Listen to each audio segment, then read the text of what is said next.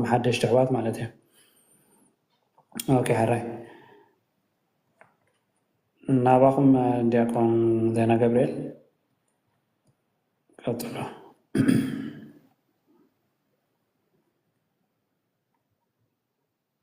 كاتولت مالي أخوات بمزحات سلازي نبارو ما باش نوص حاجة ممكن بسخيل مال على دعاتو دعاتو سلازي نبارو كاتان تمرتز كل تخاطر الكون لازي دحن أخوات كاتولو ايش حراي دياكون عابل نباخم مشعو مرقيتا نباخم تمال سلازي تزاربكم نايت مال زنبر تارستي بناء بوتات تمرتي سلة كهنة تمرتي كما كم زخونة ينيرو نباخم دحن كتلو الشيء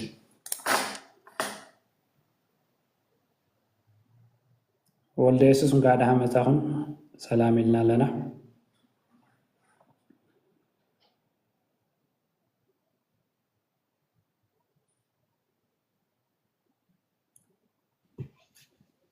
እሺ በሉ ንሓን ካብቲ መጀመርታት ሒዝናን እሽተይ በሉ ክነ ተንሒዜን ዝነበርኩም ነጥብታት ክንረአም ፈቲና በስመ አብ ወወልድ ወመንፈስ ቅዱስ አሐዱ አምላክ አሜን። አርእስትና ክህነት ዝብል ካብ መጀመርታ ብምንታይ ኢና ክንጅምር ጀሚርና ነርና ብምንታይ ኢና ጀሚርና ነርና ካብ ቃሉ ፋታትሓ ጀሚርና ነርና ካህን ዝብል ቃል ካበይ መፅዩ ካብ ናይ ግእዝ ቋንቋ ክነምፅኦ ከለና ተክህነ አገለገለ አገልጋሊ ኮይነ ዝብል ትርጉም እዩ ዘለዎ ከምኡውን ቀሲስ ኢልና ንጥቀመሉ ቀሰይሉ እውን አገልጋሊ ኮነ ዝብል ትርጉም እዩ ዘለዎ ካህን ኢሉ ካህናት ኢሉ ክበዝሕ ቀሲስ ኢሉ ቄስ ኢሉ ከዓ ቀሳውስት ኢሉ ክበዝሕ ክእል እዩ በዚ መጀመርታ ተሪእና ናይቲ ትርጉሙ ካብ ግእዝ ተተበጊስና ማለት እዩ በቲ ትግርኛ አገልጋሊ ዝብል ኣሎ በቲ ግእዝ ከዓኒ ካህን ዝብል ካብኡ ዝመፀ ኣሎ ወይ ካህን ኣብቲ ትግርኛ እውን ንጥቀመሉ ኢና ከም ቋንቋ ማለት እዩ ዳሕራይቲ ክህነት ካበይ ጀሚሩ ኢልና ከዓ ናይ ኣቦና ኣዳም ኩሎም 7 ሃፍታት ዝተዋሂቦሞ ስለ ዝነበሩ ካብቶም 7 ሃፍታት ከዓ ሓደ ክህነት እዩ ማለት እዩ ብድሕሪኡ ግን ካብ ኣቦና ኣዳም ከዓኒ ኩሎም ኣቦታት እውን መስዋዕቲ ዘቕርብሉ ዝነበሩ ክህነት ነይርዎም እዩ ማለት እዩ መስዋዕቲ ናብ እግዚኣብሔር ንስርየት ሓጢአት ዝኾኖም እንዳቅረቡ ነይሮም ወይ ከዓኒ ኣብ እግዚኣብሔር ክቐርቡ ከለዉ ንምሳሌ አቤልን ቃኤልን መስዋዕቲ ቅሪቦም ነይሮም እዮም መስዋዕቲ ቅሪቦም ነይሮም በዚ ደግሞ በቲ ናይ መስዋዕቲ ዝኸውን ነገልግሎ ዝኸውን ነይርዎም እዩ ክህነት ማለት እዩ ዳሕራይ እውን ናብ ኣቦና ኖህ ተመፂና ከምኡ እንዳበልና ኣቦና ነኻ ካብታ መርከብ ኣብ ዝወፀላ ካብቶም 7 ሱባሓት ካብቶም 7 ንመስዋዕቲ ዝኾኑ 7 እትዩ ነይሩ ሞ ካብኦም ከዓ እንታይ ገይሩ መስዋዕቲ ቅሪቡ ንእግዚኣብሔር ባህ ዘብል ዕጣን ኮይኑ ናብ እግዚኣብሔር ዓሪጉ እግዚኣብሔር ከዓ በዚ ቃል ኪዳን ከም ዝኣተወሉ መጽሓፍ ቅዱስና ይነግረና ድሕሪኡ ካህን ተባሂሉ ዝፅዋዕ ዝነበረ ግን ካህን ኢሉ መጽሓፍ ቅዱስ بترجع زلعلنا جن أبونا ملك ጼዴቅ ማለት እዩ أبونا ملك ጼዴቅ ንሓድስ ኪዳን ዘለዎ ክህነቱን ንናይ ጎይታና ንድሕነ እስክርስቶስን ኣብ ዕብራውያን መጽሓፍቲ ኣብ ዕብራውያን ከም ዝነግረና ሐዋርያ ጳውሎስ ናይ ምንታይ ምሳሌ ናይ ጎይታና ንድሕነ እስክርስቶስ ክህነት ምሳሌ እዩ ዝብሎ ማለት እዩ ክህነቱ ናይ ጎይታና ንድሕነ እስክርስቶስ ከም መልከ ጼዴቅ እዩ እንዳበለ መናጻጸሪ ገብሮ እዩ ማለት እዩ ናይ ዘለዓለም ክህነት ከም ዘለዎ كنقرنا خلو مالتي بدحري شو ده حراي ناي زمن أقوى صراحة مينا نقبرون حق لبنا اللي حق أوريت اللي حق ونجز اللي مالتي حجي أفت حق لبنا زنبر سقع عبنا نوح زلو سقع عبنا موسى زلو انترينيا زي سب متى بحق لبنا تمريحي خيد نيرو كابز عبنا موسى جن تنحمش ما صحفت ناي بولي كدان بينتاتو جزبلن مالتي 4 تنحمشه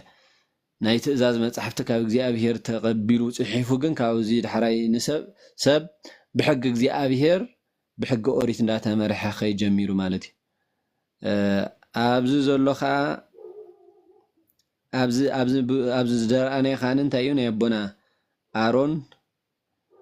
ኣቦና ኣሮን ክህነት ኢና ንርኢ ምስ ደቁ ኮይኑ ድሕራይ እውን ናብ ሌዋውያን እንዳኸደ ትኽነት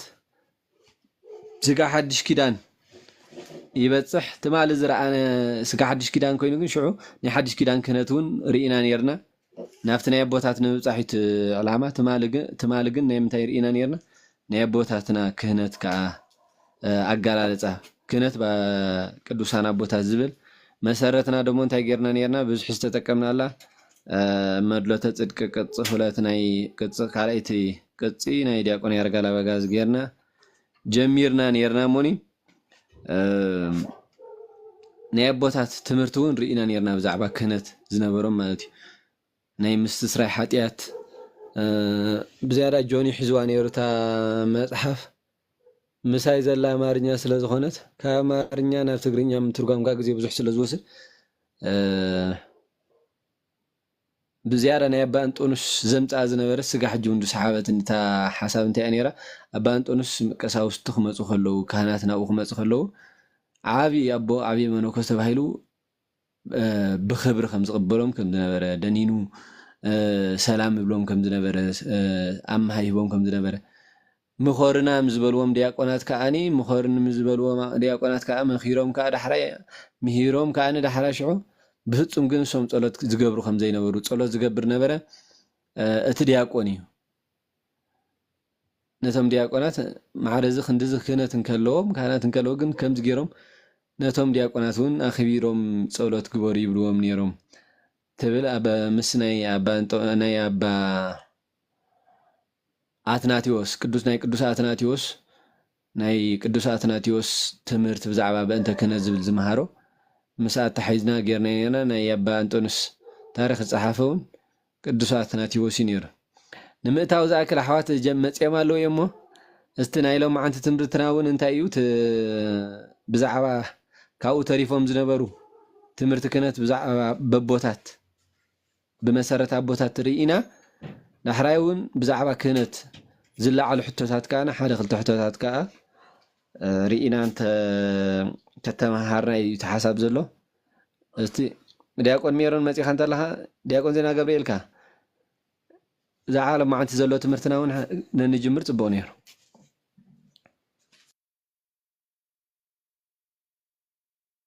ايش حرا صبو جلس كذا كان هاوي كان دياقون كتصنع حياتنا يمجمر تاع محلتنا تمرتنا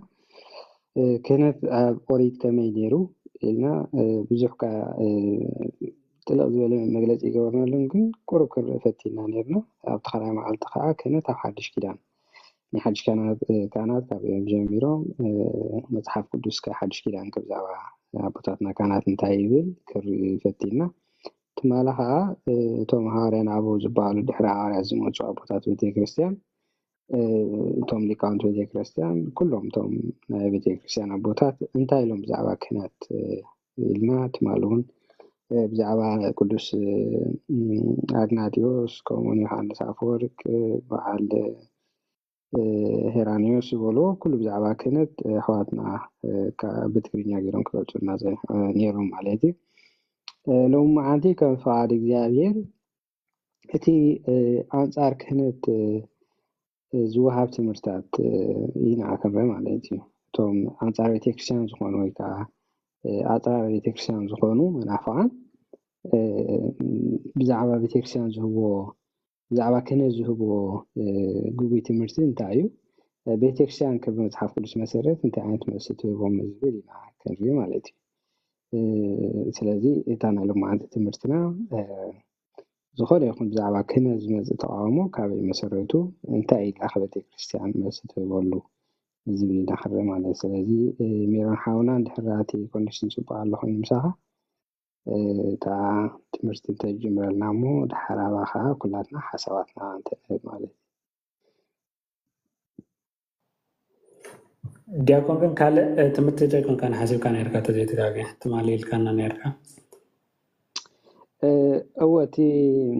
تعتمرت نسال نحاسبنا نيرنا من الباش كنت أعتقد أن تدكشان زنبورن كنا زقاوم زنبور سبات من يوم تعانت طعام خاون يروم ويجي تعتمرت نيرون زول كري حاسبنا نيره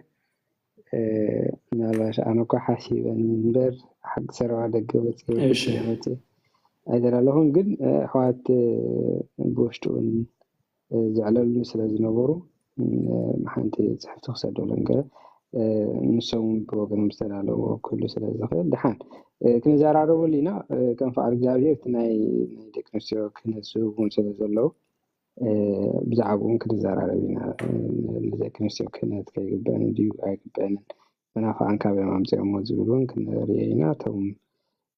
መልከ ፀደቃን ዝበሃሉ ዝነበሩ ክርስቶስ እሲ እቲ ኣብ ግዜ አብርሃም ዝነበረ መልከ ፀደቅ ንሱ ተመሊሱ መፅኡ ዝብሉ እውን ኣለዉ እቲ ናይ ዕብራውያን ብጌጋ ዝተርጉሞ ማለት እዩ በቲ ናይ ክህነት ኣተሓሒዞም ስለዚ እዚኦም እውን መን እዮም ኢልና እውን ክንፍትሾም ኢና ከም ፍቃድ እግዚኣብሔር ስለዚ ድሓን ሜሮን ዘዳሎ ትምህርቲ ስለ ዝህሉ ናብ ሜሮን ድሓን ክሳብ ንግበር እሞ ፀኒሕና ልሽዑ ንምለስ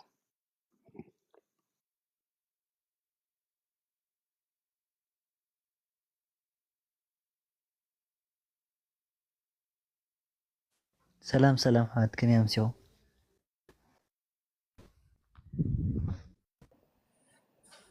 ሰላም ዲያቆን ካዳ ሓመፃኹም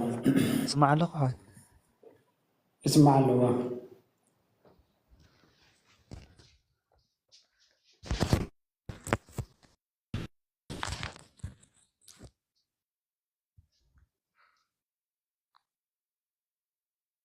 ኔትወርክ ይርሕና ልመስልን ሰምዑ ኣለኹም ከመይ ኣምሲኹም ሓት እግዚኣብሔር መስገን ዲያቆን ፀኒሑ ዝመፅካ ዘሎ መስለኒ ንሰምዐካ ኣለና ድሓን ሰምዕ ኣለኹ ሓት ኣብ እዋ ንሰምዐካ ኣለና ከመይ ኣምሲኹም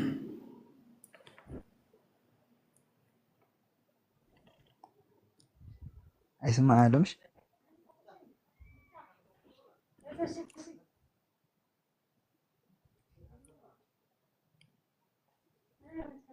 ሆይ ይስማዕ ኣሎምሽ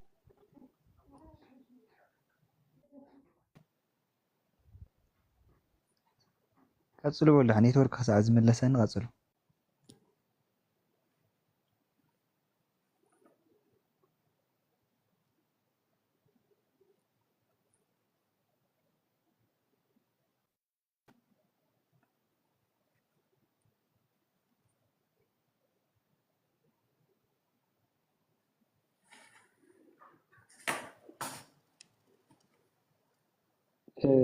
ኮኔክሽን ኣሎ መስለኒ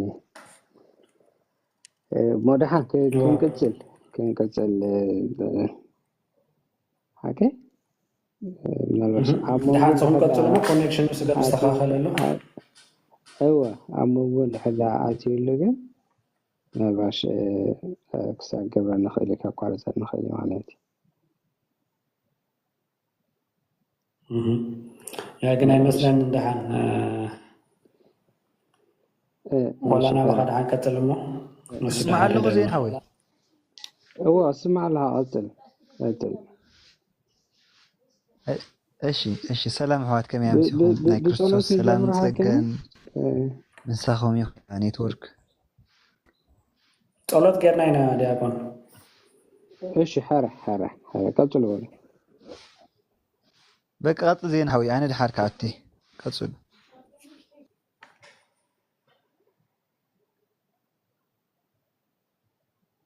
ቀፅሉ ናባኹም ዲያቆን ሜሮን ቀፅሉ ድሓን ሕጂ ፅባቅ ኣሎ ኮኔክሽንኩም ሕጂ መፅያ ቆላታ ኮኔክሽን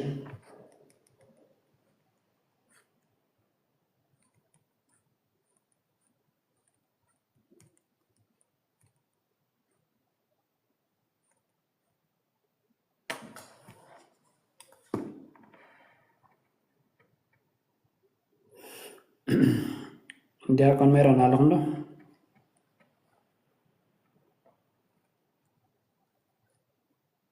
ኣሕወይ ይሰማዕ ኣለኹ ምስ ማዕዳ ግን ይጠፍእ ኣሎ መንጎ ሞ ፀኒሐ ከኣቱ ኢለ ሓሲባ ኣነ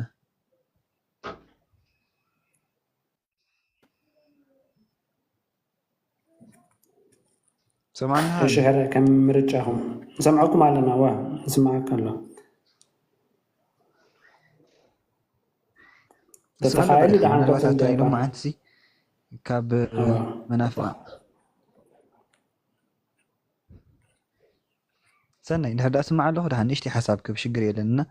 بدقامي سلام أملاخ مسؤولاتكم يهون كم يامسيهم نايلو ما عند نبرت حساب سي زعباتي كم منافق أنزل على الحتوس بخمي كريو نخلو يكاني انت عين تاب كنزل على الحتوتات له زبل حسابي نيرو مالتي ناي مجمريا يسوع كريستوس راح يكهن زبلنا كلاتنا كهناتنا زبل حساب مش حاجة كل عالت سجينا ينا نا كلاتنا كهناتنا ويكا يسوع كريستوس راح يكهن زبل بخمي كريو زبل حسابي مالتي بتلي كابتا قاوم تزمت حساب مالتي بقى كريستوس ليك كهان سلازل مصحف قدس بقى كريستوس راح يكهن كالي كهان يلن زبل أكالت هلو تمريسهم قا كلاتنا كهناتنا هم كلاتكم كهناتكم نايلو ነገስታቲኹም ስለ ዝብል ኣብ ኩላትኩም ካህናቲኹም ስለ ዝተባሃለ ኩላትና ካህናት ኢና ዝብል ሓሳቡና ኣለና ማለት እዩ። ስለዚ ክልቲኡ ግን ነንባዕሉ ዝጋጩ ሓሳባት እዩ። ምክንያቱ ክርስቶስ ጥራሕ እንድሕር ዳኣ ካህን ኮይኑ ኩላትና ከዓ እንድሕር ዳኣ ካህናት ኢና ዝብሉ ኣለዉ ኮይኖም ኩላትና ክርስቶስ ኮይና ማለት እዩ። ምክንያቱ ካህን ክርስቶስ ጥራሕ እንድሕር ኮይኑ ኩላትና ከዓ ካህናት እንድሕር ዳኣ ኮይና ክርስቶስ ኮይና ወይ ከዓ ኩላትና ክርስቶስ ኮይና ኣለና ማለት እዩ። እና እዚ ከዓ ጌጋ ምዃኑ ርኢና ነርና ማለት እዩ። ምናልባት ዳ ስማዕ ኣሎ ኮይነ ኩላትና ካህናት ኢና ዝብል ሓሳብ ወላ ብቀዳማይ እውን አንቢብና ነርና ቀዳማይ ጴጥሮስ ቀዳማይ ጴጥሮስ ምዕራፍ 2:5 መጽሓፍ ቅዱስ ሓዘ ኣለኹም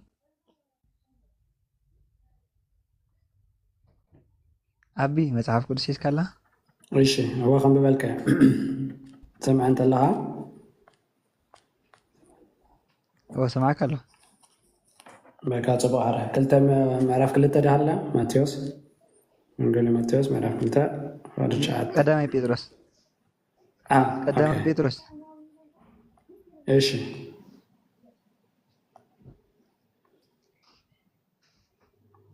ቀዳማይ ጴጥሮስ እሺ ጽቡቕ ንስኻትኩም ግና ደግነት እቲ ካብ ጸልማት ናብቲ ዘገርም ብርሃን ዝጸዋዓኩም ምእንቲ ክትነግሩ ሕሩይ ወለዶ ናይ መንግስቲ ክህነት ቅዱስ ህዝቢ ጥሪት ኣምላኽ ዝኾኑ ህዝቢ ኢኹም ኣትብል ካብታ ናይ ኣፕሊኬሽን እየ ዘንበልካ ዘለኹም እንዳይኮን ናይ መጽሓፍ ይብልከን ኣላትን ጽናሕ ኦኬ እሺ መጽሓፍ ይብልከን አላትን ነበር ከሳት ሸካ ከመረጭ ቀዳማይ ጴጥሮስ ምዕራፍ 2 ፍቅዲ 9 ማለት እዩ ምስልም ስላሴ ከምብበ ንስኻትኩም ግና ዕቤት ናይቲ ካብ ጸልማት ናብቲ ዘገርም ብርሃኑ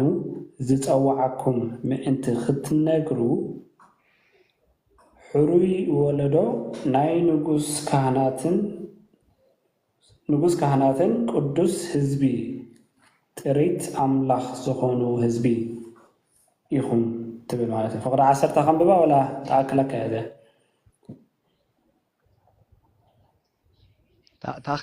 ተኣክለኒ እናንተ ይትሓሳብ ናይ እግዚአብሔር ሕሩይና ናይ መንግስቱ ካህናት ኢኹም ዝብል ሓሳብ ስለ ዘሎ ኩላት ካህናት ኢና ዝብል ሓሳብ ካብዚ ዝመጽ ማለት እዩ። ናብ ዘጻት ብንጽጽርን ዘጻት 19:6 ዘሎ ሓሳብ እዩ።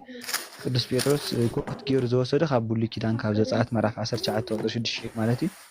እሳ ምናልባት አንብበልና ምክልቲ ብሓንጻ ሓሳብ ከበለን ኢለ ይኸሎ ባዳይ ሪና ይርና ምድጋሚ ማለት እዩ። እሺ ምዕራፍ 19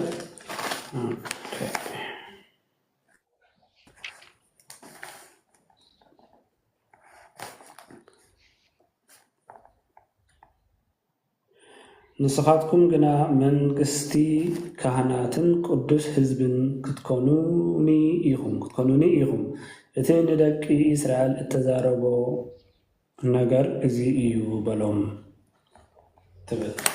ፍቅዲ 6 እስከ ድገመልና ኣይሰማዕኳን ዚያስ ኦኬ ንስኻትኩም ግና መንግስቲ ካህናትን ቅዱስ ህዝብን ክትኮኑኒ ኢኹም እቲ ንደቂ እስራኤል ዝተዛረቦም ነገር እዚ እዩ በሎም ካብ መጽሓፍ ቅዱስ የንብበልካ መንግስትን ካህናትን ክትኮን ሓቂ መንግስትን ካህናትን ክትኮን ዝብል ሓሳብ ኣለውና استحاري ህዝብ ወይ ከዓ መንግስትን ካህናትን ክትኮንኩም ዝበሎ እግዚአብሔር ማለት እዩ እና ብሓፈሻ ተናይ ዓብቶ ቀዳማይ ጴጥሮስ ምዕራፍ 2:9 ዝረኣነ ተመሳሳሊ ዓይነት ሓሳብ እዩ ዘለዎ ማለት እዩ እና ካህናት ይኹም ወይ ከዓ ናይ መንግስት ካህናት ይኹም ስለዝተባሃለ ኩላትና ካህናት ኢና እንድሕዳ ዝበሃል ኮይኑ እዛ ቃል እዚኣ ብተመሳሳሊ ኣብ ኦሪት ኣብ ዘጸአት ማለት እዩ ምዕራፍ 19:6 ተጠቂሳላ ማለት እዩ ስለዚ ካህናት ይኹም ስለዝተባሃለ እንድሕዳ ኩሉ ካህን ኮይኑ ኣብ ብሉይ ኪዳን ዝነበሩ ብምሉኦም ከዓ ካህናት እንድሕዳ ኮይኖም ዝህልቁ ዘሎ ታሪክ ማለት ዝህልቁ ምዕራፍ 16 እንድሕር ኢኹም ኮንኩም ሙሴ ንኣሮን ተቃወሙ ነይሮም ሓቀይ ዳታን ኣቢሮን እና ቆሬ ዝተባሃሉ ሰባት ማለት እዩ ምስ ተቃወሞም እንታዮም ኮይኖም ክህነት ይግባአና ኢሎም ማይጠንት ሒዞም ምስ ዓጠኑ ካብ እግዚአብሔር ዝመፀ መቅሰፍት እንታይ ገይሮም ገሊኦም በእሳት ተቃፂሎም ወይቶም ገሊኦም መሬት ተኸፊታ ውሒጣቶም ማለት ስለዚ ኩላቶም ካህናት ነይሮም ትትኾን ከም ትካሎት ዝብሎ ኩላትና ካህናት ኢና ዝብል መንፈስ እንድሕዳ ኩላቶም ካህናት ነይሮም ትትኾን ነይሮም ዝኹሉ ዓይነት መዓት ወይ ከዓ ዝኹሉ ዓይነት መቅሰፍቲ ኣይመወረዶም ነይሩ ማለት እዩ ግን እንታይ ዘርእየና ኣብዚ እግዚአብሔር ኣምላኽ ክህነቱ ዝሓረ ወይ ከዓ ክህነቱ መሪፁ ዝሃቦም ኣካላት ነይሮም ማለት እዩ በተለይ ኣሮንን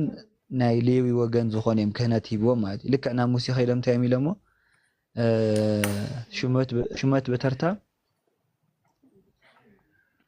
ሹመት በተርታ ውሃ በገበታ ከም ዝበሃል ማለት ስለዚ ንዓና እውን ይግባአና እዩ ንሕና እውን ካብ ሌዊ ንወድና በለ ኣሮን ካብ እግዚአብሔር ይተሸይሙ ንስኹም ከዓ ካብ እግዚአብሔር ወሲድኩም ካብ እግዚአብሔር ተቐቢልኩም ተሸይሙ ምስ በሎም ንሓው ኣድልዎ ንሓው ወይ ከዓ ንሓው ኣዳልዩ ከም ዝገብር ዘሎ ኢሎም እዮም ብድፍረት ናፍቲ ቤተ መቅደስ ኣትዮም ማለት እዩ ኩሎም ከዓ ተቐዚፎም ማለት እዩ ወይ ከዓ መከራ ካብ እግዚአብሔር መፂዎም ማለት እዩ ካልእ ንባዕሉ ናይ ክስቶ ታሪክ ናይ ኦዝያን ታሪክ ማለት እዩ ኣብቲ ቤተ ኢሳያስ ዘሎሲ እንታይ ዝገብር ነይሩ ኢሳያስ ኩሉ ግዜ ኣሬታ ብኦዝያን ግዜ ዝነበረ ኣዛርያ ዝተባሃለ ካህን ነይሩ ማለት እዩ እናንተይ ኣብ ተጓሚ ከም ተቐሚጡ ከም ዘሎ ኦዝያን ኣብ መንግስቲ ወይ ከዓ ፍርዲ ቤት ክቕመጥ ከሎ ወይ ከዓ ብወንበር ናይ ፍርዲ ክቕመጥ መፂ ብየማን ይቕመጥ ነይሩ ማለት እዩ ኣዛርያ ዝተባሃለ ካህን ማለት ሊቀ ካህን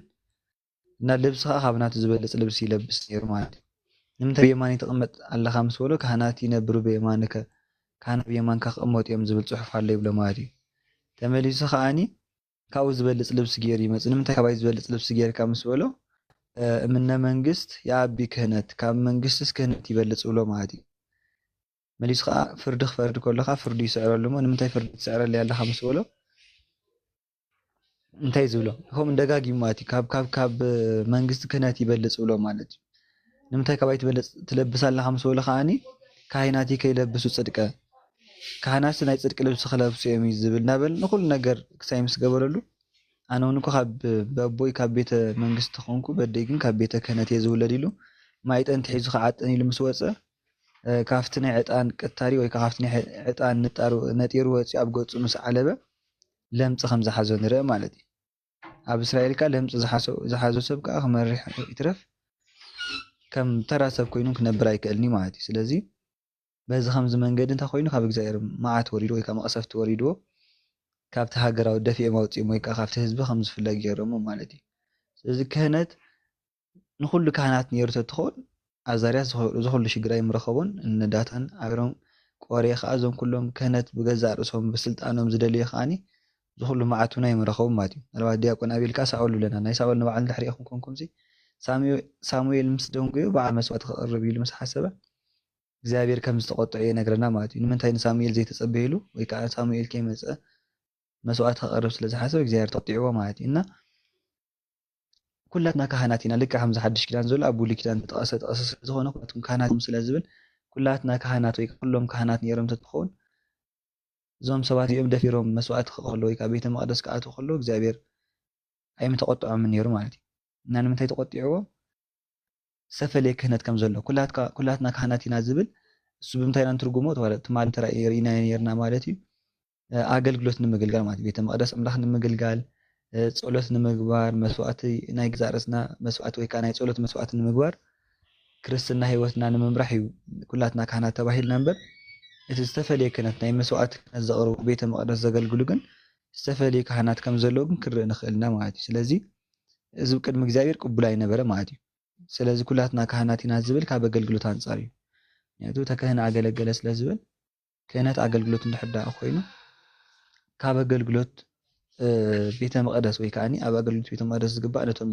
ዝተመረፁ ካህናት ክኾን ከሎ ጸሎት ንምግባር ይኹን መስዋዕቲ ንምቕራብ ግን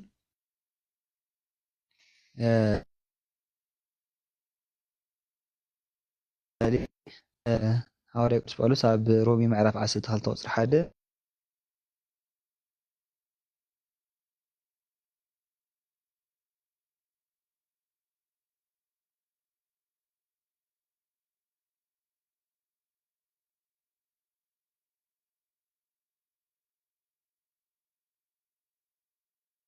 የለይ ራእይ ዮሐንስ ምዕራፍ 1 ቁጽሪ 7 ተመሳሳሊ ዓይነት ሓሳብ ኣለዎ ማለት እዩ።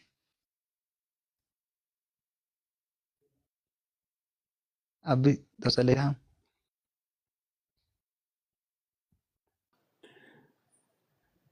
ድምፅኻ ቀራርፅ ፀኒሑ ዲያቆን ክትሰማዕካ ይፀናሕና ኣነ ክሰማዕካ እውን ኣይፀናሕኩን እስከ ድገመላ رأي حاجة شدشته حاجة شدشته أوكي ويس أنا ترى أخسر يصنعكم قرارة ثانية مثلا أوكي حاجة شدشته قرارة ثانية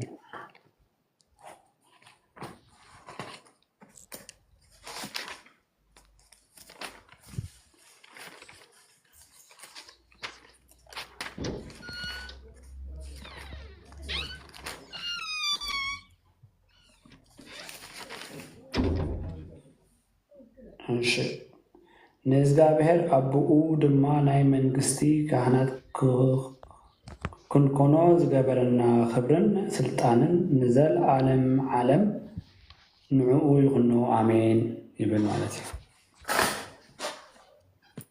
ሰሜካነ ዲያቆን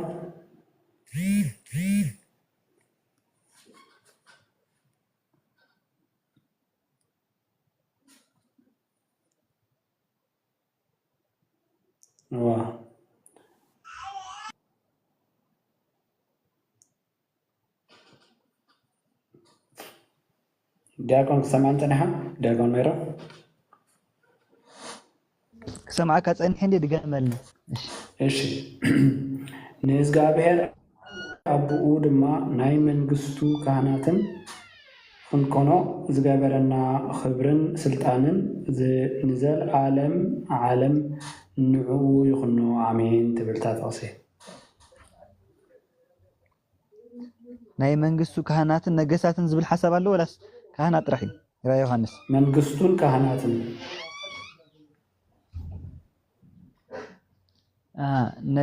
ካብ ሕጂ ካብ መጽሓፍ ተንብባለኻ ወላ ካብ ሞባይል ካብ መጽሓፍ ቅዱስ ዘንብበልካ ዘሎ ካልኣይ ቆመና ዝሓዘ እሺ መንግስትን ካህናትን ያው ነገስታትን ካህናትን ያው መንግስትን ካህናትን ተመሳሳሊ ሓሳቢ ግን ነገስታት እዩ ያው ዋና ሓሳቡ ማለት እዩ። ብሓፈሻ እንታይ እዩ ናይ መንግስት ናይ ንእግዚአብሔር ነገስታትን ካህናትን ንኽንከውን ዝሓርየና ይህ ብሓፈሻ ማለት ስለዚ ናይ እግዚአብሔር ነገስታትን ካህናትን እስራያ ወለሽ ሓረ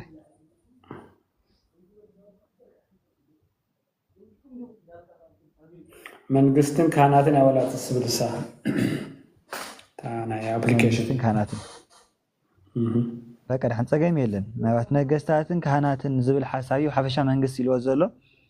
ናይ እግዚአብሔር ነገስታትን ካህናትን ክንከውን ዝሓርየና ማለት እዩ። ሕጂ እንታይ ክብል ኢለ እንድሕር ኢኹም ኮንኩም ኩላትና ካህናት ኢና ስለዝተባሃለ ኩላትና እንድሕር ካህናት ኢልና ክንወስዶ ኮይና ኩላትና ነገስታት ወይ ከዓ መንግስቲ ተባሂልና ኣለና ማለት እዩ። ኩላትና መንግስቲ ተባሂልና ኻኒ ኩላትና ዘውዲ ደፊና ወይ ኩላትና መንበር ተቐምቢጥና ኩላትና ናይ መንግስቲ ናይ ንግስነት ልብስ ለቢስና ኩላትና ነገስታት ክንበሃል ኣይንኽእልና ማለት እዩ። ስለዚ ሊትራሊ ዝውሰድ ሓሳብ ወይ ከዓኒ ካህናት ኢና ስለዝተባሃልና ወይ ነገስታት ኢና ስለዝተባሃልና ቃል ብቃል ወሲድና ክሳይ ንገብሮ ዘይኮነ ካብ ምንታይ አንጻር እዩ ዝብል ክትክረአ ኣለዎ ማለት እዩ። አንተ ይተንኪፈየ ነይረ ቀዳማይ ጴጥሮስ ንባዕሉ ምዕራፍ 2 ቁጽሪ 9 ዝተመረፅኩም ህዝቢ ደሞ ካህናት ኢኹም ተባሂልና ኣለና ማለት ስለዚ ካህን ዝብል አንጻር ካብ ምንታይ እዩ ካህን ተክህን ኣገለገለ ስለዝብል ኣገልግሎት እንድሕር ኮይኑ ኩላትና ካህናት ኢና ካብ ምንታይ ካብቲ ናብ ቤተ መቅደስ كيدنا نقلقلو أقلقلوت ويكاني كابت لمسا بصلوت ديو بيتكشان كيدنا بمزمور ديو ويكا بالسبكت نقلقلو أقلقلوت كابز أنصاريو كهناتيكم زولنا زولن بر أبيت مقدساتهم كلاتكم تقلقلو مالت هيكون ماتي لك حمز زي قدم بينا رومي معرف 10 هل توطرح حدا زبلكو نعاخنا يمسغانا مسواعت خنسوينا خمس بله مسواعت مسغانا نمقراب ወይ ካናይ ከንፈር ዝኾነ መስዋዕቲ ናይ ምስጋና ንምቅራብ ኩላትና ካህናት ንከውን ንኽእልና ማለት እዩ ማለት ንእግዚአብሔር ባህ ዘብል መስዋዕቲ ኣቅርቡ ኢሉ ዕብራውያን ምዕራፍ 13 ቁጥር 16 ንሱ ከኣኒ ናይ ከንፈር ፍሬ ወይ ከኣኒ ካብ ከናፍር ዝወፅእ ናይ ምስጋና መስዋዕቲ ይብሎ ማለት ስለዚ ኩላትና ኣብ ቅድሚ እግዚአብሔር ኮይና ጸሎት ክንገብር መዝሙር ክነቅርብ ቃል እግዚአብሔር ንምዝራብ ቤተክርስቲያን ንምግልጋል ኩላትና ካህናት ኢና ግን استفهلي كهنت عبيت مقدس كون كاز قلقل أقلقلوت كم زل خاني كن رأينا خالينا معتي وكان كن ملكتنا خالنا جن زعمنا كل كهاني نحد عن بالكوينا زعمنا كل كهاني نحد عن بالكوينا جن تخوني دي عين الشجرة مثلكم نبي تكرشان سرعات هيدلني نام بالنا مستيرات بيتكرشان كاني عمي داخون كوي كاني أبزرخ بوهينو مستيرات بيتكرشان كفت سمية زول سوون كبزح خاليمات بتلي أبحوي إذا أبزي حلك راح يكون برك قدام يقولون 10 دخلت 20 شو ممكن 9 حدا نحب عم بيمي أخونا حوالي مسؤولف ناي منفس قدوس هابتي ويكان ناي منفس قدوس أجاتها تنتهي مخانة ميزرزري معتي قدام يقولون 10 دخلت 20 شو ممكن 10 دخلت 20 شو ممكن ماشي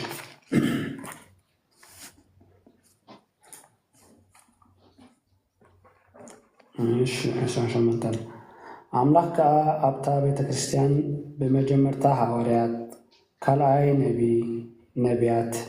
سالساي ممهران اندحر تأمراتن زغبرو ناي مفواس وهبات زلوهم زحقزو زمحادرو ببعينتو كانقواتات زاربو سرعه تبين معناتي أقدر يسرع شمنتا تشك ساعة خلينا بيوكا ساعة 30 حدا لا استنى شمنتا ايش كلاتهم دو حواريات ايوم كلاتهم دو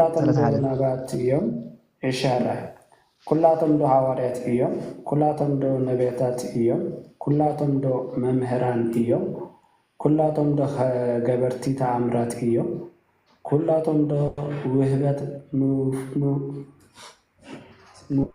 مفواس زلوهم ايوم كلاتهم دو قانقواتات يزاربو ايوم كلاتهم دخ يترجمو إيوم نتن زعبيا وهبت تعاتو حجيخا زبالت من قديك خبركم يبقى مالتي سقاب سلاسة زلا أمين قال يو تسمع لنا إن أنت يبقى حفشة منفس قدوس مالتنا منفس قدوس حدين منفس قدوس تتحبتات وزيح مسبلة شو أنت يزبل نقاليني حواريان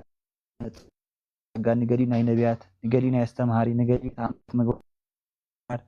قالي نفوس ناي مفواس قالي بلسان ناي مزراب نقالي خان لسان ناي مترقام تصقى وحابو سلازي قدوس حدين ناي منفس قدوس حابتي ناي منفس قدوس أقاتات بلا تسأقاتات مزرش قبل كلاتهم ده حوارياتهم يبلو معادي أي فعلن كلاتهم ده نبياتهم أي كون كلاتهم سبختهم أي كونوا كلاتهم ده تأمرات زارويلو كون بالماء سلازي نتزعبي صقا كانوا لما زعابي صقا غبرو بالماء سلازي كلاتهم حواريات انت زي كونهم كلاتهم نبيات نحد زي كوي تفانت كون خلنا ماتي ناي منفس بس ناي እግዚአብሔር ሃብቲ ምንታይ ስለዝኾነ ብመጠን ስለዝኾነ ماتي كلاتنا خانات كون خلنا ماتي كلاتنا حواريات نياتو صقا نتحد خاني زي كو هابو سلازي خال مالتي اسمع لكو زين حوي ويا ابي اسمع له لكن دحان حجمه اللي مسلمني كاتل هاراي شي እናንተ ኩላቶም እንደ ሐዋርያት ክኾኑ ይኽእሉ ኩላቶም እንደ ነቢያት ክኾኑ ይኽእሉ እንዳበለ ይዝገል ስለዚህ ኩሉ ሐዋርያ ክኾን አይከሊ ኩሉ ነቢይ ክኾን አይከሊ ክኾን አይከሊ ስለዚህ ኩላትና ካህናት ክኾን አይንኽእል ማለት ኩላትና ካህን ተኾይና ምን ይላል ኩላት መስዋዕትና ቀደም ንሕዳ ኮይና መስዋዕቲ أقرب لي زولك مسوات زقرب ولا خمن كخون مالتي سلازي أنت يمخون إجزابير تسقى بمتن نخل خا خمس زي وهاب بتسقى نخل سب يكونه نتزقب خمس وهاب نخردي لي حوالي قدس بولس مالتي كابزا أنصار الحدارين يا خوينا كهناتنا خبن بالكل حساب طيب كلاتنا كهنات نخون له مسواتي نمقراب زي كونه عبيت كريستيان كينا أقلوت نمقلقال بتمرت سنبت دي ويكاب مزمور بسبكات نخنا قلقل كلاتنا كهناتنا مخنيات كهنات أقلوت كساع زخونه كريستيان كينا نقلقل أقلوت نبعلو ياو كبخناتي زرق مادي كهنات أقلوت زخونه جن استفلي كتجن علو عبيت مقدس عتي مسوات زغرو نا إجزابير أملاح عتان زعاتنو عتان نا بإجزابير زغرو مسوات إجزابير زغرو استفلي كهنات علو جن كلاتنا كهناتنا زبل جن من تعال ناتي وقت المقرب زي كونه نتي أقللوت نمقلقال مزمور مزمار كون خيل قداسين مقدس كون خيل تسوطن مقبل مالتي سبكات المسبح كون خيل عبيت كريستيان زول أقللوت نمقلقال سبكات وانجيل نخسفح مقبار بزي كهنات نكون خيلنا بتستفالي جن عنا أي ملتني ما تويكاني كلاتنا كهنات نكون نخيلنا استمرت كم رماتي كله قلتها ترى كهن زب من على كمل سيلس لزح حلف كيماتي قويتات راح يكون بتعمل زجاج حسب حكي قويتات راح يكوننا كلاتنا كهناتنا زبل حسب تعمل زجاجي كلتيكا منافع عن زج حسابي مادي قويتات راح يكون ولوم مليسنا مقا كلاتنا كهناتي ولوم مادي لذي قويتات راح نحل كوين خان كلاتنا كهنات نكون يخلنا كلاتنا كهنات خوينا خان قويتات راح يكون كهن كفون زخل ماتنا زجاج حساب زمص ولو جن قويتات راح يكون إلهم كهن زقاو مسابات هلو زخاب خمين رين حد عيلنا خوينا خاني مجد ناي إجزابير تصقى ناي إجزابير هابتي بتصقى على كل توهيني مال إجزابير قدوسي قدسنا عنا هيبنا إجزابير برهاني برهانتنا عنا هيبنا إجزابير قواساي نحنا خاب قواسوتن هيبنا مالتي إجزابير أملاخنا كي ترفي مالتي موسى انتايلو موسى قبل على فرعون أملاخ غير شيء ما كان له خيلو مالتي يعني سوني بعرف عسى نحريهم مخان تايزبل أتوم قال أملاخ زمت لهم كلها أملاختي زي 8 حدا تاريخهم أنا سأبي أمالك تعرف ودك يكالبول كلكم أنا جنب لكم على خون سخاتكم أمالختيكم نايل علكاني ذكرت له عليكم كأن دبلي قمت معي لذي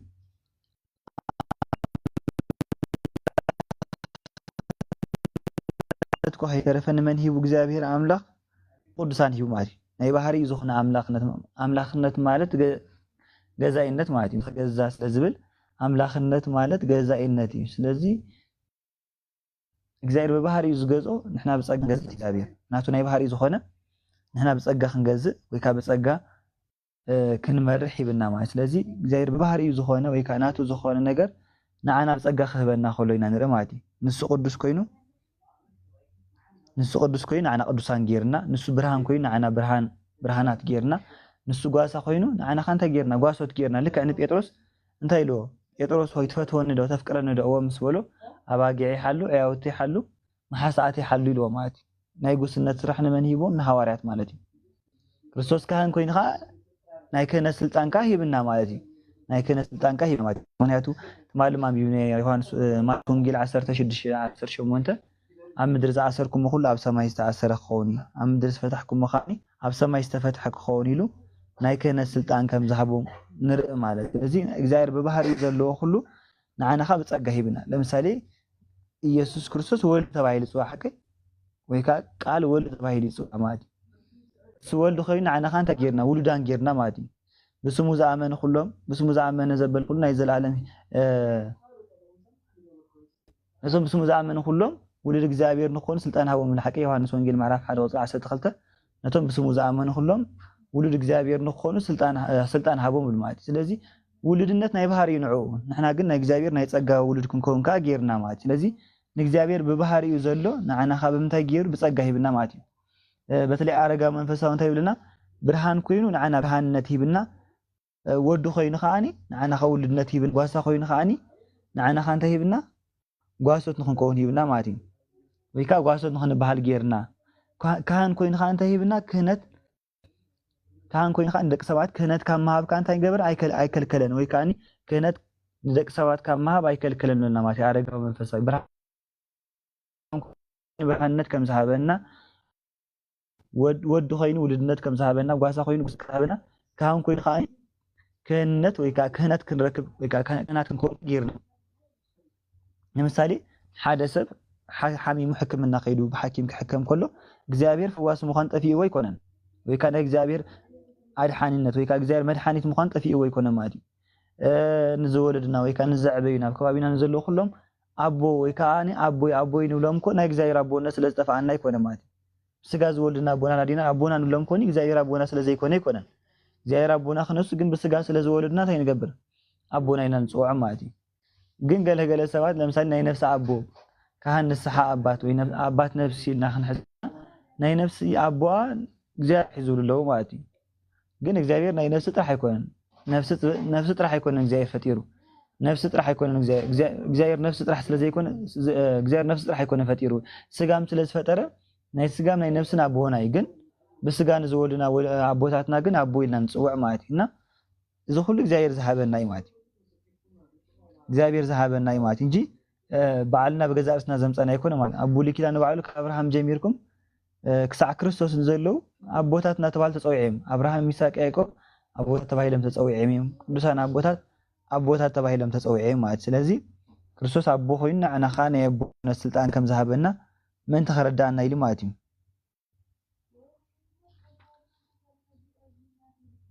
በተለይ ሐዋርያ ቅዱስ ጳውሎስ ታይብለና ሐዋርያ ቅዱስ ጳውሎስ በዕብራውያን ምዕራፍ 3 ቁጥር 1 ናይ ሃይማኖትና ሐዋርያን ሊቀ ካህናትን ዝኾነ ብለና ማለት ናይ ሃይማኖትና ሐዋርያን ሊቀ ካህን ዝኾነ ኢየሱስ ክርስቶስ ብለና ማለት ስለዚህ ክርስቶስ ሐዋርያ እዩ ሊቀ ይኻ ማለት ግን ሊቀ ሐሳብ እንታይ የሪና ንሕራይኩም ኮንኩ ክርስቶስ ሊቀ ካህን ምዃኑ ካህናት ከም ዘለው የሪና ማለት ካህናት ምዘሉ ማለት ሊቀ መላእክት ተባሂሉ መላእክት ከም ዘለው ሊቀ መምህራን ተባሂሉ ካህናት ከም ዘለው የሪና ማለት እዩ ምናልባት ናይ መጨረሻ ጠቀስ ክህብ ቋርጽ ድምጽ ናተይ መስመር ይሕማቅ ስለ ዘሎ ዕብራውያን ዘለ ሓሳብ ክነንብብ እሞኒ ክውዳእነ አባሖ ዕብራውያን ምዕራፍ 9 ቁጥር 25 ባጸለይ እሺ ሐላ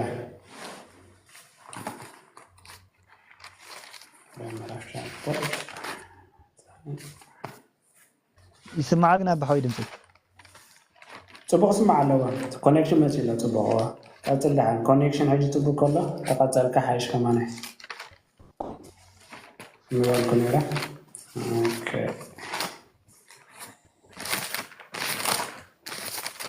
فقد خليها حتى اني جاكم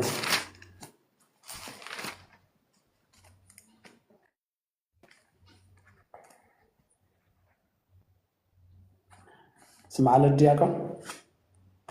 فقد خليكم بالك سمع له تراحم مشان اوكي ايش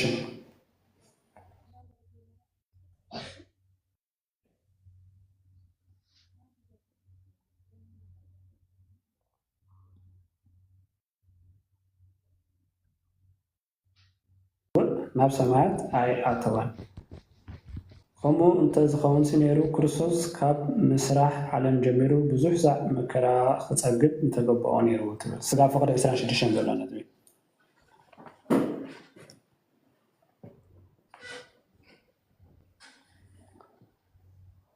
أنبياء الهدى كتل نشي نهاي بهرة لريخة نعم تسمعهم صبوت نيا أب حسب سم نيا أبيل سمعهم لا تواصل نيرنا يا بحوي ناتيون حما أو سامعون الثاني حم كده جمال كده حم ليس فقد إسران حمشتن تدليها كانت لك كهنات ببعمت دم خالق إزونا بقدس ذاتو كريستوس جزا رسول بوزح سع كسوة ناب سماي هاتوا مش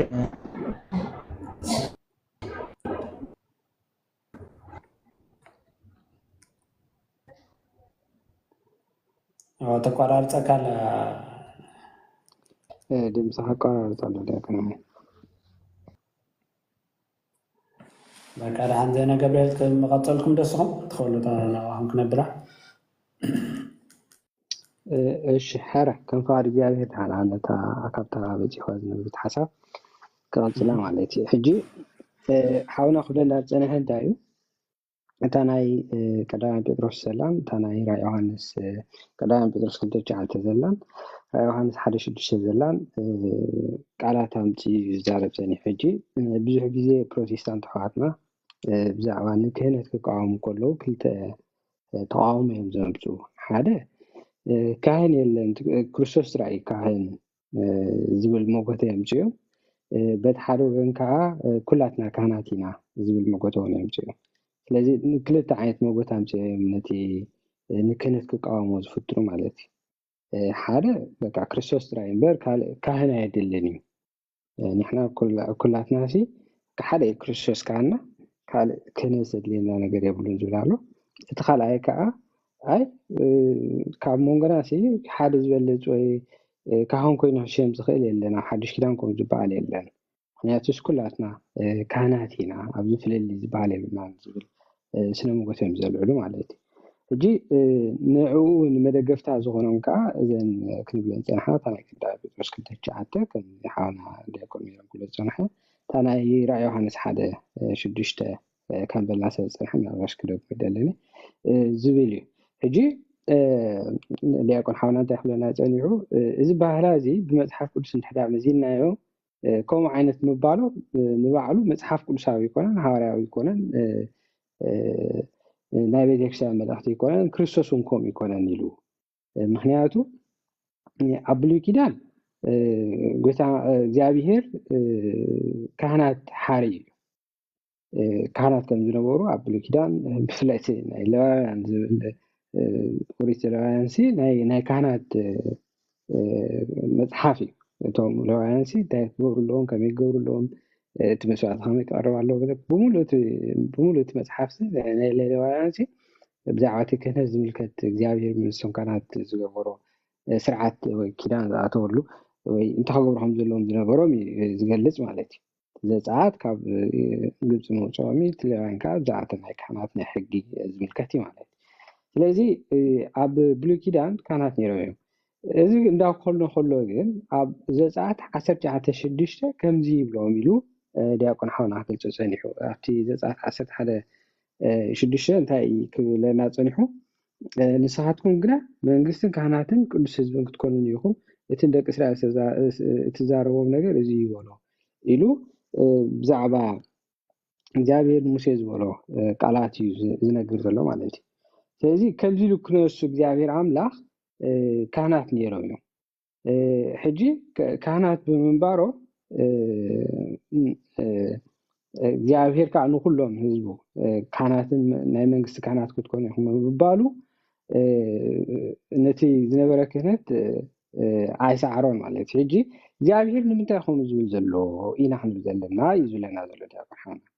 እግዚኣብሄር ስለምንታይ ከምኡ ኢሉ ንደቂ እስራኤል እንታይ ኢልዎም ንስኻትኩም ግና መንግስትን ካህናትን ቅዱስ ህዝብን ክትኮኑ ኢኹም ኢሎም ኣሎ ሕጂ እቲ መንፈሳዊ ክህነት ዝበሃል እዚ ደቂ እስራኤል ብምልኦም እቲ መንፈሳዊ ክህነት ዝበሃል ከም ዝነበሮም ንሶም ከዓ እሱ ከዓ ንገዛእ ነብሶም ናብ እግዚኣብሄር መስዋዕቲ ምግባር ካብ ዓለም ርሒቕካ ናብ እግዚኣብሄር ብቅድስና ምባር ምፅላይ ምስጋድ ምምላኽ እዚ ኩሉ ሰብ ክገብሮ ዝኽእል ንኩሉ ሰብ ብማዕረ ዝተዋሃበ ፀጋ እዩ ሓደ ሰብ ከምልኽ እንድሕር ኮይኑ ሲ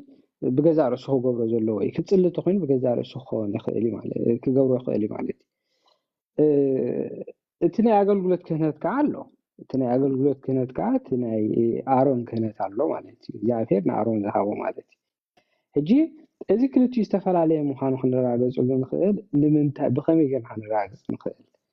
እዚ ክንብሎ ዝፀናሕና እቲ ናይ መንፈሳዊ ክህነት እቲ ናይ ፀሎት ናይ መስዋዕቲ ንእግዚኣብሄር ነብስኻ ናብ እግዚኣብሄር ቅዱስ ጌርካ ምቕራብ ማለት እዩ እዚ እቲ መንፈሳዊ ክህነት እዩ ብዛዕባ እዚ ሕጂ ብጥልቕ ዝበለ ክንዘራረብ ኢና ማለት እዩ እንተኾነ ግን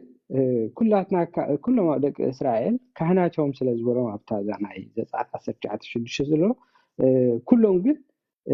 ኣብቲ ቤተ መቅደስ የገልግሉ ነይሩ ማለት ኣይኮነን ኣብቲ ቅዱስ ቅዱሳን ኣቱ ነይሩ ማለት ኣይኮነን ኩሎም ይዓጥኑ ማለት ነይሮም ኣይኮነን ኩሎም ታቦት እግዚኣብሄር ይስከሙ ነይሮም ማለት ግን ኣይኮነን እዚ ነቶም ፍሉያት ሰባት እዩ ገይሩ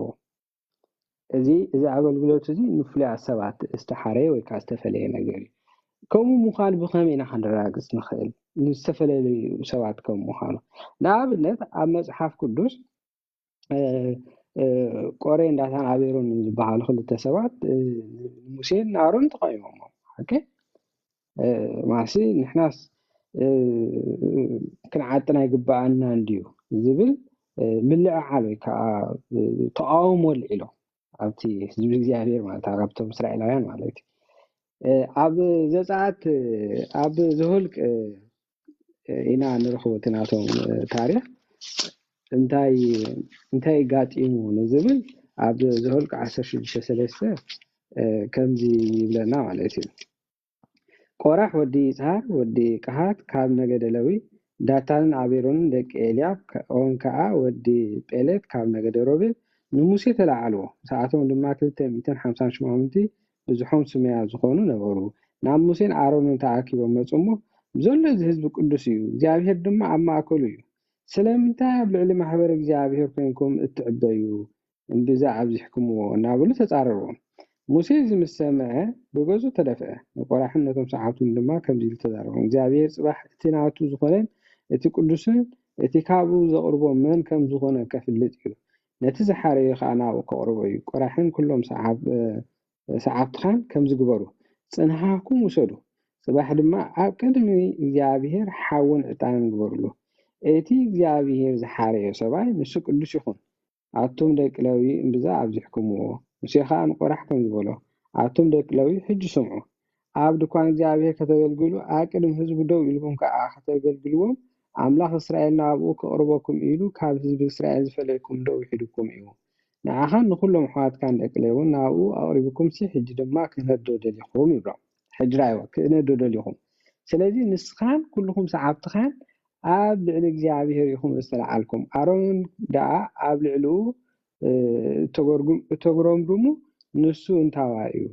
ሙሴ ድማ ንዳታንን አቤሮንን ደቂ ኤልያብ ክፅውዕሉ ለኣኸ ንሳቶም ከዓ ኣይንመፅን ኣብ በረኻ ክትቀትለና ኢኻ ካብታ ሃብታምን ፍርያትን ምድሪ ዘውፃእካ ናዶ ውሒዱ እዩ ሕጂ ኸ ኣብ ልዕለና ክትጉቲት ዶ ትደሊ ኣለኻ ብዝተረፈስ ናብታ ሃብታምን ፍርያትን ምድሪ ኣየእትኻናን ጉርሁን ኣታክልቲ ወይንን ከዓ ኣይረስትኻናን ኣይቲ እዞም ሰባት እዚኦም ዶ ከተንቁር ደሊኻ ኣለኻ ኣይንመፅን በሉ ሙሴ ድማ ኣዝዩ ተቆጢዑ ንእግዚአብሔር መስዋዕቶም ኣይትቀበል ካብኣቶም ንሓደ እኳ ክፉ ኣይገበርኩን ሓንቲ ኣድጎ እኳ ኣይወሰድኩሎምን በሎ ሙሴ ንቆራሕ ከም ዝበሎ ፅባሕ ንስኻን እቶም 250 ሰዓብትኻን ኣብ ቅድሚ እግዚአብሔር መፁ ኣሮን ድማ ናብኡ ክመፅእ እዩ ነፍሶ ክፉንካ ፅንሃሁ ይውሰድ ዕጣን ድማ ይግበረሉ ኩሉ ሙሉ 250 ፅንሃ ኣብ ቅድሚ እግዚአብሔር ኣቕረቡ ንስኻን ኣሮን ድማ እናትኩም ውሰዱ ነፍሶ ወከፍ ከዓ ፅንሃሁ ወሰደ ሓውን ዕጣንን ድማ ገበረሉ ምስ ሙሴን ኣሮንን ከዓ ኣብቲ እግዚአብሔር ዝርከበሉ ኣፍ ደገ ድኳን ደው በሉ ቆራሕ ድማ ንኩሎም ሰዓብቱ ኣብ ኣፍ እቲ እግዚአብሔር ዝርከበሉ ድኳን ኣከቦም ክብ እግዚአብሔር ከዓ ንብዘሎ እቲ ኣኼባ ተራእየ እግዚአብሔር ድማ ንሙሴን ኣሮንን ካብዚ ኣኼባ እዚ ተፈለዩ ብቅፅበት ዓይኒ ከጥፍኦም እየ በሎም ሽዑ ንሳቶም ኣታ ኣምላኽ ነፍሳት ኩሉ ሰብ ሓጢአት ዝገበረስ ሓደ ሰብኣይ ንዘሎ ኣኼባ ዶ ከተጥቅዑ ኢኻ እናበሉ ብገጾም ተደፉ እግዚአብሔር ድማ ንሙሴ ነቶም ህዝቢ ካብ ድኳን ቆራሕን ዳታንን አቤሮንን ርሓቁ ኢልካ ተዛረቦም በሎ ሙሴ ድማ ናብ ዳታንን አቤሮንን ከደ እቶም ዓበይቲ እስራኤል ከዓ ሰዓብዎ ነቶም ህዝቢ ከዓ በጃኹም ካብ ድኳናት እዞም ሕሱማት ሰባት እዚኣቶም ርሓቁ ብኩሉ ሓጢአቶም ከይትጠፍኡ ከዓ ናባቶም ዘበለ ኣይተንክዩ ኢሉ ተዛረቦም ንሳቶም ከዓ ካብ ድኳን ቆራሕን ዳታትን አቤሮንን ርሓቁ ዳታን አቤሮንን ግና ወፂኦም ምስ ኣነስቶም ደቆም ህፃናቶም ኣብ ድኳናቶም ደው በሉ ሙሴ ከዓ እዚ ኩሉ ግብሪ እዚ ክገብር እግዚአብሔር ከም ዝለኣኸኒ እምበር ካብ ፈቃደይ ከም ዘይኮነ በዚ ስዕብ ክትፈልጡ ኢኹም እንተደኣ እዞም ሰባት እዚኣቶም ከም ኣማወታ ኩሉ ሰብ መይቶም ወይ ንኩሉ ሰብ ከም ዝበፅሖ ጥራይ እንተበፅሖም በኣር እግዚአብሔር ኣይለኣኸንን እግዚአብሔር ሓድሽ ነገር እንተገበረ ግና ማለት እዚኣቶም ምስ ኩሉ ዘለዎም ብሂወቶም ናብ ሲኦል ክወርዱ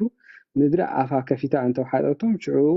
እዞም ሰባት እዚኦም ንእግዚአብሔር ከም ዝነዓቅዎ ትፈልጡ ኢኹም በለ እዚ ኩሉ ተዛሪቡ ምስ ወደ ኣብ ትሕቲኦም ዘላ ምድሪ ተጨደት ምድሪ ኣፋ ከፈተተት ንኣታቶም ነባይቶምን ንኩሎም ናይ ቆራሕ ሰብን ንኩሉ ገንዘቦም ከዓ ወሓጠቶም ይብል ማለት እዩ ስለዚ ነስተውዕሉ ኣሕዋት እቶም ኣብ ልዕሊ ኣሮንን ሙሴን ዝተለዓሉ እግዚአብሔር በኣኹም ጥራይ ዝግለጽ ንሕና ኩላትና ኮይና እግዚአብሔር ኣብ ማእከል ህዝቢ ይግለጽ እንጂ እግዚአብሔር ንህዝቢ ኣይባርኾን እንጂ ስለዚህ ንሕና ካህናት ክንኮን ኣይንኽእልን ኢና ዝብል ሓሳባት ምስ ኣልዓሉ እግዚኣብሔር ንዕኦም ምድሪ ተኸፊታ ከም ትውሕጦም ገይርዎም ማለት እዩ። ስለዚ እታ ናይ ዘፀአት 19 እግዚኣብሔር ነቶም ህዝቡ ናይ መንግስቲ ካህናትን ቅዱስ ህዝብን ክትኮኑ ኢኹም ዝብሎም ዘሎ ምስታ ናይ ኣገልግሎት ክህነት ዝተፈለየት ነገር ማለት እዩ። ምክንያቱ እታ ናይ ኣገልግሎት ክህነት ዝደለዩ ቆርሕን ዳታን ኣቤሮንን ምድሪ ተኸፊታ ክትወልዖም እግዚኣብሔር ከም ዝኣዘዘ ማለት እዩ። ኩሎም ካህናት ነይሮም እንተዝኾኑ ነይሮም ናይ ኣገልግሎት ክህነት ተዝህልዎም ነይሩ ዳታንን ኣቤሮንን እቲ ዘምፅዎ ሕቶ ወይ ዘለዓልዎ ተቃውሞ ቅኑዕ ነይሩ ማለት እዩ። ምክንያቱ ኣብኡ ኣፈላላይ የብሎም ክንብል ንኽእል ኢና። ግን ኣብቲ ናይ ኣገልግሎት ክህነት ፍልልይ ስለ ዝነበሮም ንሶም ከዓ ዘይግብኦም ክነሱ ስለ ዝደለዩ ወይ ከዓ ካህናት ኢና እሞ ክንስውዋ ኣለና ኢሎም ኣቅድሚ እግዚኣብሔር ስለ ዘግረምሮሙ ንሙሴን ኣሮንን ከዓ ስለ ዝተቃወሞም እግዚኣብሔር ኣምላኽ ከም ተቆጥዖም እሞ ምድሪ ኣፋ ከፊታ ከም ዝወሓጠቶም መፅሓፍ ቅዱስ ዝገልፀልና ታሪክ ማለት እዩ። ስለዚ እቲ ናይ ኣገልግሎት ክህነት ክበሃል እንከሎ ካብቲ መንፈሳዊ ክህነት ዝተፈለየ እዩ ማለት እዩ። እቲ ናይ ኣገልግሎት ክህነት ክበሃል እንከሎ ካብቲ ናይ መንፈሳዊ ክህነት ዝተፈለየ እዩ። ናይ መንፈሳዊ ክህነት ከምዚ ኣቀዲምና ዝበልናዮ ናብ እግዚኣብሔር ምፅላይ ምምላኽ ንነብስኻ ቅዱስ መስዋዕቲ ጌርካ ምቕራብ እዚ እቲ መንፈሳዊ ክህነት ተባሂሉ ዘሎ ማለት እዩ። በዚ ኣፈላላይ ይብልና ኩላትና ቅድሚ እግዚኣብሔር ማዕረ ኢና። ናይ ኣገልግሎት ክህነት ግና እቶም እግዚኣብሔር ዝሓረዮም ወይ ከዓ እግዚኣብሔር ዝመረፆም ሰባት ጥራይኦም ከገልግሉ ዝኽእሉ ማለት እዩ። እዚ ኣብ ዕብራውያን 7 ብቐዳማይ ተዛሪብና ነርና ኢና ምናልባሽ ጥቕሲ እንተዘኪርያ ቲንክ 7 መስለኒ እንድሕር እንተዘይተጋጌ 7 ነይራ I think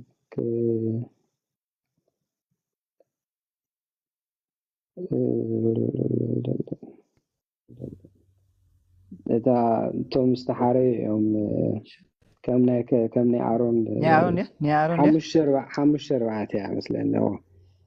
እንታይ ትብል ከም ኣሮን ብኣምላኽ ዝተፀውዐ እምበር ነዚ ክብሪ እዚ በዓሉ ክወስዶ ዝኽእል ሓደ እኳ የለን። ከም ኣሮን ብእግዚኣብሔር ተፀውዕ ዳ እምበር እታ ናይ ኣገልግሎት ክህነት ብእግዚኣብሔር ተፀውዕካ እግዚአብሔር ተሓሪኻ ትወሃበካ ኣገልግሎት እያ ማለት እዩ። መፅሓፍ ቅዱስ ከምኡ እዩ ዝብል ከም ኣሮን ብኣምላኽ ተፀውዕ እምበር ነዚ ክብሪ እዚ በዓሉ ክወስዶ ዝኽእል ሓደ እኳ የለን ይብሎ። ስለዚ እቲ ናይ ኣገልግሎት ክህነት እግዚአብሔር ዝሓረካ እግዚአብሔር ዝመርፀካ ኣገልግሎት እዩ ማለት እዩ። እቲ ናይ መንፈሳዊ ክህነት ግና እቲ ኣቅድሚ እግዚአብሔር መስዋዕቲ ምቕራብ ግና ኣብኡ ኣፈላላይ ስለ ዘይብልና ኩላትና ብማዕረ ክንገብሮ ንኽእል ኣገልግሎት እዩ። ልበ ኣምላኽ ዳዊት ከምዚ ኢሉ ንእግዚአብሔር የመስግን እንታይ ይብል ኣብ መዝሙር 141:2 ከምዚ ይብል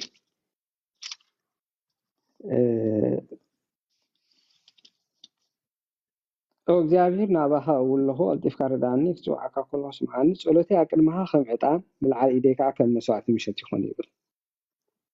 ኣስተውዕሉ ወጂ እግዚአብሔር ናባኻ እው ኣለኹ ኣልጢፍካ ርዳእኒ ክትፅዋዓካ ከለኹ ስምዓኒ ፀሎተይ ኣብ ቅድምኻ ከም ዕጣን ምልዓል ኢደይ ከም መስዋዕቲ ምሸት ይኹን ማለት እዩ። ሕጂ መስዋዕትን ዕጣንን ዘቕርብዎ እቶም ካህናት እዮም ሓቀይቲ ኣብቲ ኣገልግሎት ክህነት እንድሕር ኮይኑ ግና እንታይ ኢሉ ዝብሎ ዘሎ ነቲ ፀሎት ኣብ ቅድምኻ ከም ዕጣን ነቲ ምልዓል ኢደይካ ከም መስዋዕቲ ምሸት ይኹን እናበለ ይፅልል ኣሎ ማለት እዩ። ስለዚ እዚ ዓይነት ኣገልግሎት እዚ ዓይነት ክህነት እዚ መንፈሳዊ ክህነት ኩሉ ሰብ ክገብሮ ዝኽእል እዩ።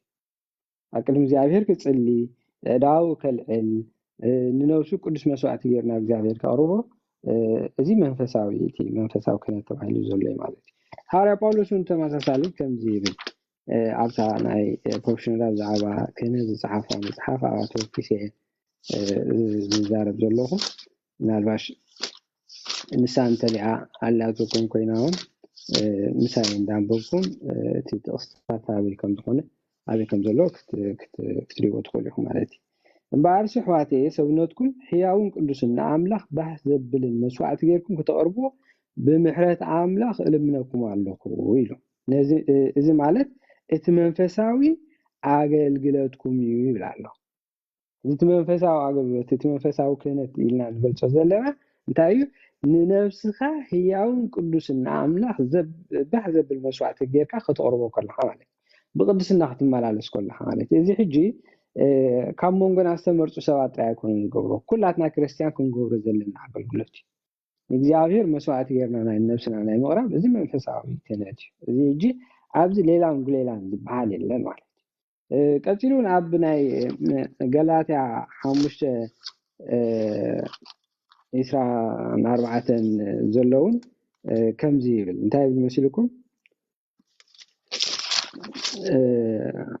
بمنفس بهوت بمنفس هوت زرخبنا أنت لأخينا بمنفس نبر نعرفنا بمتحرعان بمكن إسلام بعته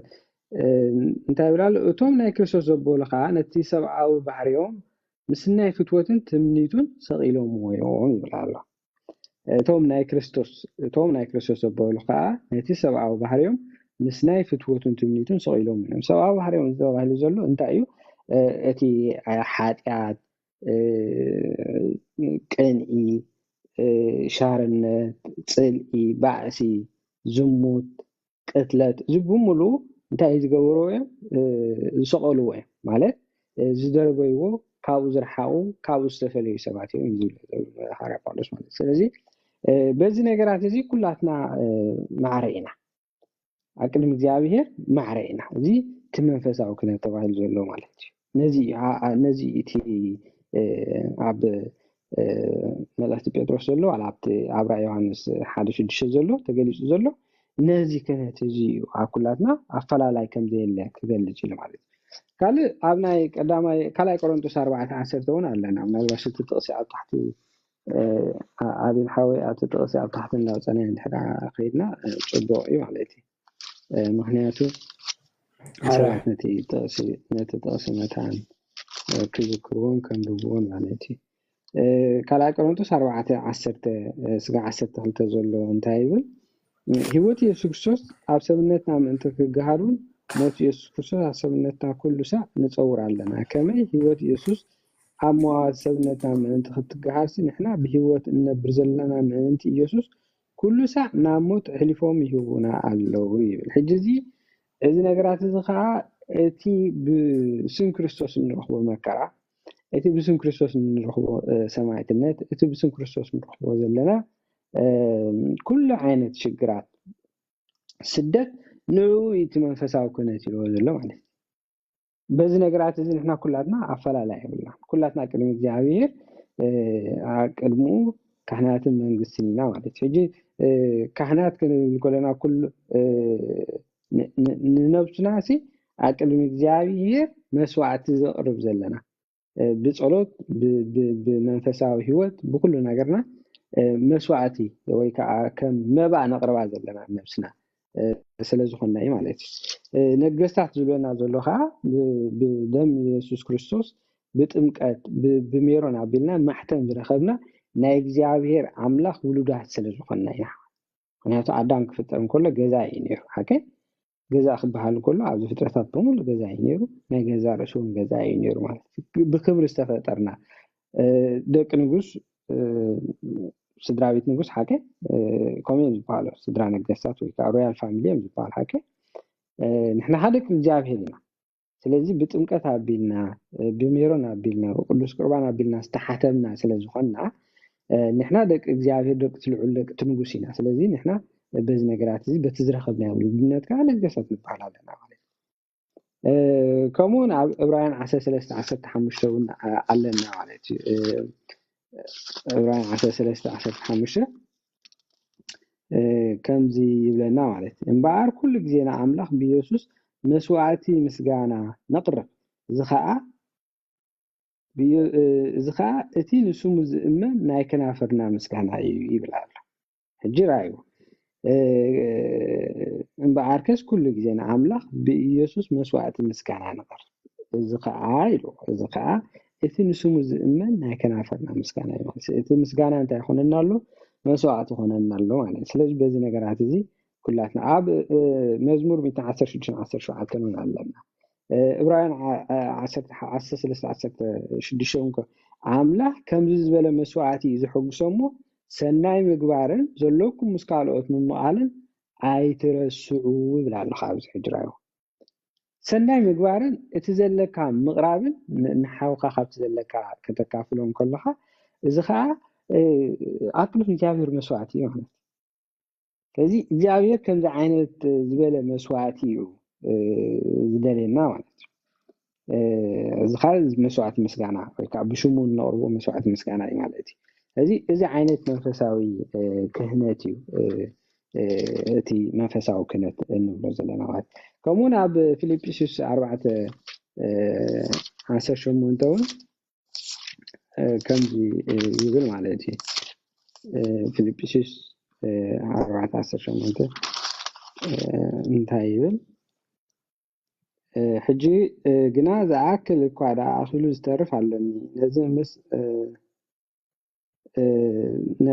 ነቲ ምስ ኣፍረዲጡ ዝለዓክሞ ሙሽ ዝሽታው ንኣምላኽ ዝሕጉስ ቅቡል መስዋዕቲ ምስ ተቐበልኩ ከዓ ሙሉእ ዘይጉድል ኮይነ ኣለኹ ይብል ሕጂ ራእይዎ እቲ ንኣምላኽ ዝሕጉስ ቅቡል መስዋዕቲ ምስ ተቐበልኩ ከዓ ሙሉእ ዘይጉድል ኮይነ ኣለኹ ይብል ኣሎ ስለዚ እቲ ንኣምላኽ ዝሕጉስ ቅቡል መስዋዕቲ እቲ መንፈሳዊ ክህነት ኢልና ገሊፅናዮ ዘለና ማለት ስለዚ እዚ እዩ ማለት እቲ መከራ እቲ ስደት እቲ ጸሎት እቲ ጾም እዚ ብምሉእ እቲ ኣብ ቅድሚ እግዚአብሔር ዝቐርብ መስዋዕቲ እቲ ነፍስኻ ካብ ዓለም ፈሊኻ ንእግዚአብሔር መስዋዕቲ ጌርካ ክትቐርባ ከለካ በዚ ኩላትና ሓደ ዓይነት ክህነት ኣለና እንተዘይኮይኑ እቲ ናይ ኣገልግሎት ክህነት ግና ካብዚ ንብሎ ዝፀንሐና ዝተፈለየ እዩ ማለት እዩ ምክንያቱ እቲ መፍለዩ ከዓ እንታይ እዩ ከምቲ ኣብ ኦሪት ዝነበረ ማለት እዩ ከምቲ ኣብ ኦሪት ናይ ኣገልግሎትን መንፈሳዊ ክህነትን ፈላልይዎ ዘሎ ከምኡ ከዓ እቲ ናይ ሓድሽ ኪዳን ከዓ ብከምኡ ይፈላለዩ ማለት እዩ ምክንያቱ ከምቲ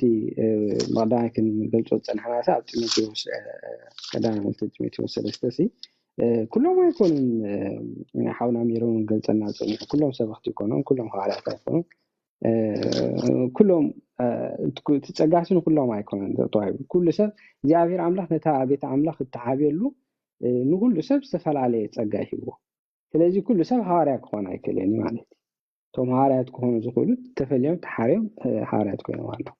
ኩሎም ዘመርቲ ክኾኑ ይክእሉን እንታይ ደኣ ኩሉ ሰብ ነታ ቤተክርስትያን ብዝሃንፀሉ መገዲ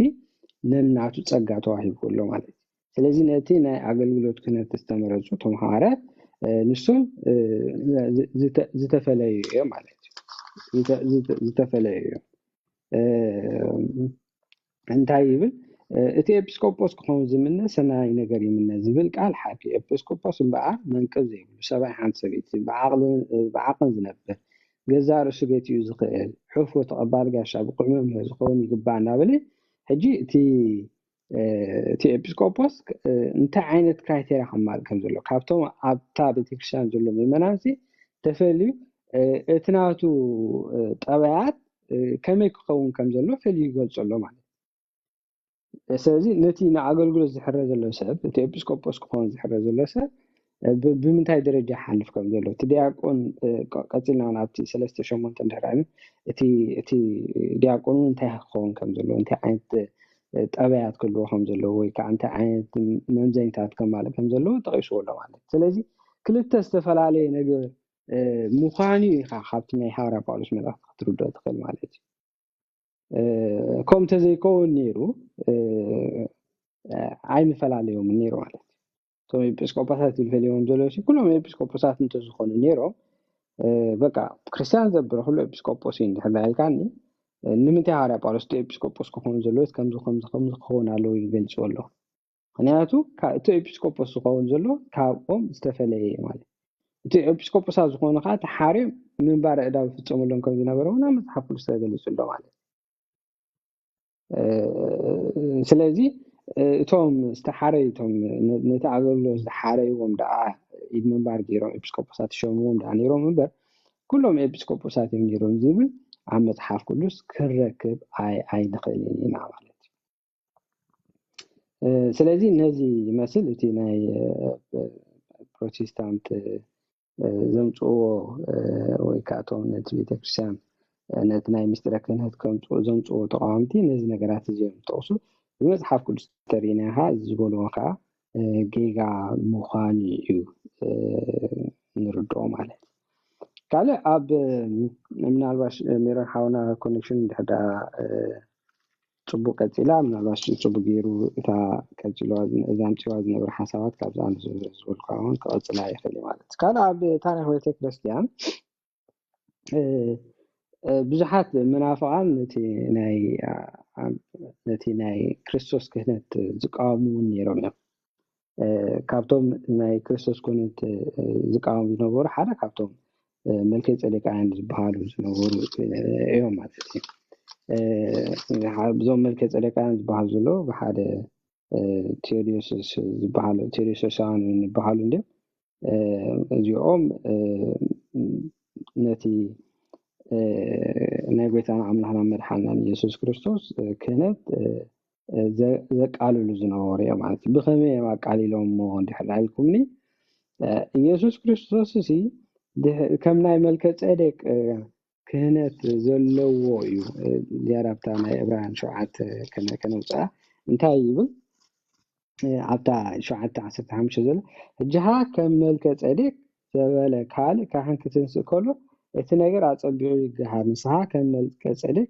ዘለዓለም ካህን ኢኻ ኢሉ ስለ ዝመስከረሉ ከዓ እቲ ክህነቱ ምድራዊ ስርዓት ኣብ ዝሓገጎ ዘይኮነስ ኣብቲ ዘይበርስ ሓይሊ ህይወት ዝተመስረተ እዩ ዝብል ቃል ነዛ ቃል እዚኣ ወሲዶም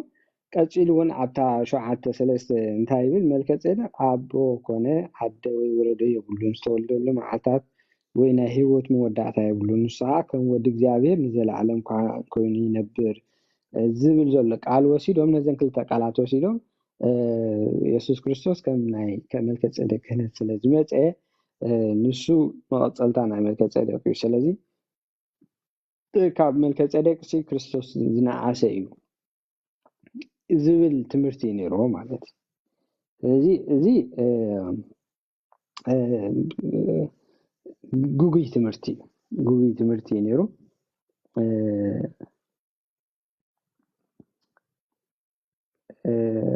ودحان كورها تحت الصحف زي لحد عمودة تعدل كل كسر زمانه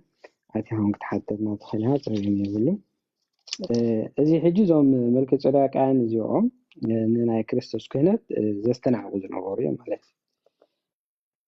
زي قال زخا بقيقة سلة تردوه مالك زي أبطال تكشان حرارينا يوم كابتوم المجمع تاجزين كانت بيسعى ملحنا من حين يسوع كريستوس بقيقة تردوه زستعنا عوض نبوري ማለት ስለዚህ ጎይታና አምላክና መድኃኒትና ኢየሱስ ክርስቶስ ንስሓ ከም መልከ ጼዴቅ ንዘለዓለም ካህን ይኻይሉ ዝመስከረሉ ዝብል ዘሎ ከም መልከ ጼዴቅ ምምሳሉ እንታይ እዩ ንምንታይ ቆም ኢሉ መጽሐፍ ቅዱስ እዚ መጀመርታ ክርዶ ዘለና ቃል ማለት ካላይ እቲ መልከ ጼዴቅ አቦ ኾነ አደ ወይ ወለዶ የብሉን ዝብሎ ዘሎ ንምንታይ ሕጂ መልከ ጼዴቅ ምናልባሽ ብዘይ አቦ ብዘይ አደ كل راكلن زي ابو زي عدز مصي يلا اب اوري زفترت كا ملك ጼዴቅ بعل كم زنبره نقص نايسالين كم زنبره ابونا ابراهيم كا كابتي زمارخو عشرون كم زوص ملك ጼዴቅ اب ملك ጼዴቅ كان ابونا ابراهيم كم زبارخو عمص حف ቅዱስ ተጻሒፉሉ ኣብ ራእይ ተጻሒፉና ኣሎ ኣብ ዘፍጥረት ተጻሒፉና ኣሎ ማለት ስለዚህ አቦ ወይ አዶ አይነበረን ዝብሎ ዘሎ መጽሐፍ ቅዱስ ስጋውያን ወለዲ አይኮነን እንታይ ዳ ንሱ እቲ ሓረገ ክህነት ካብ ዝኾነ ነገር ዘምጾ ይኮናል ንኣብነት መልከ ጼዴቅ ካስ ቅድሙ ካህን ዝነበረ አይጠቅስን ኢኻ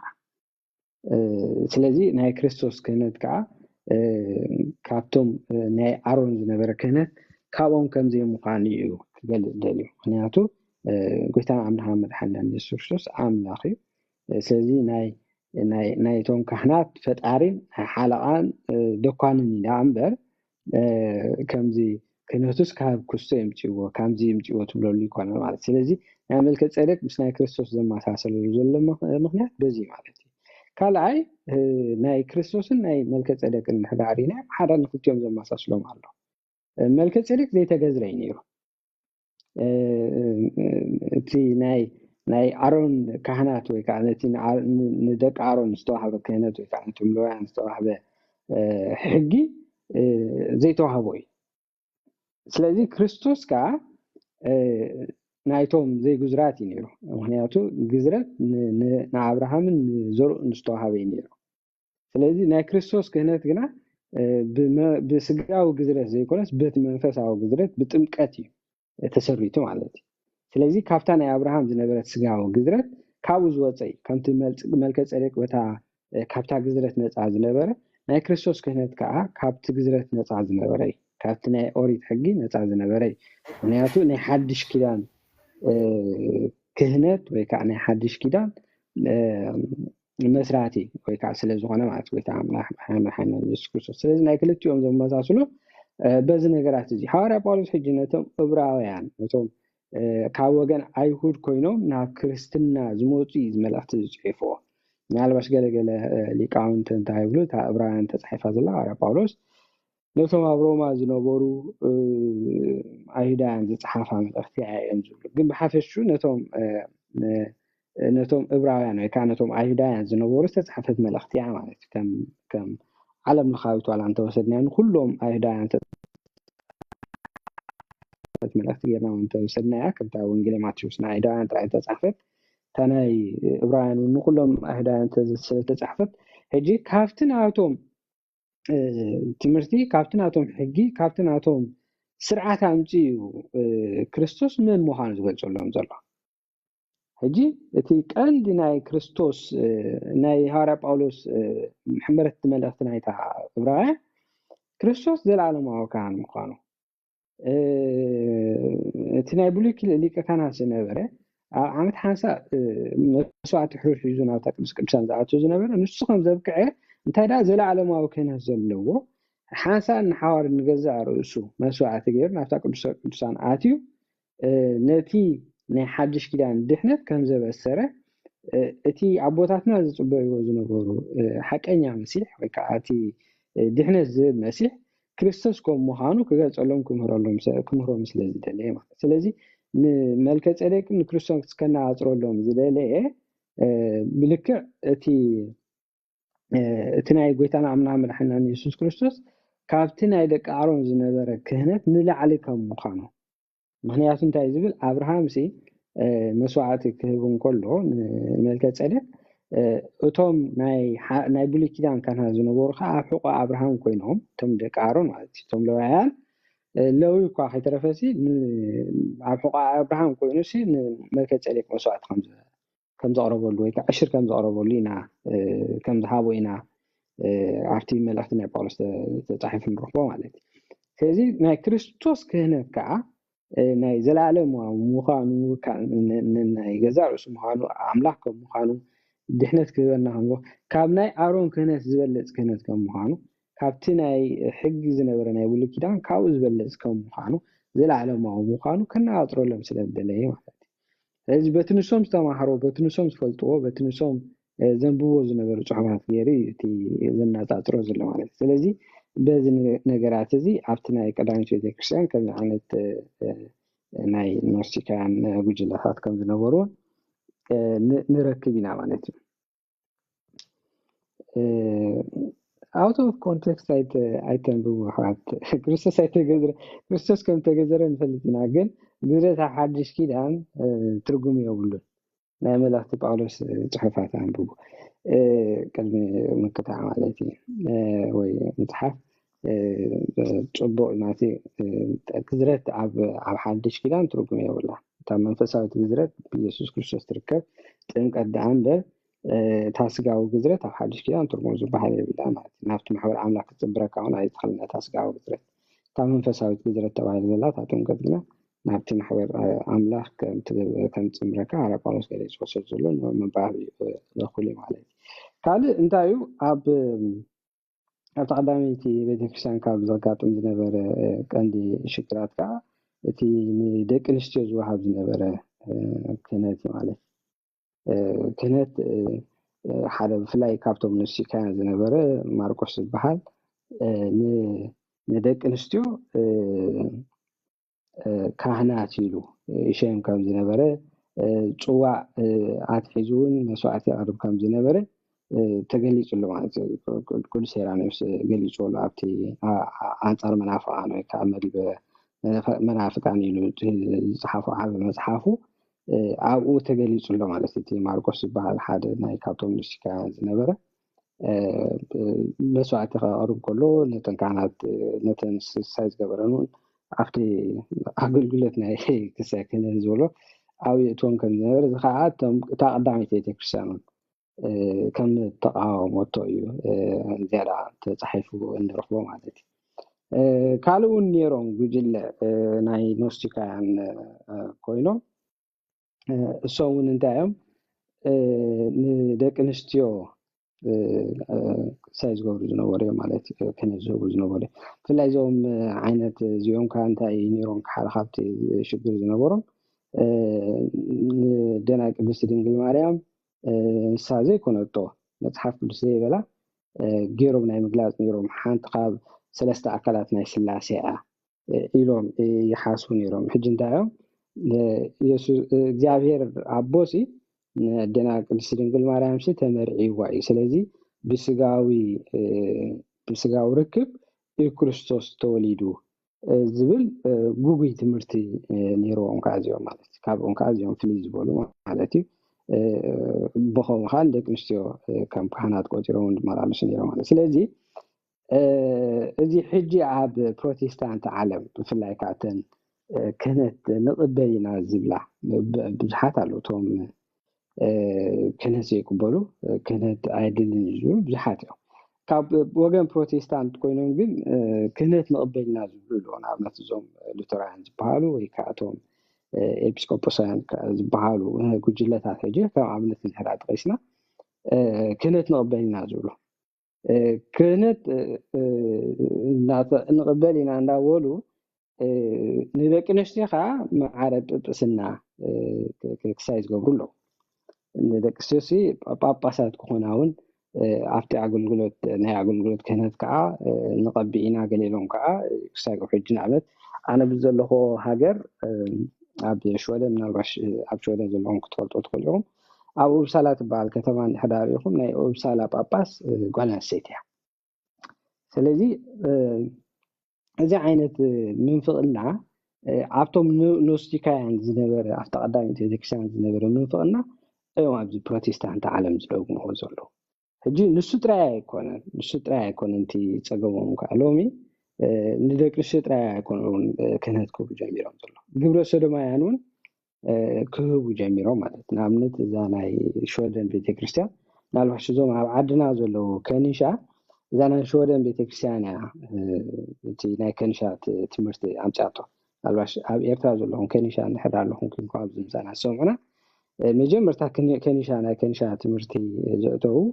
ኣብ ሃገርና ኣብ ኤርትራ ማለት እዩ። ኣብ ኢትዮጵያ እውን እዞም ናይ ወለጋ እዞም ኦሮሞ ዋላቲ ናይ ስዊድን ሚሽን ዝበሃል ኣብ ኣዲስ ኣበባ ቤት ትምህርትታት ከፊሎም እዞም ናይ ከኒሻ ኣብ ኣዲስ ኣበባ ኩሉ ዋላብቲ ኦሮሞ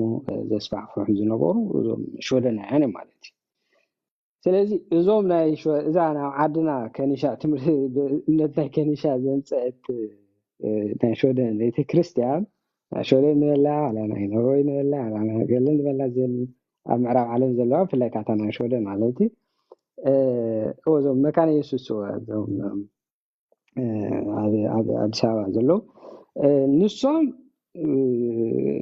ግብረ ሰዶማውያን ብዕሊ ካህናት ክኾኑ ኣፍቂዶም ማለት እዩ። ንኣብነት ኣነ ዘለኹ ዓዲ ቬስትሮስ ትበሃል ናይዛ ስንስከ ሽርካ ናይ ቬስትሮስ እቲ ጳጳሶም ማለት እዩ ግብረ ሰዶማዊ ብዕሊ በዓል ወፂኡ ኣነ ግብረ ሰዶማዊ እየ ዝብል። ስለዚ እዚ ዓይነት ኣካይዳ ኣብቲ ናይ ፕሮቴስታንት ዓለማት እዩ። ሕጂ እዚ ናይ ግብረ ሰዶማውነት ኣብ ምናልባሽ ካልእ ኣርእስቲ ከይከውን ዳ ካብቲ ኣርእስትና ከየውፀና እምበር ኣብ ኩለን ማሕበራት ናይ ፕሮቴስታንት ኣሎ ኣብ ኩለን ሕጂ ሓንቲ ቤተክርስትያን ካብ ግብረ ሰዶማውነት ነፃ እያ ትብላ ናይ ፕሮቴስታንት ማሕበር የላ ናብ ኩለን ድሕረ ንኣብነት ሙሉ ወንጌል ተምፂኹም ሜቶዲስት ተምፂኹም እዞም ካልቪኒስትን ተምፂኹም እዞም ሉተራን ተምፂኹም እዞም ፔንቴኮስታል ተምፂኹም ግን ብሙሉአን ኣብ ግብረ ሰዶማውነት ዘይተተንከፈት ሕብረት የብሎም ማለት እዩ እታ ዲኖሚኔሽንስ ማለት እዩ ስለዚ እቲ ንግብረ ሰዶማውነት ዘተባብዑ ዘለዉ ሕጂ ንኣብነት ኣብዛ ዘለኹ ሃገር ንሕዳር ኢኹማ ንኣብነት ኣብ ዝሓለፈ ኣብ ሰሙን እዚ እዚ ናይ ፕራይድ ገለ ዝበሃል ክሳይ ነይሮም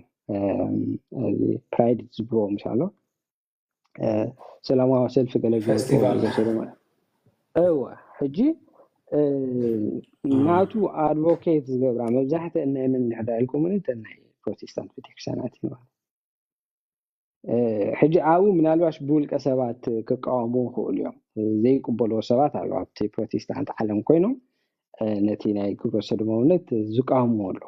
ብቤተ ክርስቲያናት ንሕዳር ኢኹሞ ግን ንኣብነት ኣብ ቦረስ ዝበሃል ከተማ ኣብ ሾደን ኣብቲ ናይ ቤተክርስቲያን ናይቶም ስነስካ ሽርካ እቶም ናይ ስዊዲሽ ቸርች ማለት ናይ ከኒሻ ንብሎም በቃ እቶም ናይ ዓድና ከኒሻ ናይ ኣብዛ ዓዲ ዘለዎ ማለት ኣብቲ ቤተክርስቲያኖም ቤተክርስቲያን እኳ ክንብሎ ንኽእል ኢና ኣብቲ ናቶም ኣዳራሽ ናይ ኢየሱስ ክርስቶስ ግብረ ሰዶማዊ ገይሮም ስእልታት ስኢሎም ከም ኤግዚቢሽን ንኩሉ ሰብ ከሪእዎም ኢሎም ስለዚ እዚ ዓይነት ደረጃ እታ ናይ ፕሮቴስታንት ዓለም ወዲዓ ዘላ እዚ ሕጂ ናብኡ ዘውደቃ ምክንያት እንታይ ትምቋድ ናይ ምቋም ባህሪ እቲ ናይ ሃዋርያት መንፈስ እቲ ናይ ሃዋርያት ትምህርቲ ከተጽንዕ ኢላ ዘይኮነሲ በቃ ንኩሉ ነገር እንዳተቃወመት ንመወዳእታ ነብሳ ኣብ ረኺባታ ማለት እዩ በቃ ኣብቲ እግዚአብሔር ዝቆፅዖ ሓጢአት ኣብኡ ተዘቕዚቖም ተሪፎም ማለት ስለዚ እዚ ዓይነት ነገራት ኣብቲ ናይ ፕሮቴስታንት ዓለም ብብዝሒ ዘጋውሕ ዘሎ እዩ ማለት ስለዚ ንሕና ከም ክርስቲያን ኣይነቕበሎን ኢና ምክንያቱ መፅሓፍ ቅዱሳዊ ይኮነን ክርስቲያናዊ ይኮነን ኣምልኻዊ እውን ኣይኮነን ማለት ስለዚ እቲ ናይ ፕሮቴስታንት ምልማድ ግና እንታይ እዩ ንክህነት ማዕረ ክሳብ ግብረ ሰዶማውያን ካህናት ክኾኑ ሕጂ ኩሎም ኣይኮኑ እቲ ክህነት ዝቕበሉ እተን ክህነት ዝቕበላ ዘለዋ እንትለኩም ዘሎ ሕጂ ክህነት እዚ እወ ንቕበሎ ኢና ክህነት ኣለና ምክንያቱ ፕሮቴስታንት ነንሕዶም ዝተፈላለዩ ትምህርትን ዘለዎ ስለዚ እቶም ክህነት ንቕበል ኢና ዝብሉ ንኣብነት እቶም ሉተራን በልዎም እቶም ሜቶዲስት በልዎም እቶም ኤጲስቆጶሳውያን ፕሬስቢተሪያን በልዎም ገለ ብምሎም እዚኦም ሕጂ ኣብቲ ናቶም ቤተክርስትያናት ኣገልገልቲ ግብረ ሰዶማውያን ማለት ስለዚ እዞም ሰባት እዚኦም ንሕዳኣ ካህናት ግብረ ሰዶማውያን ኮይኑ ኣብኡ ዘገልግሉ ንሕዳኣ ኮይኖም ከመይ ጌሩ እግዚኣብሔር ክግለፅ ኣብቲ ማሕበረሰብ ምክንያቱ እንድሕር ደኣ ሓደ ፓስተር ናቶም ወይ ናቶም ኣገልጋሊ ቀሺ ዝብልዎ እንድሕር ደኣ ግብረ ሰዶማዊ ኮይኑ ኣብ መፅሓፍ ቅዱስ ከዓ እታ ቀዳመይቲ ዓለም እታ ኣብ ዘበነ ሎጥ ዝነበረት ከዓ ብሓውን ዲን ግብረ ሰዶማዊት ብምዃና ጥራይ ብሓውን ዲንን እንድሕር ኣጥፊዋ እግዚኣብሔር ሽዑ ተጋጊ ነይሩ ማለት እዩ ሽዑ ተጋጊ ኣብዚ ሕጂ እዋን እቲ ዝነበረ ጌጉ ኣሪምዎ ብፕሮቴስታንት ገይሩ ማለት እዩ ከምኡ እዮም ዝብሉና ዘለዎ እግዚኣብሔር ስርሑ ኣብ ስርሑ ኣይጋገን ተጋጊዩን ኣይፈለጥን ስለዚ ነታ ቀዳመይቲ ሓጢአት ዝገበራ ክልተ ከተማታት ሰዶም ጎሞራን እንድሕር ኣጥፊዎን ነዛ ኣብዚ ሕጂ ዘላ ዓለም ግብረ ሰዶማውነት ትገብር ዘላ ዓለም ከዓ ከጥፋ እዩ ዝርግፅ ነገር እዩ ማለት እዩ ስለዚ እዚ ናብ ምንታይ ዝመርሓና ንሕዳ ኢልና ማሲ ጠጠው ኢልና ክንፍትሽ ኣለና እንታይ ዝካየድ ዘሎ ብዝርያና ናበይና ገፅና ንኸይድ ዘለና ክርስትና ናበይ ከይድ ኣሎ ሕጂ ንሕና እዞም ናይ ፕሮቴስታንት ማሕበራት ግብረ ሰዶማውያን ብምዃኖም ንሕጎስ ከይመስለኩም ስለተሓጎስና ኣይኮንና ንዛረበኩም ዘለና ክርስትና ብኦም ይፅረፍ ስለ ዘሎ ንሓዝን ኢና እንኳን ንኣብነት ጳጳስ ኮይኑ ሓደ ሰብዚ أنا باباسي قبل سلماي اللي حرق وجه يسبخ عليه خوينه بقى أنا ناي تحسب مسيح تراوج ما كدي نتحاتيات نتزوي اللي عم دولو نياتو أنا باباسي قبل سلماي اللي حرق زول كوينه سكاب زيابير هيكونه مالتي ስለዚህ ግብረ ሰዶማዊነትን ክህነትን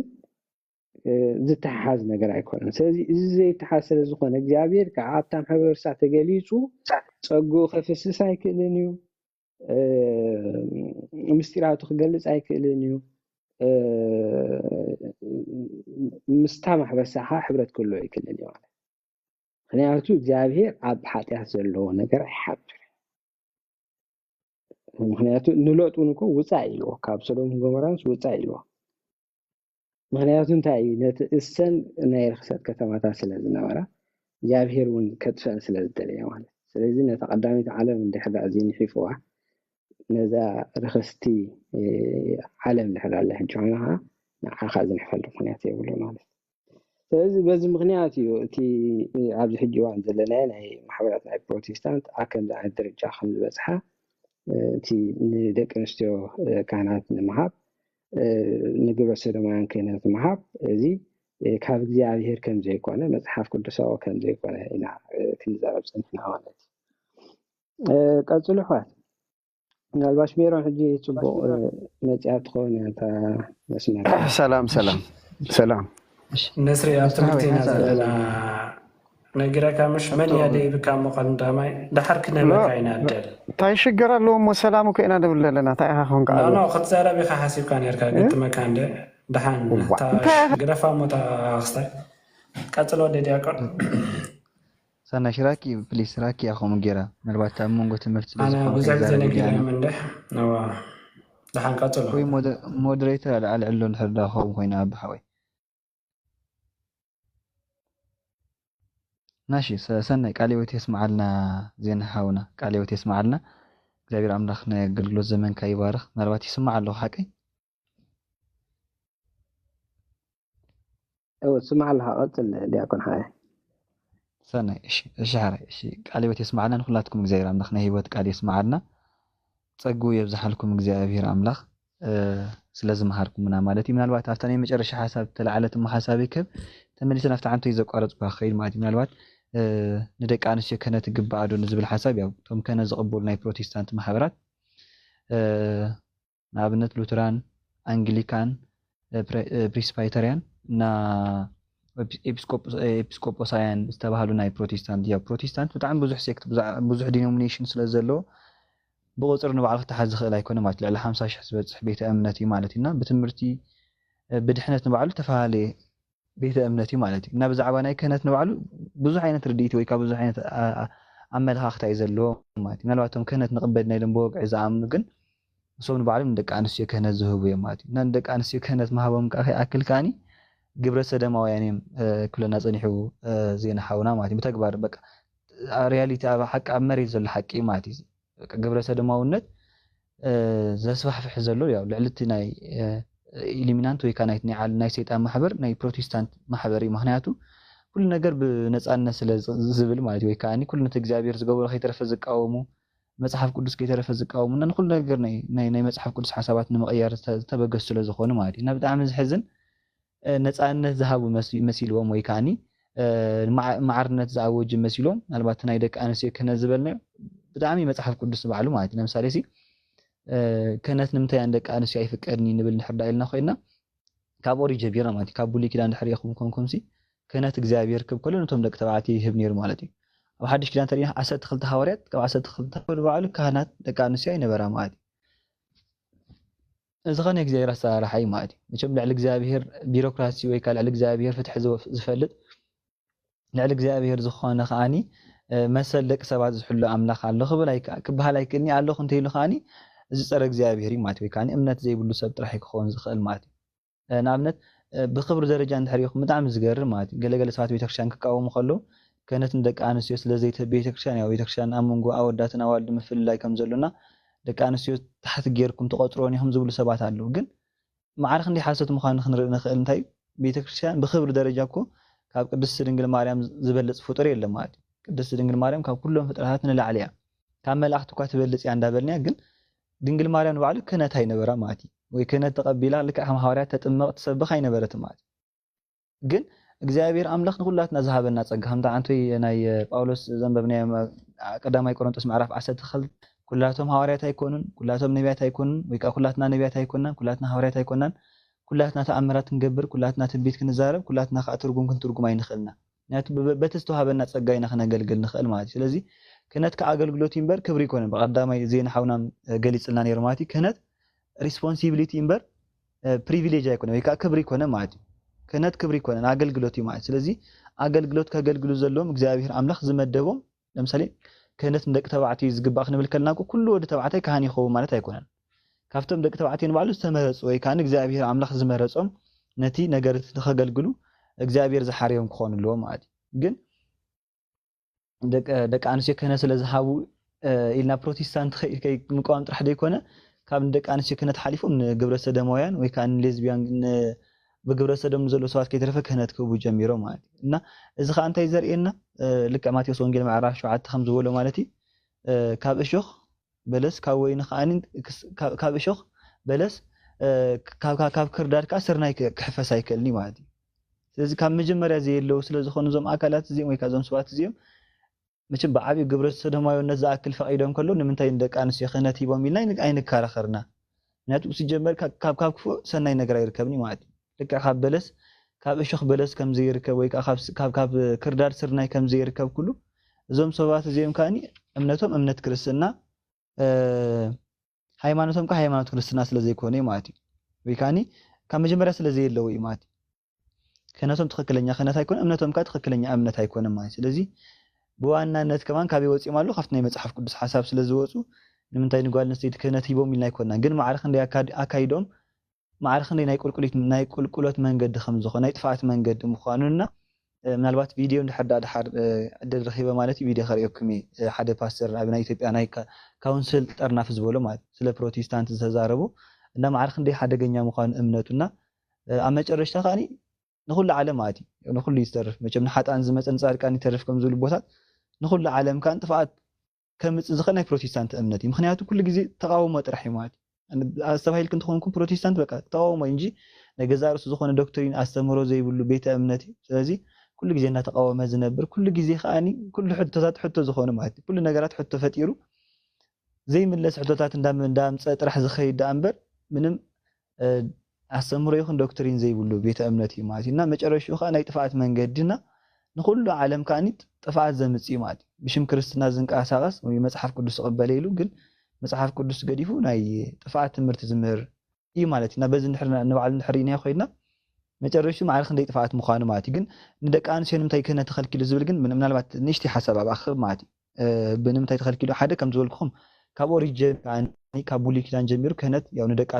ተባዕትዮ ክህብ ከሎ ኢና እግዚኣብሔር ንርኢ ኣሮን ተሪናይ ኣሮንን ደቁን ብኽሪ ሽዮም ዝነበሩ ካህናት ደቂ ተባዕትዮ እዮም ኣብ ሓድሽ ኪዳን 12 ሐዋርያት ክመርፅ ከሎ ኩሎም ብሙሉኦም ደቂ ተባዕትዮ ነይሮም ግብረ ሐዋርያት ምዕራፍ 6 ቶም ዲያቆናት ክመርፁ ከለውን ብሙሉኦም እንታይ እዮም ነይሮም ደቂ ተባዕትዮ ነይሮም ስለዚ መጽሓፍ ቅዱስ ሓንቲ ጓል ኣንስተይቲ ብክህነት ደረጃ ከተገልግል ኣይረኣናዮ ማለት እዩ ካብ ትንቢት ወፃኢ ማለት እዩ ካብቲ ናይ ጸጋታት እንድሕሪኹም ብትንቢት ደረጃ ዘገልግላ ነይረ እንዳእምበር ብክህነት ደረጃ ብሐዋርያነት ደረጃ ዘገልግል ሓንቲ ጓል ከማን ኣይነበረት ማለት እዩ ካብ ድንግል ማርያም ብጸጋ ወይ ካብ ብክብሪ ዝበልጽ የለን ግን ድንግል ማርያም ኮነ ባዕሉ ብክህነት ኣይተገልግልን ነይራ ወይ ከዓ ናይ ክህነት ኣገልግሎት ኣይሰርሐትን ማለት እዩ ግን ብዛዕበየ ወይ ከዓ ስትሮንግ ዝኾነ ናይ መጽሓፍ ቅዱስ ኣርጊመንት ወይ ከዓ ኤቪደንስ ክንረክብ ንኽእልካ ዮሃንስ ወንጌል ምዕራፍ 20 ቁጥሪ 17 ዝብል ሓሳብ እዩ ማለት እዩ ድሕሪ ትንሳኤው ማለት እዩ ድሕሪ ትንሳኤው ማርያም መግደላዊት መፅያ ንጎይታ ክትንክፎም ስለታ ኢለዋ ኣይተንክፍን ኢለዋ ማለት ናብ ኣቦይን ኣቦኹምን ናብ ኣምላኽን ኣምላኽኩም ስለዚ ዓረኩ ኣይተንክፍን ኢለዋ ማለት ስለዚ ኣይተንክፍን ንምባሉ ስልጣነ ክህነት ንደቂ ኣንስትዮ ከም ዘይሃበ ዘረዲ ይብሉ ኣቦታት ማለት እዩ ከመይ እንድሕር ዳኢልና ኮይና ምትንካፍ ማለት ሓቂ ክትንክፎ ንሐዋርያት ተፈቒድሎ ማለት እዩ ክትንክፎ ማለት ስጋ እንደምን ናይ ጎይታ ንምፍታት ወይ ከዓ ስጋ እንደምን ናይ ጎይታ ንምድላው ሓላፍነት ዝሃበ ንመን ምዃኑ የረዳእና ማለት እዩ ደቂ ተባዕትዮ ከም ዝሃበ የረዳእና ማለት እዩ ግን ደቂ ተባዕትዮ ሂቡ ክብል ከሎ ሕጆ ንኹሉ ይኮነ ማለት እዩ ኩሉ ወዲ ተባዕታይ ካህን ክኾን ኣይክእልን ምክንያቱ ብኣገልግሎት እግዚኣብሔር ኣምላኽ ዝመረፆም ክኾኑ ኣለዉ ምናልባት ጆን ሓውና መፂለት ማለት ናይ ዮሃንስ ወንጌል ኣሬታ ናይ ቅዱስ ዮሃንስ ኣፈወርቂ ክንብበልና ከሎ እንድሕር ሰሚዕኹም ኮንኩም ለምሳሌ ንደቂ ኣንስትዮ ክህነት ኣለዎ እንዶ ኣንቲ ክህነት ዝብል ትርጉም ስለ ዝኾና ማለት እዩ ኩላትና ካህናት ኢና ዝብል ሓሳብ ካብ ምንታይ ምዃኑን ካብ ምንታይ አንጻር ምዃኑ ርኢና ኢና ምሻቀይ ኣገልግሎት እግዚአብሔር ብምግልጋል ወይ ከዓኒ ናይ ከናፍር ዝኾነ መስዋዕቲ ወይ ከዓ ናይ ጸሎት ዝኾነ ናይ ምስጋና መስዋዕቲ ክነቅርብ ኩላትና ካህናት ኢና ተባሂሉ ነይሩ ምሻቀይ እዚ ንደቂ ኣንስትዮ ክህነት ኣለዎ እንዶ ኢሉ ዮሃንስ ኣፈወርቂ ሓትት እሞኒ ሽዑ እንታይ ኢሉ ዝምልስ ንደቂ ኣንስትዮ ክህነት ኣለዎን ይብል ማለት እዩ ግን ክህነተን ኣብ ቤተስ ዘይኮነ ኣብ ምንታይ ኣብ ገዛእ ንብል ማለት እዩ ከመይ ጌሩ ክመሃሰል ይኽእል ኣብ ቤተ መቅደስ ናብ ገዛ እንድሕር ኢልና ኮይና ለምሳሌ ሓንቲ ጓል ኣንስተይቲ ወይ ከዓ ሓንቲ ኣደ ኣብ ገዛእ ንዘለዉ ውላድ ብዝግባእ ወይ ከዓ ብመንፈሳዊ ምኽሪ ወይ ከዓ ብቃለ እግዚአብሔር ንኽትዕቢ ቃለ እግዚአብሔር ንኽትምህሮም መገዲ እግዚአብሔር መሪሕ ኣርያ ምእንቲ ክትቀርጾም ወይ ከዓኒ ብመገዲ እግዚአብሔር ንኽትዕብዮም ክህነት ኣለዋ ማለት እዩ እና ካህንና ጓል ኣንስተይቲ እንዳመሳሰለ ቅዱስ ዮሃንስ ኣፈወርቂ ዝዛረብ ማለት እዩ ለምሳሌ ሓንቲ ጓል ኣንስተይቲ ክትወልድ ከላ ብጣዕሚ ሕማም ሕርሲ ትተሓዝ ማለት እዩ ብዙሕ ሕማም ሕርሲ ተታሒዝ እያ ውላድ ተምፅእ ናብ ዓለም ማለት እዩ ንካህናት ካል ልክዕ ዝመሲሉ ይዛረብ ማለት እዩ ልክዕ ሓንቲ ጓል ኣንስተይቲ ሕማም ሕርሲ ተታሒዛ ውላድ ናብ ዓለም ከም ተምፅእ ካህናት ድማ ብብዙሕ ፃዕሪ ብብዙሕ ድኻም እንታይ ይገብሩ መንፈሳውያን ውላድ ይወልዱ ማለት እዩ ብመከራ ብስቃይ ብሰማዕትነት ወይ ከዓ ብብዙሕ ዋጋ ከፊሎም ብጥምቀት እንታይ ይገብሩ ውላድ ይወልዱ ማለት እዩ ብጥምቀት ብንስሓ ውላድ ይወልዱ ማለት እዩ እዚ እንድሕር እንታይ እንድሕር ኢልና ኮይና ክህነት እዩ ንባዕሉ ማለት እዩ ልክዕ ከምታ ጓል ኣንስተይቲ ናብ ዓለም ሓድሽ ፍጥረት ኣምፅኣ ብፃዕሪ ብድኻም ውላድ ከም ተምፅእ ካህናት ካብ ብጥምቀት ብድኻም ብፃዕሪ ብንስሓ ሓድሽ ውላድ የምፅኡ ማለት ስለዚ ናይ እንዲያም ናይ ደቂ ኣንስትዮ ክህነትን ናይ ካህናት ክህነትን ከወዳድር ከሎ ካብ ናይ ካህናት ክህነት ናይ ጓል ኣንስተይቲ ክህነት ይበልፅ ብል ማለት እዩ ምክንያቱ ይብል ማለት እዩ እንድሕር ሓንቲ ጓል ኣንስተይቲ ብዝግባእ ቀሪፃ ብዝግባእ ትምህርቲ ሃይማኖት እንዳምሃረት እንድሕር ዕብያቶ ኮይና ካብቲ ካህን ላዕሊ እንታይ ኣለዋ ዋጋ ኣለዋ ማለት እዩ ምክንያቱ ክህነት ኣገልግሎት ይምሽል ናይ ሓቀይ ክህነት ኣገልግሎት እንድሕር ኮይኑ ካህናት ብሓላፍነት እንታይ እዮም ዝገብሩ ዘለዉ ብመንፈሳዊ ህይወት መሪሖም ወይ ከዓ ብመንፈሳዊ ህይወት ቀሪፆም ዕብዩና ኣለዉ ማለት እዩ ታደኸ ኣነ ኣብ ገዛ ደቃ ብዝግባእ ብመንፈሳዊ ህይወት እንድሕር ትዕብዮም ኣላ ኮይና ካብ ዝዓቢ ክህነት የለን ማለት እዩ ስለዚ ካብቶም ናይ ካህናት ክህነት ናይታ ጓል ኣንስተይቲ ክህነት ይበልፅ ማለት እዩ እና ንምንታይ ንደቂ ኣንስትዮ ክህነት ኣብ ቤተ መቅደስ ምግልጋል ዘይተዋሃበ እንድሕር ንብል ኮይና ክልተ ዓይነት ክህነት ስለ ዘይወሃብ ማለት እዩ ምክንያቱ ናይ ደቂ ኣንስትዮ ክህነት ውላድ ናይ ምውላድ እዩ ለምሳሌ ወዲ ንክወልድ ያው ተፈጥሮውን ኣይፈቅደሉን ማለት እዩ ወይ ከዓ ብተፈጥሮ ኣይሕገዝን እዩ ማለት እዩ ምክንያቱ ንክትወልድ ዝተዋሃቦ ወይ ከዓ ንክትወልድ እግዚአብሔር ኣምላኽ ዝዓደላ ንጓል ኣንስተይቲ እንጂ ንወዲ ተባዕታይ ክወልድ ኣይተዓደሎም ማለት እዩ ስለዚ ሓንቲ ጓል ኣንስተይቲ ሓደ ወዲ ተባዕታይ መፅኡ ኣነ ክወልድ ደልየ ልክ ክከራኸር ኣይክእልኒ ማለት እዩ እዚ ክህነት ከዓ እግዚአብሔር ኣምላኽ ልክዕ ተመሳሳሊ ዓይነት እንድሕር ኣገልግሎት ሃልዩ ኮይኑ ንጓል ኣንስተይቲ ዝግባእ ፀጋ ሂቡ ንወዲ ተባዕታይ ከዓኒ በዛ ኣገልግሎት እዚ ንኸገልግል እንታይ ገይሮ ማለት እዩ መዲቦ ማለት ስለዚ እዚ ናይ እግዚአብሔር ኣሰራርሓ እዩ ማለት እዩ ልክዕ ኣቦታት እንታይ ይብሉ ሙሴ ንምስፍና ኣሮን ከዓ ንክህነት ከመይ ገይሩ ከም ዝመረፆም ወይ ከዓኒ በናይ መስፈርቲ ከም ዝመረፆም እንታይ ክንገብር ኣይንኽእልና ክንፈልጥ ኣይንኽእልና ምክንያቱ እግዚኣብሔር ክሳዕ ዘይገለፀና ንሕና ንፈልጦ ፍልጠት ብጣዕሚ ውሑድ እዩ ማለት እዩ ልክዕ ከምቲ ሃዋርያ ቅዱስ ጳውሎስ ሕጂ ብፅልግልግ ኢና ንርኢ ዘለና ድሓር ግን ገፅ ብገፅ ምስ ክርስቶስ ክንረኣይና ከም ዝበሎ ንምንታይ ጎይታ ከምኡ ገይሩ ብዙሕ ግዜ ባሊ ሓቀይ ለምሳሌ ንመስዋዕቲ ዝኸውን ስርናይ መሪፁ ካብ እንስሳት በጊዕ መሪፁ ካብ ሰብ ንኣዳም መሪፁ ካብ ዕንጨይቲ ከዓ ንታቦት መሪፁ ንብል ሓቀይ ምሽ ካብ ሰባት ከዓ ንድንግል ማርያም መሪፁ ንብል ካብ ኩሉ ሰብ ንድንግል ብኸመይ እግዚኣብሔር ከም ዝመረፃ እግዚኣብሔር ጥራሕ ዝፈልጥ ማለት እዩ እና ልክዕ ከምኡ ክህነት ከዓ ንምንታይ ንደቂ ተባዕትዮ ሂቡ ንሕና ክንፈልጥ ኣይንኽእልና ማለት ናይ እግዚኣብሔር ኣሰራርሓ ስለ ዝኾነ ማለት ኢና ካብ እግዚኣብሔር ንላዕሊ ከዓኒ ፍትሒ ዘኽብር ወይ ከዓኒ ዲሞክራሲያዊ ዝኾነ ኣምላኽ የለን ማለት እዩ እግዚኣብሔር ኣምላኽ ብዝሃበና ሂወት ወይ ከዓ ብዝሃበና ኣገልግሎት እንታይ ክንገብር ይግባአና ክነገልግል ይግባአና ግን ዮሃንስ ኣፈወርቂ ደጊሙ እንታይ ኢሉ ናይ ጓል ኣንስተይቲ ክህነት ካብ ናይ ወዲ ተባዕታይ ክህነት ይበልፅ ብል ማለት እዩ ብኣገልግሎት ደረጃ እንድሕር ኢና ኮይና ማለት ኢና ግን ብሓይኒ ሓቂ እንድሕር ኢና ኮይና ክህነት ዘየድልዮ ኣገልግሎት ኣብ ቤተክርስትያን ብዙሕ ኣሎ ማለት እዩ ቤተክርስትያን ብዙሕ ነገራት ክሽፈን ዘለዎም ወይ ከዓ ክስራሕ ዝግባእ ኣገልግሎት ኣሎ ማለት እዩ ስለዚ ናይ ግድን ክህነት ዘድሊ ኣይኮነን ማለት እዩ ግድን ክህነት ገይረ ብዘይ ክህነት ከገልግል ኣይክእልኒ ክብል ኣይክእልኒ ማንም ሰብ ማለት እዩ ለምሳሌ ኣብ ቤተክርስትያን ዘለዉ ነገራት ንምዕራይ ወይ ከዓ ኣብ ቤተክርስትያን ዘሎ ጉድለት ንምሽፋን ክህነት የድልየና ክንብሎ ኣይንኽእልና ብቐላሉ ማለት እዩ ብቐላሉ ኣብ ቤተክርስትያን ዘሎ ፀገማት ንምዕራይ ኣብ ቤተክርስትያን ዘሎ ጉድለት ንምዕራይ ናይ ግድን ክህነት ክህልወና ኣለዎ ኣይንብልና ማለት እዩ እና እግዚኣብሔር ኣምላኽ ዝሃበና ፀጋ ብዝግባእ ክንጥቀመሉ እንድሕር ደኣ ክኢልና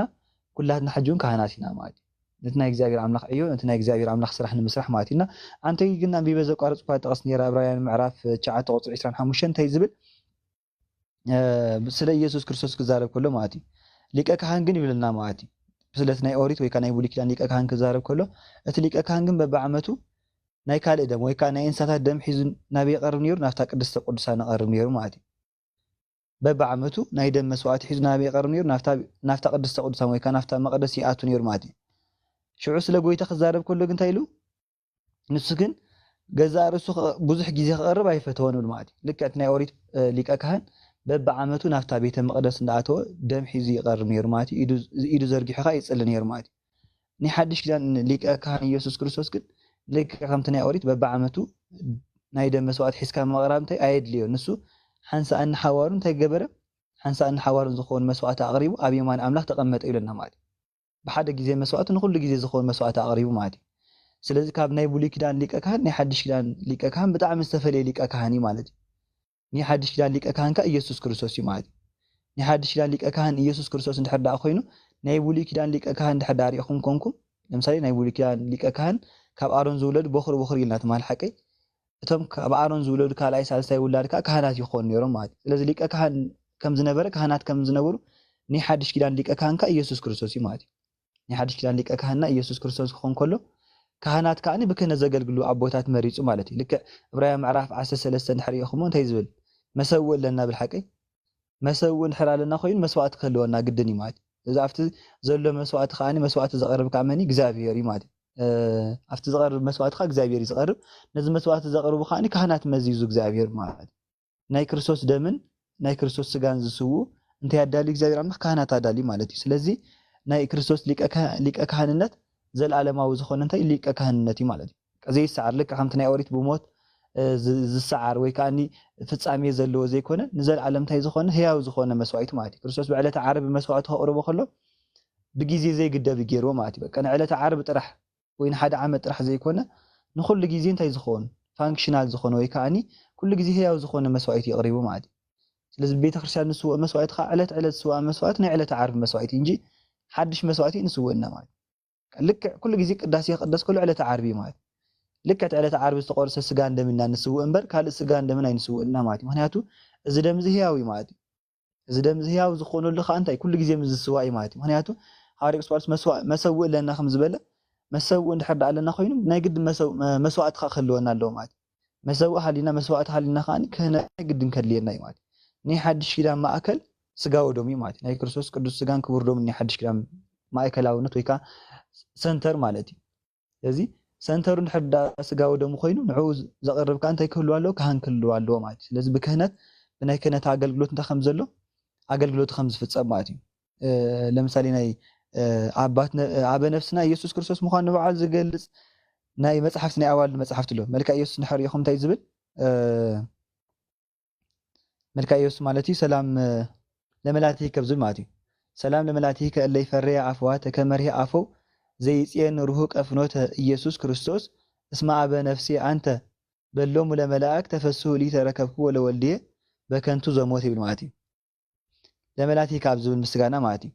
እና እንታይ ዝብል ኢየሱስ ክርስቶስ እስመ ኣበ ነፍሴ አንተ ኢየሱስ ክርስቶስ ንስኻ ናይ ነፍሰይ እንታይ ኢኻ ኣቦይኻ በሎሙ ለመላእክ ተፈስሑ ሊተ ንመላእክቲ ድማ ደስ ይበልኩም በሎም ወይ ከዓ ደስ ይበልኩም በሎም ረከብክዎ ለወልድየ በከንቱ ዝሞተ ብከንቱ ዝሞተ ወይ ከዓኒ ብሓጢኣት ጠፊኡ ዝነበረ ወደይ ረኺበየ እሞኒ እንታይ ይበልኩም ደስ ይበልኩም ልክዕ ኣብ ወንጌል ተጠቂሱ ከሎ ኣብ ሉቃስ ወንጌል ምዕራፍ 15 ንበዓሉ ብናይ ሓደ ሓጥእ ሰብ ንስሓ ኣብ ሰማያት ዓበ ሓጎስ ይኸውን ብመላእክቲ ደረጃ ዓበ ሓጎስ ይኸውን ይብል ማለት ስለዚ ናይ ነፍስና ኣቦ ኢየሱስ ክርስቶስ እዩ ኢየሱስ ክርስቶስ ናይ ነፍስና ኣቦ እዩ ማለት ግን ኣቦታት ይብልና ማለት ኣይኮነን ኢየሱስ ክርስቶስ ኣቦና እዩ ግን ኣቦና ኢየሱስ ክርስቶስ ከሎ ብስጋ ንዝወለድና ንባዕሉ ኣቦና ኢልና ምፅዋዕ ተዋሂብና ማለት እዩ እግዚአብሔር ዝሃበና ጸጋ እዩ እንጂ በቃ ኢየሱስ ያቦይ ሞ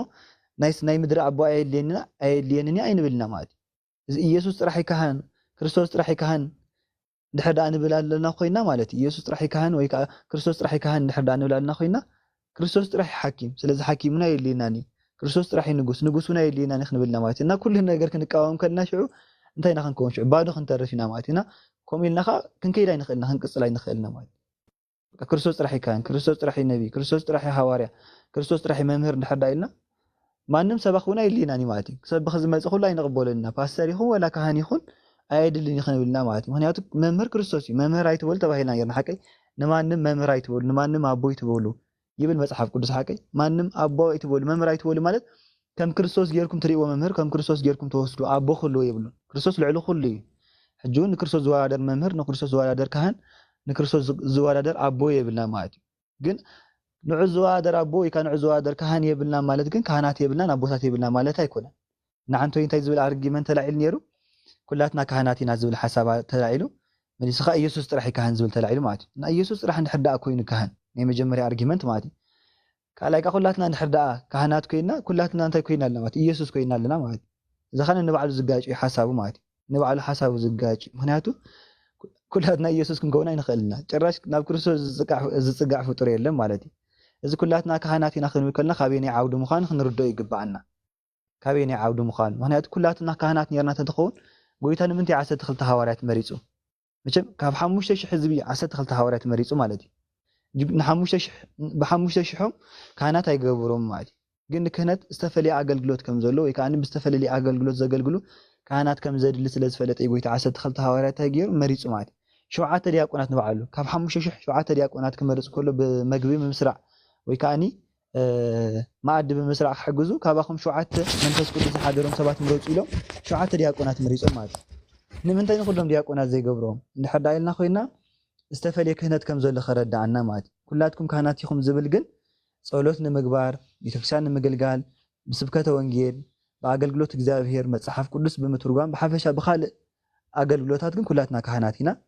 ዝተፈለየ ክህነት መስዋዕቲ ዘቕርቡ ግን ፍሉያት ካህናት ኣሎ ያው ካብ ጎይታ ኣትሒዝና ክንመሃር ንኽእል ኢና ምክንያቱ ካብ ጎይታ ዝዓቢ መምህር ስለዘየለ ጎይታ ከዓ 12 ሃዋርያት ይመሪፁ ማለት ስለዚ ፍሉይ ክህነት ከም ዘሎ ክልእኽ ከሎ ንባዕሉ ን12 ሃዋርያት ይልእኹ እምበር ንኩሉ ሰብ ኣይለኣኹን ንኩላቶም ወንጌል ስበኹ ይበሎምን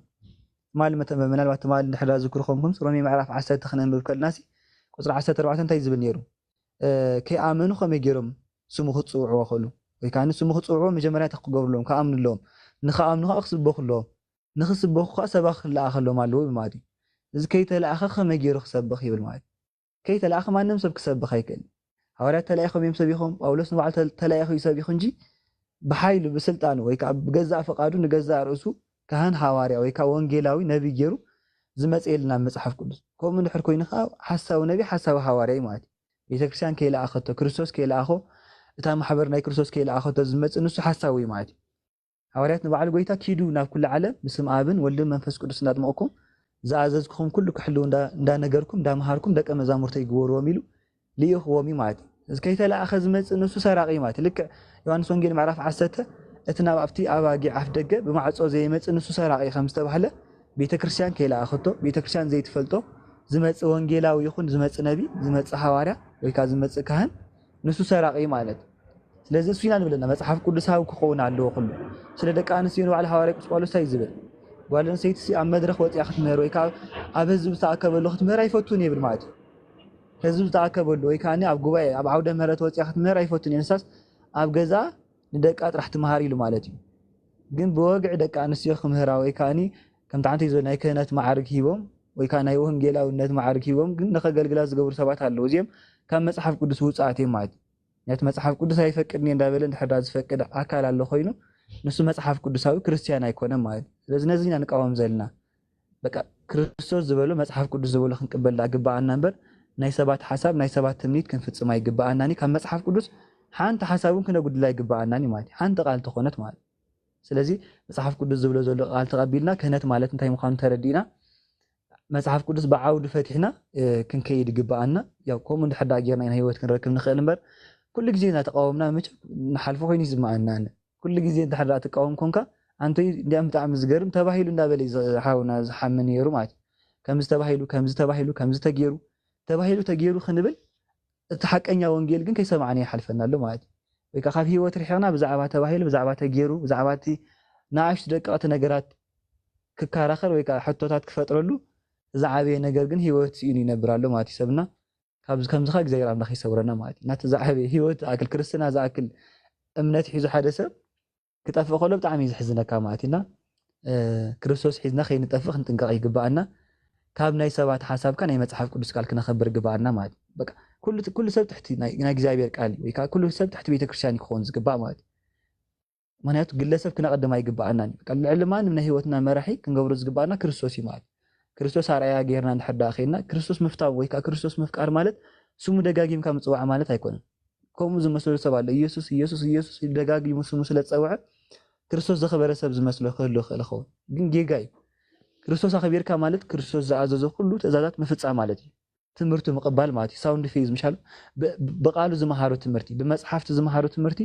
ብሙሉእ ተቐቢልካ ኢኻ ክርስቶስ ተቐቢለ ዝበሃል ማለት እዩ እንጂ ኣንጻር ክርስቶስ እንዳሰበኽካ ወይ ከዓ ኣንጻር ክርስቶስ እንዳተቃወምካ ኣነ ናይ ክርስቶስ እየ ክትብል ኣይትኽእልኒ ኢኻ ማለት እዩ እንታይ ክርስቶስ ምሂሩ ኢና ክነቐድም ዝግባአና ማለት እዩ ስለዚ ካብቲ ክርስቶስ ዝመሃሩ ትምህርቲ ግን ካብኡ ንየማን ኮነ ንፀጋም ክነብል ኣይግባአና ኩሉ ክርስቶስ ዝበሎ ክንቅበል ይግባአና ክብል ኢለ ስለ ዝሰማዕኹምኒ ስለ ዘዳመፅኩምኒ እግዚኣብሔር ኣምላኽ ኣብ ትገብሩ ኣገልግሎት እግዚኣብሔር ኣምላኽ ይቀበለልኩም ወስብሐት ለእግዚአብሔር ሰላም ኣምላኽ ይብዛሓልኩም ጎይታ ባርክካ ኣፖስትሊክ ሓውና ተባረኹ ሰላም ንብለኩም ኣለና ኣቤል ሓውና ኩልኩም ሰላም ሰላም ያ ፅቡቅ ቃል ኣምላኽ ብኩሉ ነገሩ ኣነስ ቃል ኣምላኽ ደስ እዩ ዝብለኒ ብዝኾነ ክንመሃሃር ስለንመፅእ ክንመሃር ከዓ ፀኒሕና ካብ ሓውና ደስ ዝብል እዩ ትዘድሊ ንወስዶ ኣቤት ሰላም ነቲ ዘይተረዳእና ከዓ ንሓተሉ እምበር ቃል ኣምላኽ ተኮይኑ ቃል ኣምላኽ ክትቀበሎ ኣለካ ዝብል ርድኢት እዩ ዘለና ኣነ እሞ ሕጂ እንታይ ክብል ፀኒሑ ኣፖስትሊክ ሓወይ ብሎ መጀመርታ ምስራሓወይ ወዲኦም እዮም እኮ ኣይ ወዶ እንዴም ኣነስ ንሓንቲ እያ ነይራት ንሕረ ሶሪ ያረ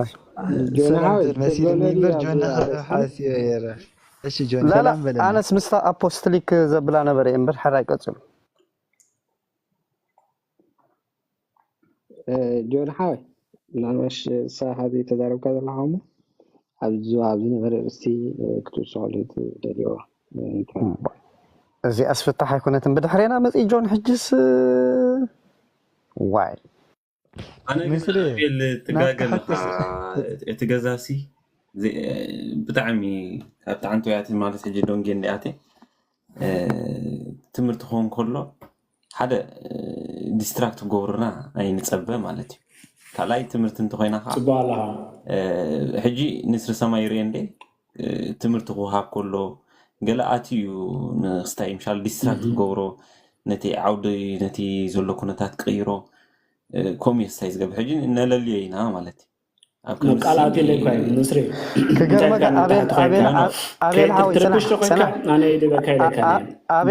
ኣቤል ሓወይ ክዛረብ ድሓን ሓንቲ ነገር ክዛረብ ሕጂ እንታይ ኣነ ዘፅልኣኒ ነገር ሓደ ካብቲ ዘይመሃረይ ሰብ ዝህበኒ ሕጂ ሓንሳ እሞ ፀናሕ ቢላብድ ሓወይ ኣነ ክመሃር መብዛሕትኡ ግዜ ዝመፃ ኣብዚ ስለዝፈልጦ ሚት በላ ሓንሳ ኣይተወደአን ትምህርቲ ይተወደአን ሚት በላ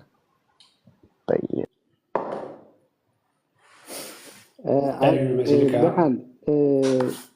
ጆናሃዊ ኣብታ ርእሲ ትብላ ነገር ኣለ ደ ያ ኣብቲያ ኣብኣንዲ ክዛረብ ኢለ ንግረ መንገደይ ሶረካ ከምቲ ኢለ ማለት ፅቡቅ ኣይኮነን ነቲ ክስታይናስ ንሓለዎ ባዕልና ንምባል ድሓን ምስራሓውና እንተልዩ ግን ኣይትኽእል በሎ እስከ ሓንቲ ወይና ዓይን ድዩ ክሳይ ገብረ ነይሩ ኣብ ታሕቲ ይፅሕፈለይ ነይሩ ሕጂ ብዛዕባ እቲ ናይ ግብረ ሰዶማውነት ናይ ክህነት ደቂ ኣንስትዮ ገለገለ ዝብል ስቴስ ኮሽን ሃተልዕል ዘለካ ገለገለ ይብል ነይሩ መረጋገፂ ለካ ኤቪደንስ ኣለካ ገለ ነይሩ ሞ እተን ኤቪደንሳት ካብቲ ብዙሕ ውሑድ ሓደ ክልተ ቀሪበሉ ኣለኹ ሞ ኣይትርሓ ኣነ ብኸመይ እኮ ስሒበ ነይረሲ ግን ብስነ ስርዓት ኮፍ ክብል እየ ስለዝበለኒ ስሒበ እምበር ክርብሹ በረኮ ኣይፍቅደሎምን እየ ጆን ሓወይ ፅቡቅ ኣለካ ከመሓሰብ ጆን ሓወይ ቀፅል ቀረታ ኣውቃልፀካ እወናይ ድሓር ክስዕበኩም እዩ ድሓን እቶም ሕቶ ዘለኩም ድሓር ክስዕበኩም ስፔሲፊክ ንፅፅር እያ ዘላ ምሽ ሓቂ ካብቲ ክሰምዑ ዘለኹ ጥራሕ ካብ ሰማዕኩ ጥራሕ ካብ ዘርስ ያ ናይ በቃ ድሓን እቲ ሓፈሻዊ ተማሂሩ እንዲ ግን ከይተዛረብና ስቕ ከይኻብ ንብእል እቲ ንፅፅር ኩላና ካህናት ኢና ዝብል እዩ ኣይ ቲንክ ንሱ ተንኪፍኩም ኢኹም ማለት እዩ እቲ ኣድማሳዊ ክህነትን እቲ ናይ ኣገልግሎት ክህነትን ሲ ወላ ብሉዩን ተተርፈስ ኩሎም ደቂ ኣሮን ካህናት ከም ዘይነበሩ ካብኦም ዝሕረዩ ከም ዝነበሩ እዩ ማለት እዩ ስለዚ ንሕና እቲ ብጥምቀት ንረኽቦ ክህደት እውን ኩለና ካህናት ዘብለና ዘይኮነ ማለት ነቲ ፍሉይ ኣገልግሎት ካህናት ኣይብለናን እዩ ነዚ ፍሉይ ኣገልግሎት ዝተሓርዩ ብእፍታ ከዓ መንፈስ ቅዱስ ዝሃቦም ሃዋርያት ጥራሕ እዮም ነይሮም ዮሐንስ 10:23 ንሪኦ ማለት እዩ ንሶም ከዓ ነቲ ብእፍታኻ ጎይታ ብትክክል ዝተቐበልዎ ከዓ እንታይ ክገብሩ ከለዉ ንርኢ ማለት እዩ ከመሓላልፉ ከለዉ ማለት እዩ ብምውራድ መንፈስ ቅዱስ ክቐብኡ ከለዉ ዲያቆናት ይኹን ዝተፈላለዩ ክቐብኡ ከለዉ ንርኢ ማለት እዩ ስለዚ ካብ ቲቶ 1:5 ማለት ዝረኣናዮ እውን ኢጲስቆጶስ ዝብል ፕሪስባይተር ንሱ እቲ ካህን ምዃኑ እዩ እቲ ናይ ግሪክ ፕሪስባይተሮስ ኢልዎ ዘሎ እቲ ካህን ምዃኑ እዩ ዝነግረና ማለት ሕጂ እዚ ንፍሉያት ከም ዝተዋሃበ ከምቲ ዲያቆን ሚራሓውና ዝበሎ ከዓ ንወዳት ከም ዝሃበ እዩ ማለት ምክንያቱ ጎይታ ክሓሪ ከሎ 36 ኣንስቲ ነይረን ካብቶም ዝኽተሎ ካብአን ሓንቲ ምስ በለፀ ነይሩ ክሳብ ዕለት መስቀል እኮ ሰዓበቶስ በዓል ማርያም ነይረ ማርያም መግደላዊት ማለት እዩ ንዓው እንታይ ምስ ገበራ ነይሩ ሓንቲ ካብቶም ሃዋርያት ምስ ገበራ ግን ኣይገበሮን እዚ ከዓ ካብ ቡልያ ትሒዙ ካብ ጎይታ ዝሰርዖ ስርዓት እዩ ማለት እዩ መስዋእቲ ይኹን ኩሉ ዘቕርብ ዝነበረ ወዲ በዚ ከዓ ቀፂሉ ማለት እዩ እቲ ስልጣን ናይ ማሕበር ዘለዎ ከዓ ወዲ ምዃኑ ሽማግለታት እምበር ንንስቲ ዝገልፅ እመቤታት እናበለ ኣይነግረናን መፅሓፍ ቅዱስ ማለት እዩ ስለዚ ናይታ ማሕበር ኣገልገልቲ ሸየምቲ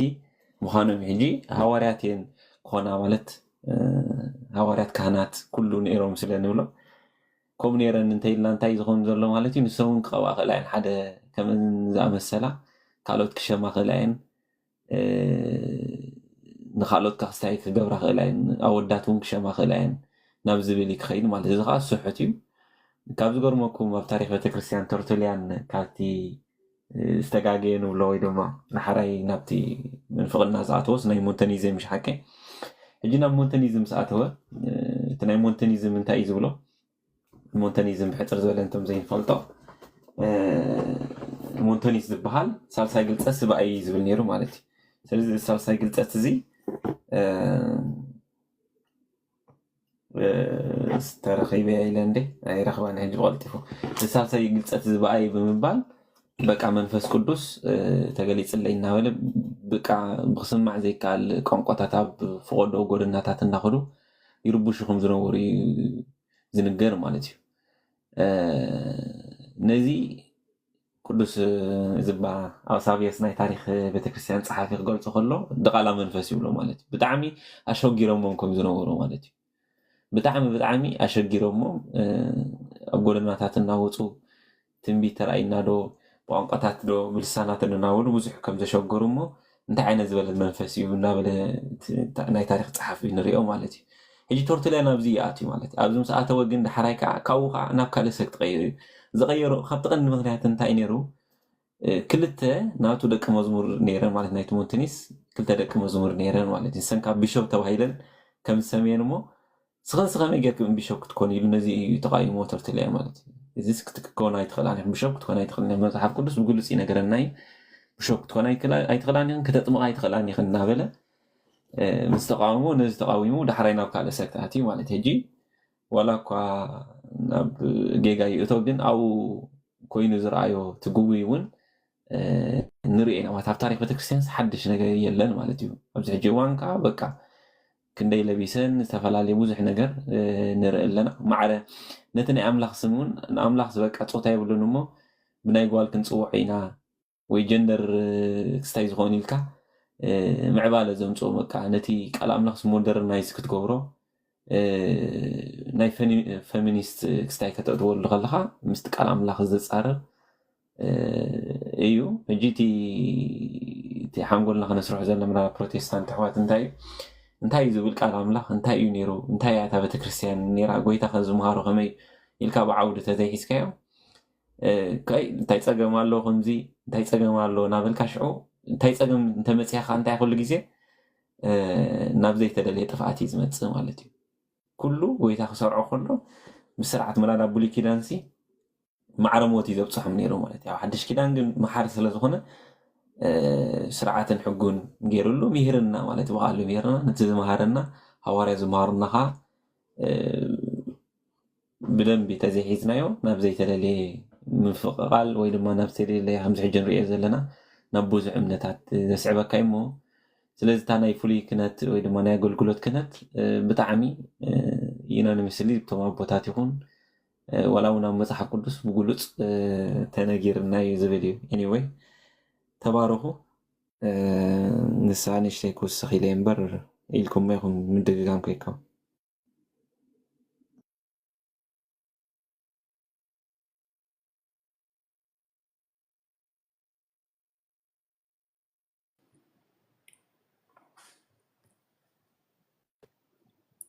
እሺ ቃለ ሕይወት እስማኤልና ዲያቆን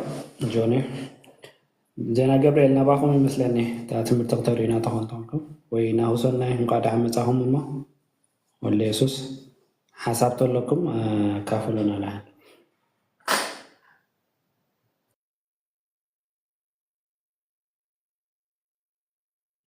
ሰላም በሉ ኣሕዋት እሞ ድሓን ድሕረ ከምዚ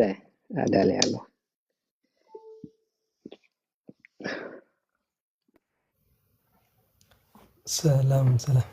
ሰላም ክርስቶስ ምሳኹም ይኹን ከመይ ኣምሲኹም ከመይ ፀኒሕኩም ኣሕዋት ቃለ ሕይወት የስማዓልና ናይ ብሓቂ ተባረኹ ኣሕዋት እግዚኣብሔር ኣምላኽ ፀጉ ይብዛሓልኩም ፅቡቕ ንመሃር ኣለና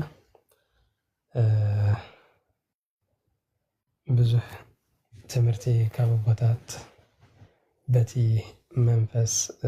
በቲ ሓቀኛ መንፈስ ናይ ክርስቶስ ጌርኩም ወይ ከዓ ካብ ሃዋርያት ዝመፀ ትምህርቲ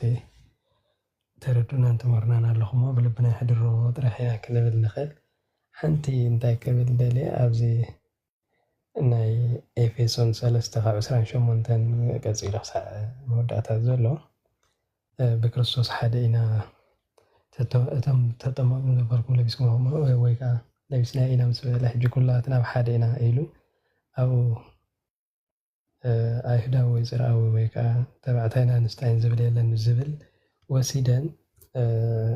ደቂ ኣንስትዮ ኩላትና ሓደ ኢና እሞ ይግባአና እቲ ስልጣን ኢለን ክዛረባ ሓንቲ ናይ ህንዲ ፓስተር ሰሚዐ ነይራ ሓደ ግዜ ከምኡ ኢላ ክትዛረብ ማለት እዩ ፓስተር ፒያራ ደገለ ትበሃል ሕጂ ንምንታይ ክሳብ ክንዲ ጣሚማቶ ኢለ ይሓስብ ነይረ እሞ ሎሚ ሕጂ እቲ ቀደም ዘሰሓሓተ ትምህርቲ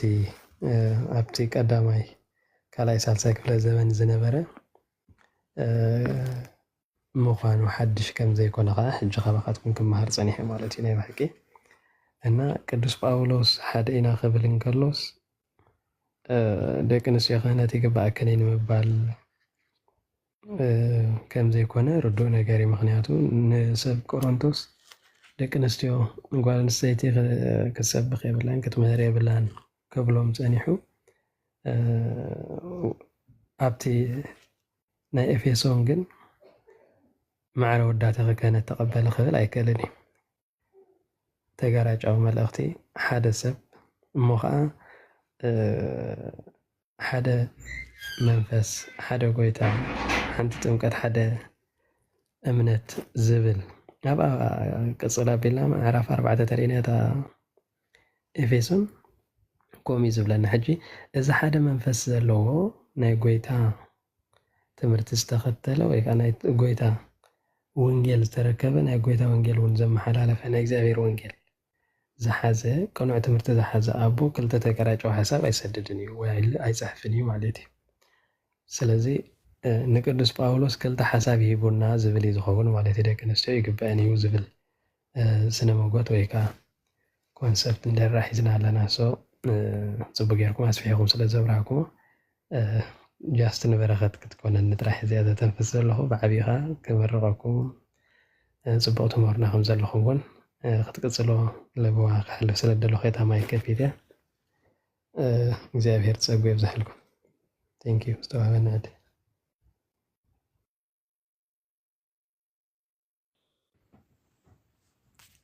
ሰላም ክቡራት ኣሕዋት መምሃራን ብሓፈሻ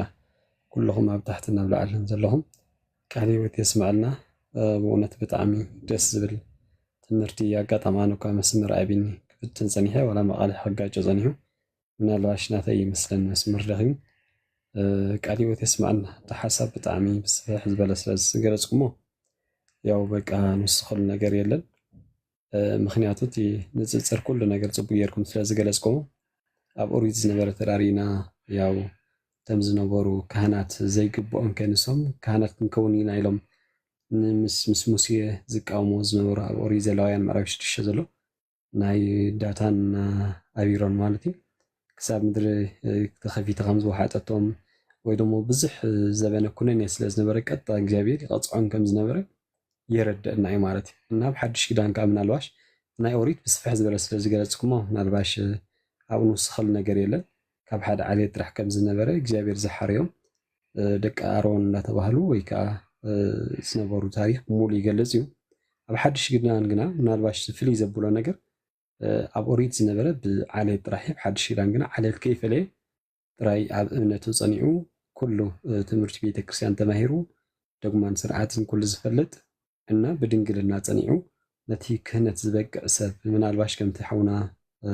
መምህርና ዲያቆን ሜሮን ኣስፍሕ ኣቐድም ኣቢሉ ዝበለ ኩላህና እኳ በቲ ኣገልግሎት ንክህነት ወይ ደሞ ንኣገልግሎት ዝተሓረና ግና ኣብቲ ውሽጢ ኣሰራርሓ ግና ካህን ክገብሮ ዝግብኦን ሓደ ምእመን ክገብሮ ዝግብኦን ወይ ሓደ ዲያቆን ክግብኦን ነናቱ ስራሕ ስለ ዘለዎ ማለት እዩ ንኣብነት ሕጂ ኩሎም ትረኣ ኮይኖም ንኩሎም ኣይኮነን ንኣብነት ካብ 120 ስድራ ቤት እቶም 12 ሃዋርያት ጥራሕ ፀዊዑ ስልጣን ዝሃቦም ማለት እዩ ወይ ደሞ ስልጣነ ክህነት ዝሃቦም ማቴዎስ ምዕራፍ 10 ዘሎ ተተመልኪትና ኣስማቶም እንዳፀውዐ ኣብ ልዕሊ ኩሉ ነገራት ስልጣን ከም ዝሃቦም ከምኡውን ዮሃንስ 20 ኩሉ ስለ ዝገለፅኩሞ ማቴዎስ ምዕራፍ 18 ዘሎ ብዓብዪ ካብ ግብረ ሃዋርያት ምዕራፍ 6 ዘሎ ተተመልኪትና እናገልግሎት መታን ክጥዕመናሲ መዛ ኣገልግሎት ትጓሃት ዝኾኑ ዲያቆናት ንምረፅ ኢሎም ሃዋርያት እውን 7 ዲያቆናት ከም ዝመረፁ እዩ ዘርእየና ታሪክ ማለት ኩሎም ዲያቆናት ኣይኮኑን ኣብቲ ሰዓት እንታይ ዳ ነቲ ኣገልግሎት ንክጥዕም ኢሎም ብርግፅ ከዓ ነቲ ኣገልግሎት ዝበቕዑ ኢሎም በዓል ዲያቆን እስጢፋኖስ ብዙሓት ዲቁና ከም ዝተቐበሉ ወይ ድማ ብሃዋርያት ኢድ ከም ዝተሸሙ ኣብ ታሪክ መፅሓፍ ቅዱስ እውን ኣለና ማለት እዩ ስለዚ ከምዚ ቀዳማይ ቆሮንቶስ ምዕራፍ 12 ዘሎ እንተተመልኪና ኩላህና ደኸ መምሃራን ኢና ኩላህና ደኸ መዘምራን ኢና ኩላህና ደኸ ትንቢት ተናገርቲ ኢና ኣይኮነ እንታይ ዳ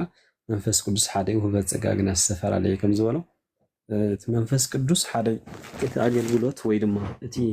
ስራሕ ግና በቢዒኡ ነናቱ ከም ዘለዎ ዘመልክት ማለት እዩ ኩላህና ካህናት ኢልና ተዳ ደምዲምናዮ መን ይሞት ማለት ኣተዓረቐ ካህን ማለት ኣተዓረቐ ስለ ዝኾነ መን ምስ መን ይሞ ክተዓረቕ ዳ እሞ ኣገልግሎት ግና ነናቱ ሰብ ኣገልግሎት ከም ዘለዎ ነናቱ ሰብ ከዓ ፀጋ ከም ዘለዎ ግና እቲ ፀጋ ግን በበይኑ ከም ዝኾነ ወይ ከዓ ዝተፈላለየ ከም ዘሎ ብዝያዳ ኣሕዋት ብስፍሕ ኣቢሎም ስለ ዝገልፅዎ ግዜ ከይወስደልኩም ያው ንበረኸት ክኾነኒ ንእሽተይ ካብታ ዘላትና ዓቕመይ ሓሳብ ክገልፅ ስለ ዘለኒ ተዘይኮይኑ እምበር ብጣዕሚ ፅቡቅ ትምህርቲ ስለ ዝመሃሩና ምናልባሽ ቃል ሂወት የስማዓልና ንምባል ሰላም ንምባል ቀንዲ ማይ ክዝኸፍትኩሞ ብጣዕሚ ቃል ሂወት የስማዓልና ፅቡቅ ትምህርቲ እዩ ብዙሕ ሰብ እዩ ዝቐስሞ ቀፅልዎ ግዜኹምን ሰዓትኩም ሰዊኢኹም ስለቲ ዘሎ ኣገልግሎት ንምስፋሕ ኢልኩም ትፅዕሩ ዘለኹም ኣሕዋት እግዚኣብሔር ኣምላኽ ዓስቢ ቅዱሳን ይሃብኩም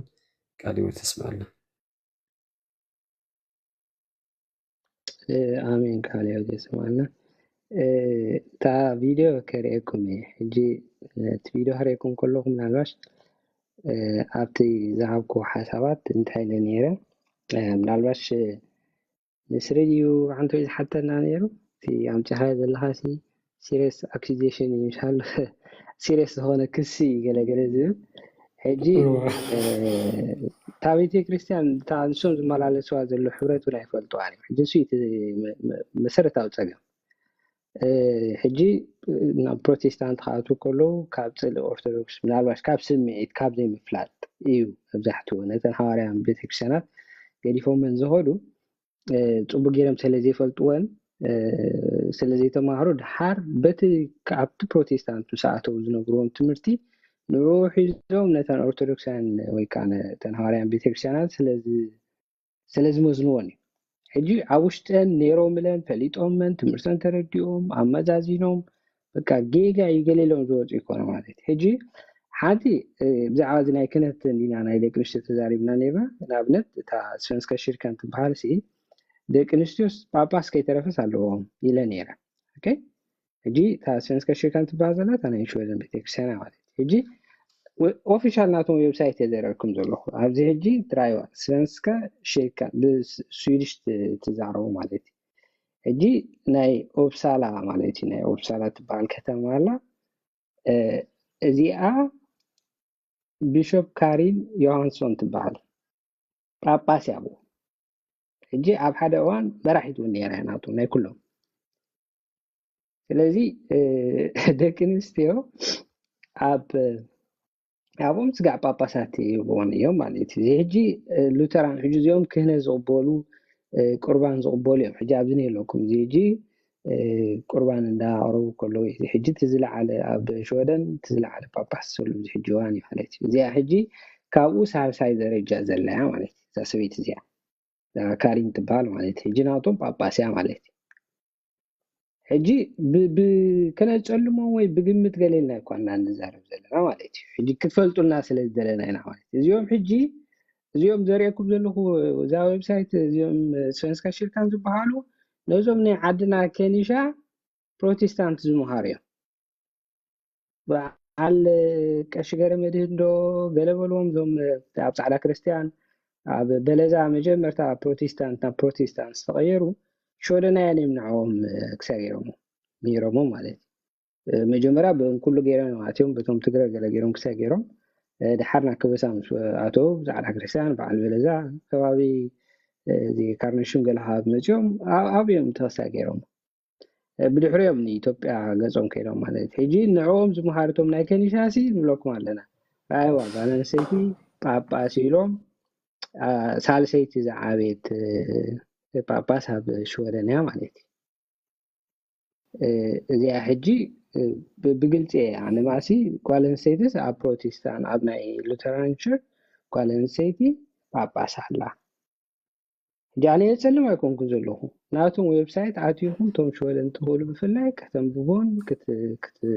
ክትሪእዎን ትኽእሉ ኢኹም ማለት ከነፀልም ገሌልና ኣይኮና ሕጂ እቲ ኦፊሻል ዌብሳይት እዩ ማለት ነው ዘሎ ነገር ምፅላም ኣይኮነን ማንም ሰብ ከይዱ ክረኽቦ ዝኽእል ኢንፎርሜሽን እዩ ዝኽእል እዩ ዓለም ለኻዊ እዩ ማለት እዩ ካልኣይ ኣብዛ ዘለኹ ከተማ ሲ ጳጳስ ሲ ግብረ ሰዶማዊ ኢለኩም ነይረ ሓቀ ሕጂ ራእይዋ እዚኣ ስቨንስካ ኪርካን ኦፊሻል ናቶም ዌብሳይት እያ ሕጂ ሚካኤል ሞርገን ዝበሃል ኣሎ ጳጳስ ናቶም ሕጂ ኣብዚ ሕጂ እዋን ዘሎ እዩ ሕጂ ሚካኤል ሞርገን መን እዩ ድሕር ኢልኩምኒ ኣልባሽ ኣብቲ ስእሉ ራእይዎ እዚ ሚካኤል ሞርገን ሕጂ ኣብዝኻ ራእይዎ ኣብዝኻ ነየለኩም እዚ ኣብ ማእከል ዘሎ እዩ ሚካኤል ኣብዝኻ ታሕቲ ነየለኩም ማለት ሕጂ ኣብዚኣቶም ሽወደን ትኽእሉ ዝያዳ እዚኣ ክሳይ ኣትይኹም ረኣይዋ ሕጂ እዚ ሚካኤል ሞርገን ሆሞሴክሹዋል እዩ ዋላ እታ ዌብሳይት እውን ራእይዋ ናይ ሆሞሴክሹዋል እያ በቃ ከምዚ ኦፕን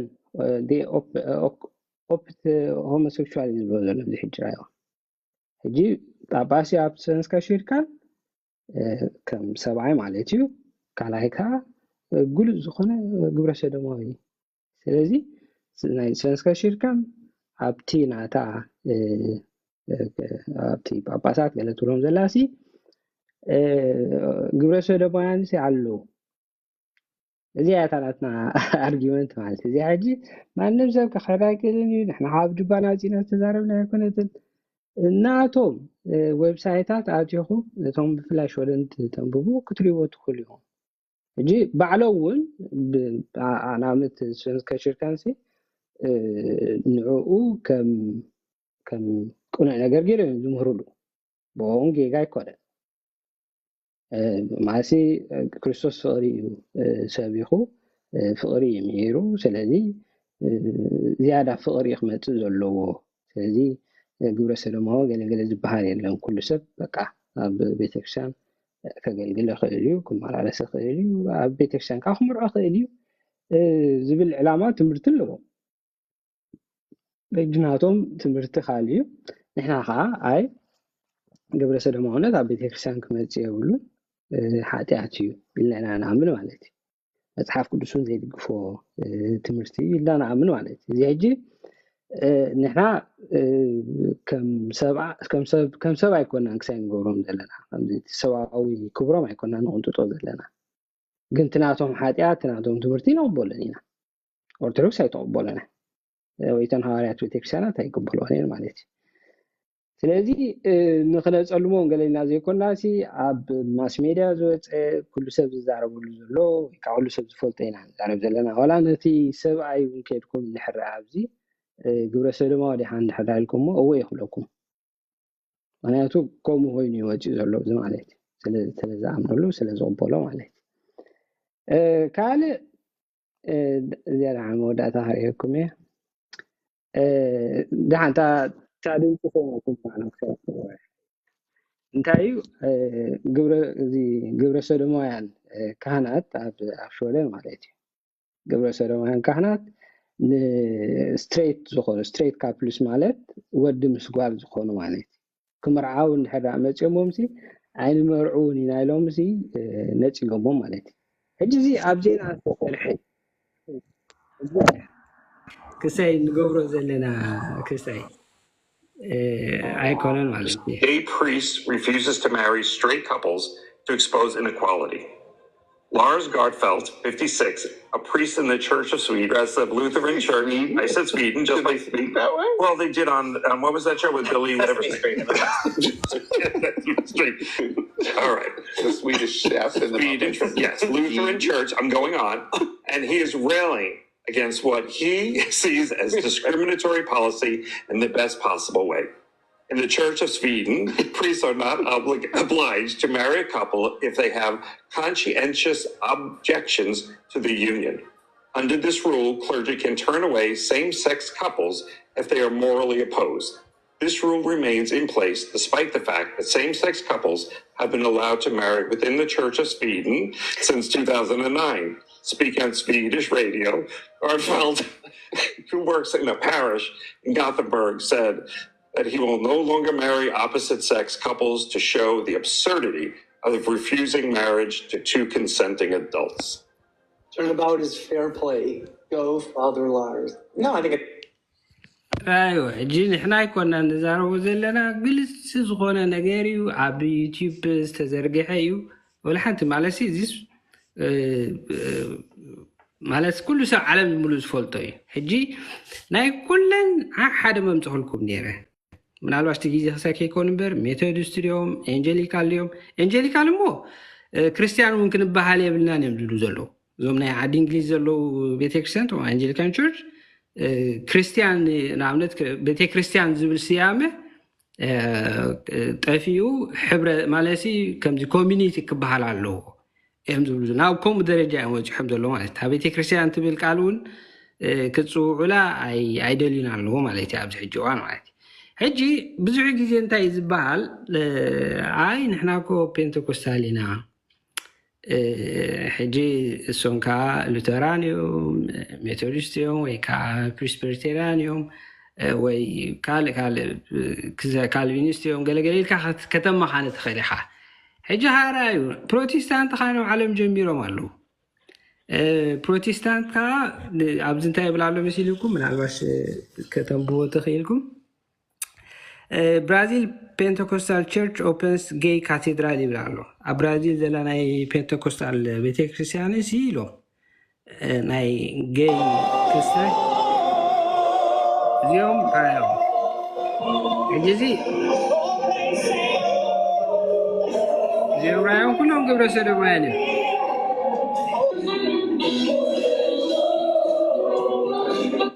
ايوه جي تي دمتي ربشك هاي مالك منفس እግዚአብሔር ዘይብሉ ስለዝኾነ ዳሕና ኣብዚ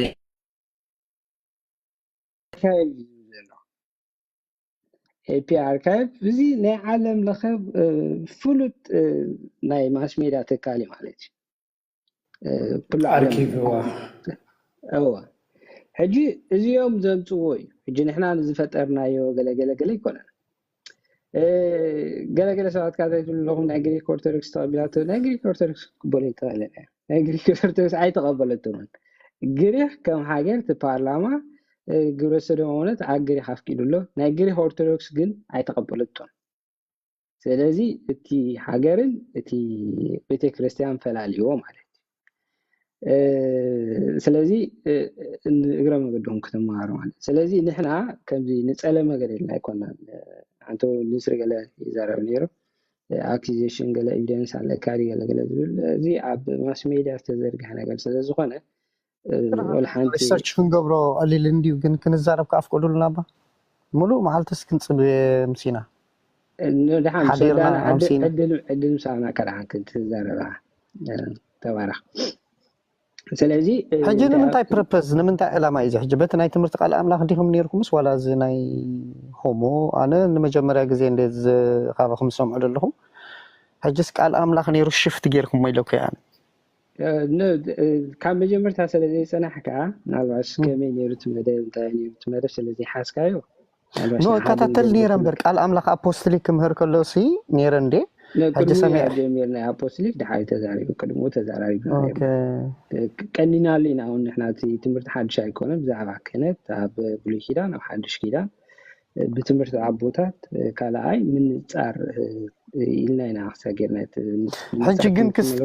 كستا كخونا كلو برازر حجي زيوم نايزوم تعدو إخات الزارب زلخان إحنا استجبت أنا قري اللي نديو أكشوال نحنا جن بنحنا أنتن بلاي محشن حجي نحنا سنت إيرنا نبقى كم فرح كوناتهم هو كم فرح هم سمعنا نحزني هذا كنحزو زلنا كرد أكاس قبوتها له مسلكه أب عالم زلوا كل حجنا أمنك بروتستانت سوى عند هلا هون بروتستانتي كنت تايد بحالات اللون ناتو تايد بحال كله كرده هلا نمت أمنت قتالي عصام يعني تبيتكشن ناتو قدو ناتي أنا أمان عندي حجن تاي مسلك عبينتي نور عمان أوكي هراي عبينتي حجن تاي تقبر الله مسيلك برازر نور عبينتي ما حبرت مالالس دحين تقام يقولون كن كتلون خليناتي ديسكاشن حجس نفشو ودني خاخيدك نحنا زلنا ابز مساحه اب عالم كله امريكا لا اتاش نو ابشو ودنا يكون سمع اذا تمصو زلخا بوينت تاع مسيلك حوي صنحني استراليا الله قال حجي سمع ابشو ودنا هلو غدا هلو كنغرك لا صنحنا سمعنا لا تدعم منفس كويس ولا بغزا خاوين كو كله خيلي غبرسلو اب غزانا كله خيلو كوي مغنياتو منفسي سبيريتي أنا نقرأ كذا نسرحوي حسب نسرحوي حسب كريستيان كنعتي كونات مالتي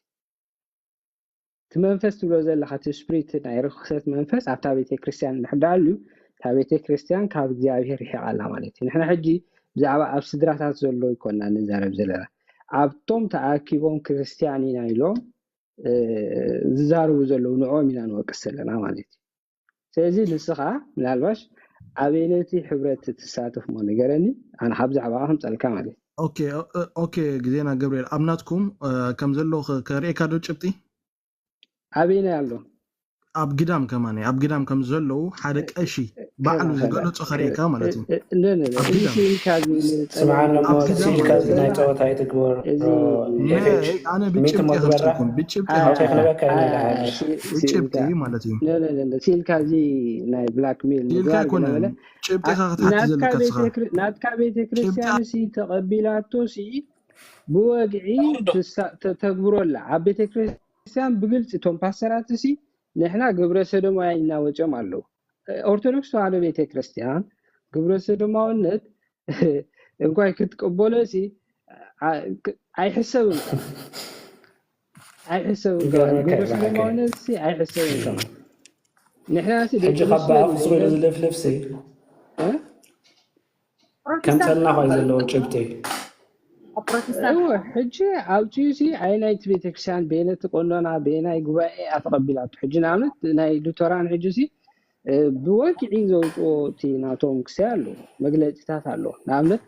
نعمت أبزا شو دنزل بيتكشانسي حدا باستر ويكا بناتهم كشين برو كشين حدا أخينو أنت دليو جروش دمائن كمرعو خيليو تلي خا عمرعون يكمل يخيلو ناتو سلطان يلوم بحكي ملك عزل عمر حجي مثل على انا عبلت انا قبل سلمان كمرع عندي هذا الى كمرعو بخيل كشو خينا مالك ابتابي تكشن ناقل كله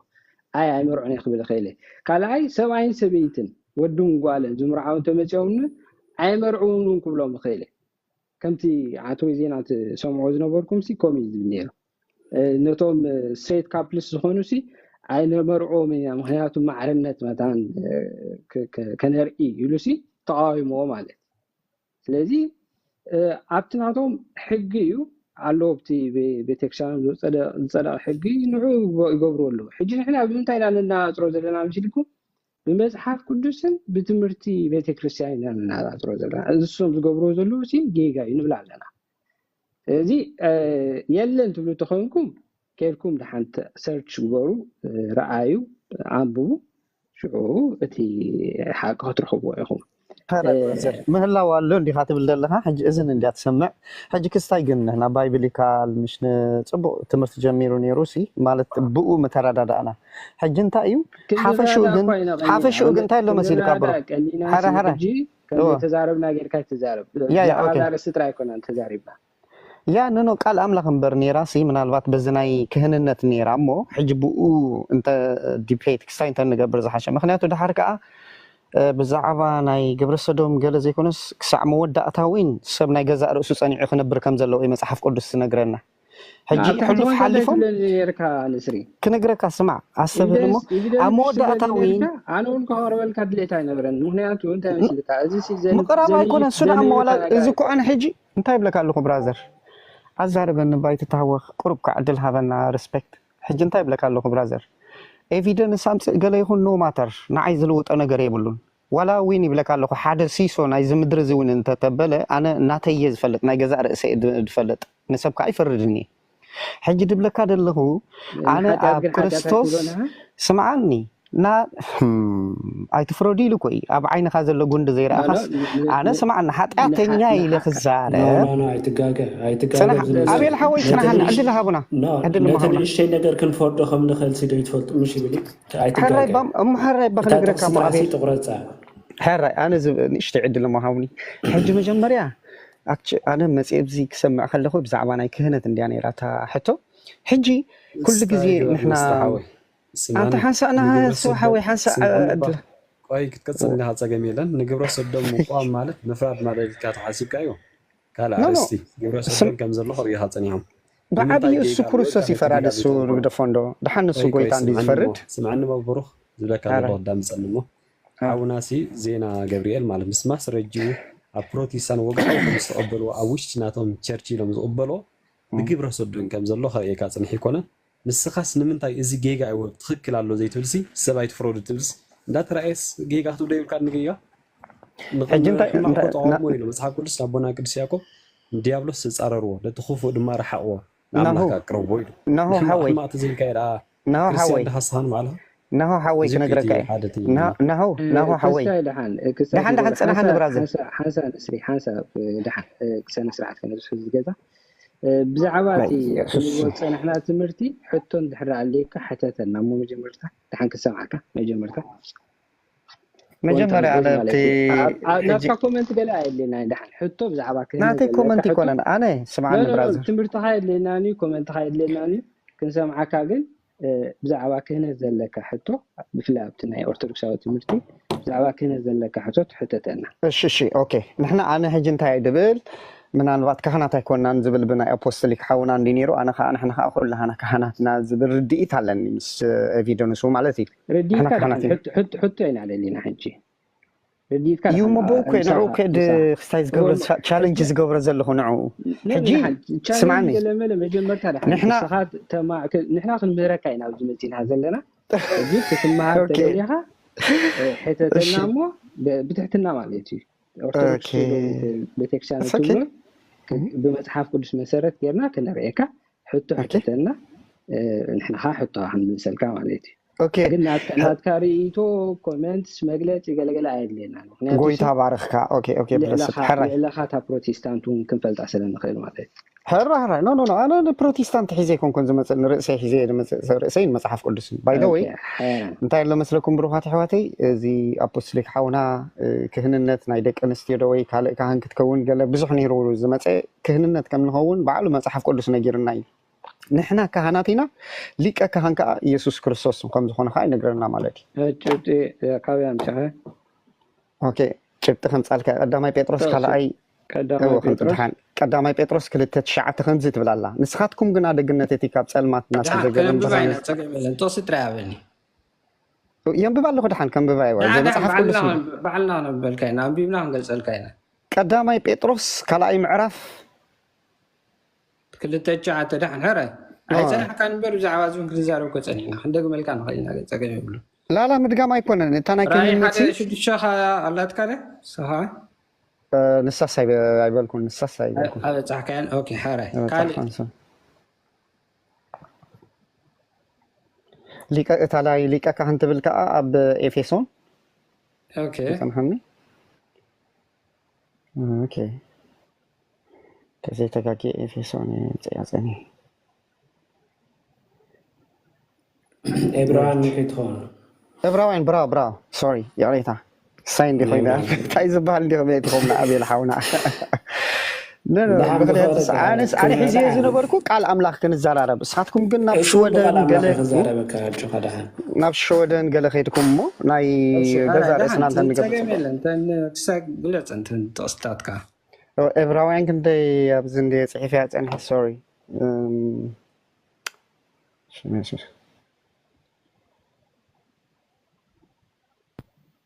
هو نحن دخلنا زرد عليك كهن سألنا بسماء تبلالتنا ليك كهن مخانو يسوع كريستوس ندخلنا زرد عليك كهن نسو ليك كهن مخانو نحن دما كهنات مخاننا ينقرنا اي مصحف قدس مالتي سلازي سنتي كهنات هيكونان وي كم يسوع كريستوس كهناتينا دو زبل جلس نالبات هاي واقع عن مز صحفات زي حواتي اوكي صبت سالتها هذا توسع لك هذه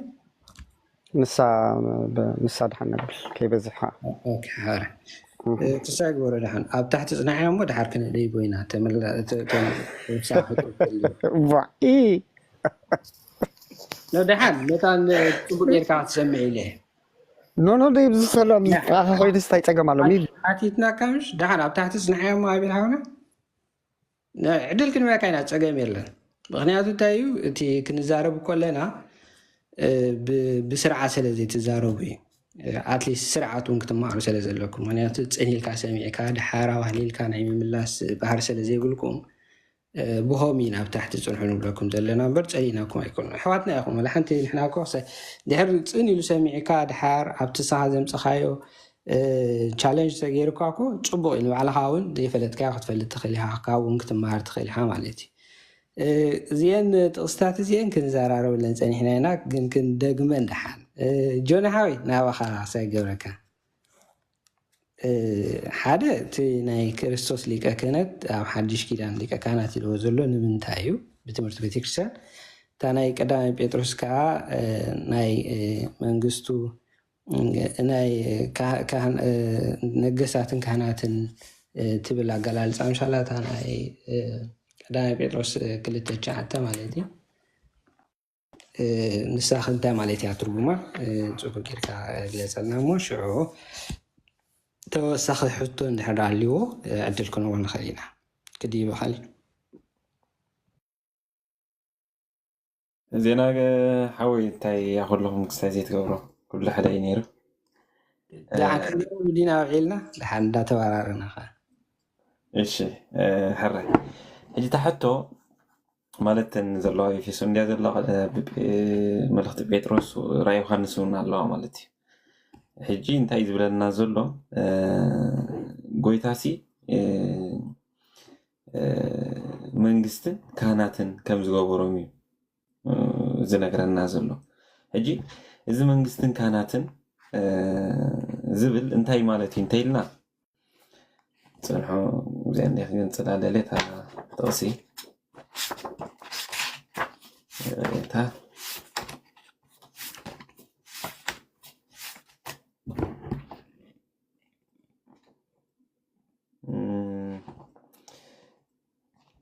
دحن ولا بكاب تذكر هزارة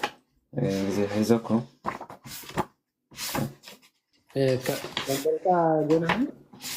هو عم بزليت انا بيهونس بيعني زخون زله كدا بيتروس كلتا تعرفين سمعتكم جنا عيوت نيتا ابصلمات ناب تزغرم برهان صعاكم انت نغرو فري ولدو ناي نغوس كهنات قدوس حزبي تريت املاح زغون حزبي يقول يلال ايوه ሕጂ ናይ ንጉስ ካህናት መንግስትን ምናልባት ዮሃንስ 1:8 ተሪና ከዓ መንግስትን እዩ ዝብለና ማለት ሕጂ ክልተ እዩ ዘምፅእ ዘሎ ሓደ መንግስቲ ኪንግስ ዝብለና ካልኣይ ከዓ ካህናት ይብለና ማለት እዩ እዚ እንታይ እዩ እንታይ ኢልና በታ ካህናት ቅድም ክጅምር እየ ማለት እዩ ጣዕንቶይ ስለ ዝገለፆ ሕፅር ኣቢለ ይገልፃ ኣብ ብሉይ ኪዳን ካህናት እንታይ እዮም ዝገብሩ ነይሮም ማለት መስዋዕት የቕርቡ እሞ ካብቲ ተረፍ መስዋዕት ከዓ ይቕበሉ ነይሮም ማለት ሕጂ እዚ መስዋዕት እዚ ንሶም ጥራሕ እዮም ዘቕርቦ ነይሮም ካብኡ ተኻፈልቲ ከዓ ንሶም ጥራሕ እዮም ነይሮም ማለት እዩ ሕጂ ግን ኣብ ሓድሽ ኪዳን ክርስቶስ ብደሙ ምስ ዓደገና እንታይ ጌርና ማለት ናይ ምስጋና መስዋዕት ከም ነቕርብ ጌርና ማለት ነቲ በቶም ሊቀ ካህናት ጥራሕ ዝፍፀም ዝነበረ ንሕና ግን እንታይ ኮይና ማለት ናይ ምስጋና መስዋዕት ከም ንቕበል ኣባና እንታይ ዝፍፀም ነገሪ ማለት ወይ ድማ ውህብቶ ናይ ድሕነት እዩ ማለት ስለዚ ንድሕነሉ ናይ ሓድሽ ኪዳን ዕርቂ እዩ ማለት ስለዚ እቲ ናይ ምስጋና መስዋዕት ናይ ከንፈር ምስጋና ንሱ ከም ምስጋናት ወይ ድማ ከም መስዋዕቲ ኣብነት ብምግባር እንታይ ካህናት ዝብለና ምክንያቱ ሰዋኢ ካህን ስለ ዝኾነ ከምዚ ንሕና ከዓ ናይ ምስጋና ኣመስጊንና ንእግዚኣብሔር ኣምላኽ ስሙር ኮይኑ ከም ዝቐርብ እሞ እዚ ከዓ እዩ እቲ ካህናት ዘብለና ዘሎ ማለት እዩ ስለዚ እዚ ሓደ ክኾን ከሎ እዚ ግን ኣድማሳዊ ማለት እዩ ኣድማሳዊ ማለት ታንተው እንታይ ኩልና ነይሮም ሓዋት እዚ ብጥምቀት ንረኽቦ ምክንያቱ ክልተ ዓይነት ክህነት ኣሎ ኢና ንብል ሓደ እቲ ኣድማሳዊ እቲ ሓደ ካቲ ናይ ኣገልግሎት ማለት እዩ እዚ እንታይ እዩ ብጥምቀት ንረኽቦ ኣባና ዝፍፀም ናይ ድሕነት ውህብቶ እዩ ማለት እዩ ስለዚ ምስ ተጠመቕና ብመንፈስ ቅዱስ ንሕተም እሞ ውሉድ ኣምላኽ ምስ ኮንና ናብ እግዚኣብሔር ንቐርብ ነቲ ኣብ ብሉይ ኪዳን ዝነበረ ርሕቀት ከዓ ናብ እግዚኣብሔር ኣምላኽ በዚ ነገር ስለ ዝቐረብናዮ በዚ ነገር እንታይ ይብለና ኣሎ ካህናት ይኹም ብለና ኣሎ ማለት እዩ ካልእ ነገስታት ይኹም ብለና ሕጂ ነዚኣ መብዛሕትኦም ይምልስዋን እዮም ኣነሲ ካህናት ኢና ንሕና ምሽ ይብሉ እዮም ግን ንሕና ንጉሳት ኢና ኣነስ ንጉስ እየ ግን ኣይብሉኻን እዮም ኣነ ካህን እዮም ግን ይብሉኻ ንምንታይ እዮም ንጉስ እየ ዘይብሉኻ ምክንያቱ ኣይተረድኦምን እቲ ንግስነት ተባሂሉ ዘሎስ እንታይ ዩ ኣር ኪንግስ እዩ ዝብሎም ማለት እዩ እንታይ ማለት እዩ ሞ እጂ ናይ ብሓቂ ኪንግስ ድዩ ወላስ እንታይ እቲ መንፈሳዊ ትርጉም እንተኢልካ ግን ኣብ ብሉይ ኪዳን ነጊሱ ዝነበረ እንታይ ሞት እዩ ሓጢኣት ከምኡኻ ሰይጣን ከዓ ነዚ ዓለም ገዛእ ነይሩ ማለት እዩ ስለዚ ነቲ ገዛ ዓለም እዚ ዝኾነ ሰይጣን ምስዓሮ ጎይታ ማለት እዩ ምስዓሮ ኣባና ዝነግስ መን እዩ ክርስቶስ እዩ ማለት እዩ ብጥምቀት ከዓ ንሓጢኣት ምስ ቀበርናዮ ንሓጢኣት ምስ ቀተልናዮ ምስ ሞተ ከዓ እንታይ ኣባና ዝነግስ እንታይ ንፅህና ቅድስና እቲ ብጥምቀት ዝርከብ ሕድገት ሓጢኣት ንፅህና ማለት እዩ ፒር ንኸውን ማለት እዩ ውልድነት ከዓ ንረክብ ማለት እዩ ስለዚ ደጊም ንሕና ተኣረጊ ሰብነት ዘይኮነስ ናይ ክርስቶስ ሰብነት ለቢስና ስለ ዘለና ክርስቶስ እንታይ ኣባና ነጊሱሎ ማለት እዩ እቶም ብክርስቶስ ተጠምቁ ዘበሉ ንክርስቶስ ለበስዎ ስለ ዝብለና ስለዚ እዚ እንታይ እዩ ነቲ ንሓጢኣት መዳራ ክረኽባ ደለየ ነይረ እዚኣ ናይ ዮሃንስ ፅቡቅ ጌሩ እዩ ዝገልፃ እዚ ከዓ እንታይ ማለት እዩ ስጋ ነፍሲ ኣብ ልዕሊ ስጋ እንታይ ትኾን ማለት እዩ ትነግስ ምክንያቱ ኣብ ትሕቲ ባርነት ሓጢኣት ኢና ነርና ማለት ድሕሪ ጥምቀት ግን እንታይ ካ ትኸውን ነፍስኻ ኣብ ልዕሊ ስጋ ትነግስ እሞ መንፈሳዊ ነገር ክርስትያናዊ ዝኾነ ለውጢ ተርኢ ማለት እዩ ከምኡ ከዓ ክርስቶስ ኣባና ዝነግሰሉ ምዃኑ ንኸመልክት እዩ እንታይ ኢልዎ ዘሎ ስኹም ነገስታት ኢኹም ኢልዎ ዘሎ ማለት እዩ እምበር ስኻ ንጉስ ኢኻ ተባሂሉ ሽመት ዝወሃበካ ንስሪ ሓውና ነይሩ ወይ ዜና ገብርኤል ንጉስ ዜና ገብርኤል ንጉስ ቃና ንጉስ ናሁ ዝብል ኣይኮነን ማለት መንፈሳዊ ትርጉም እዩ እዚ ግን እቲ ሽግር ዘምፀሎም ሕጂ እንታይ እዩ ራእይ ዮሃንስ ምዕራፍ 20 እንተኸይድና እዚኣ ብጣዕሚ እያ ደስ ትብለኒ ራእይ ዮሃንስ ምዕራፍ 20 ተኸይድካ እያ ክትርድአካ ትኽእል ማለት እዩ እንታይ እዩ ዝብል ዘሎ ራእይ ዮሃንስ ምዕራፍ 20 እንታይ እያ ትብል ነዚያ ምሽዕ ዓመት ስለ ዘተኣሳስርዋ ማለት እዩ ኩሉ ንዑም ሊተራል እንድዩ ኣብ ሻዕ ዓመት ዘላ ግን ወይ ድማ ኣብ ራእይ ዮሃንስ ምዕራፍ 20 ዘላ እንታይ እያ ትብል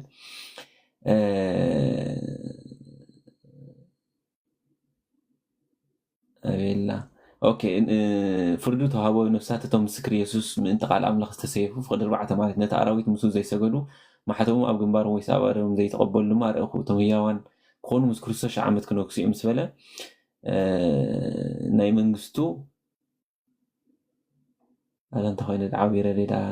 እወሽ ፍቅዲ 6 እግሬታ ነቲ ቀዳማይ ትንሳኤ ዕድል ዘለዎ ብፁዕን ቅዱስ እዩ ነቲ ናይ ኣምላኽ ክርስቶስን ካህናት ክኾኑ ሙሱ ከዓ 1000 ዓመት ክነግሱ እዮም እቲ ካልኣይ ሞት እዚ ኣብ ስልጣን ይብሎም ሕጂ ካህናት ክኾኑ እዮም ክነግሱ እዮም ይብለና ኣሎ እንታይ እዚ ምስ ራእይ ዮሃንስ ምዕራፍ 1 ከዓ ካህናትን ነገስታትን ገበርክኹም ሕጂ ነዚ እንተተሓሒዝካዮ እንታይ እዩ ብክልተ ዓይነት ክህነት ኣሎ ድዩ ብክልተ ዓይነት ንግስነት ኣሎ ድዩ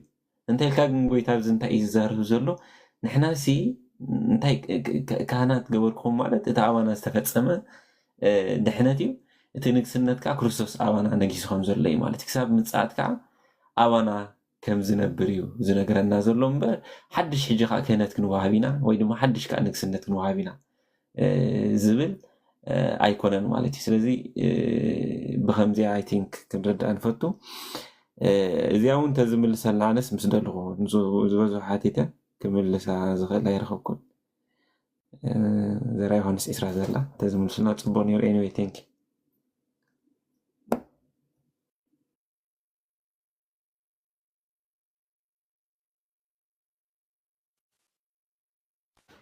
blessed people እንታይ ኢኹም ሓፍ ኮፍ ተብሉና ዘለኹም ኣሕዋትና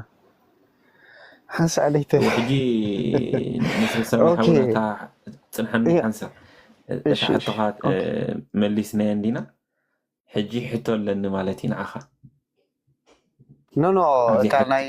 እታ ናይ ክህነት እኳ ኣይተመለሰትን እንዳ ኣይተመለሰትን ኦኬ ሓረ ንዓኻ ኣይተመለሰን ምክንያቱ ክሰምዕ ስለዘይፀናሕካ ማለት እዩ 2 ሰዓት ሙሉዮም ሕጂ ብሊብት ሓወይ ናይ ክህነት ኩላሃና ኢልካ ዲኻ ተኣምን ዋላ ካህናት ርእሱ ዝኸኣለ ናቱ ሕጊ ኣለዎ ትብል እንታይ ክብል ፀኒሐነ ሕጂ ኣብ ኦርቶዶክስ ምሽ ኣሎ ሕጂ ክህነት ኣለዎ ካህናት ዝበሃሉ ሓንቲ እንታይ ክብል ፀኒሐሲ ካብዚ ክዛረቦ ፅናሕ ክገልፆ ፅንሕክስ ድገመለ ባይብሊካል ዲኻ ክትዛረብ ፀኒሕካ ስኻ ግን ትተኣምነሉ ብለካ ከዓ ኣለኹ ከምኡ ዲኻ ተኣምን ከምዚ መፅሓፍ ክትንብቦ ፀኒሕካ ኣይሰማዕነ ዲ ክትብል ኣይፀናሕካን ሕጂ ካብ ቢብሊካል ትብለን ኣለኻ ንዓባኸ ነግረካ እቲ ናይ ክህንነት ኢየሱስ ክርስቶስ ኢልዎ ዘሎን እቲ ናይ ክህንነት ኣብ ኦርቶዶክሳዊ ወይ ኣብ ተዋህዶሲ ካህናት ናቶም ሕጊ ኣለዎም እንዲ ሓቀይ ካህናት የለው እንዲ እዎ ኣለዎ እኮሞ ካህናት ዘይኮኑ ንዓኻ ሕጂ ንኣብነት ከነስሓካ ዝኽእል ወይ ድማ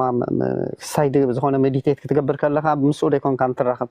ንሕና ግን ንብል ዘለና ሓደ ሊቀ ካህን ኣብ ሰማያት ኣለና ኩላህና ከዓ ካህናት ገይሩ መሰል ሂብና ኢላ ኣነ በዛ ኤቪደንስ እንታይ ማለት እዩ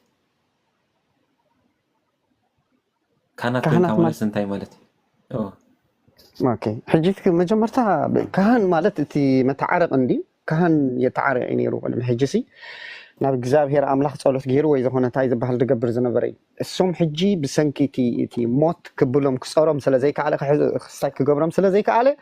ኢየሱስ ክርስቶስ ግን ነቲ ሞት ስለዝሰዓረ ናይ ዘለኣለም ክህንነት ኣለዎ ማለት እዩ تردي عن لها؟ حجب زعي يسوع كريستوس هيكون جزار زلوا أنا أول ما مسؤول ساكو يتقبل الكادر اللي خارج هذا سمع عمو أنت تسمع وأنا مين يتعدل هذا أنت بالليفد حوي اشتقت زي تزحت حري عدل كنبا كانت خوي ناسي تزارو زلها تنحت زلنا أستوعب له مالك نابون دي خمس أوكي حسا نحناس كاناتنا الكام مش حكي دايركت تلترحم لسنا تجزينا غيب بخان مالتي هندك سلسلة دلي كاناتنا الكحكي انتي مالتي أنا كوي كونكوني له مسل هيبنا قويتاسي كهننا تمسل هيبنا انتي مالتيو وقلت لك أنا عندي خصم معي أنا خانجن انتي مالتي نقرن أوكي ما بقى زين زارة كهني خمالت انتي كون كارل خمالت كلاي نقصي خمالت كنتي مالتي هو تي نقصنا شح عمت ولا وين جاي تكارس يسوع كريستوس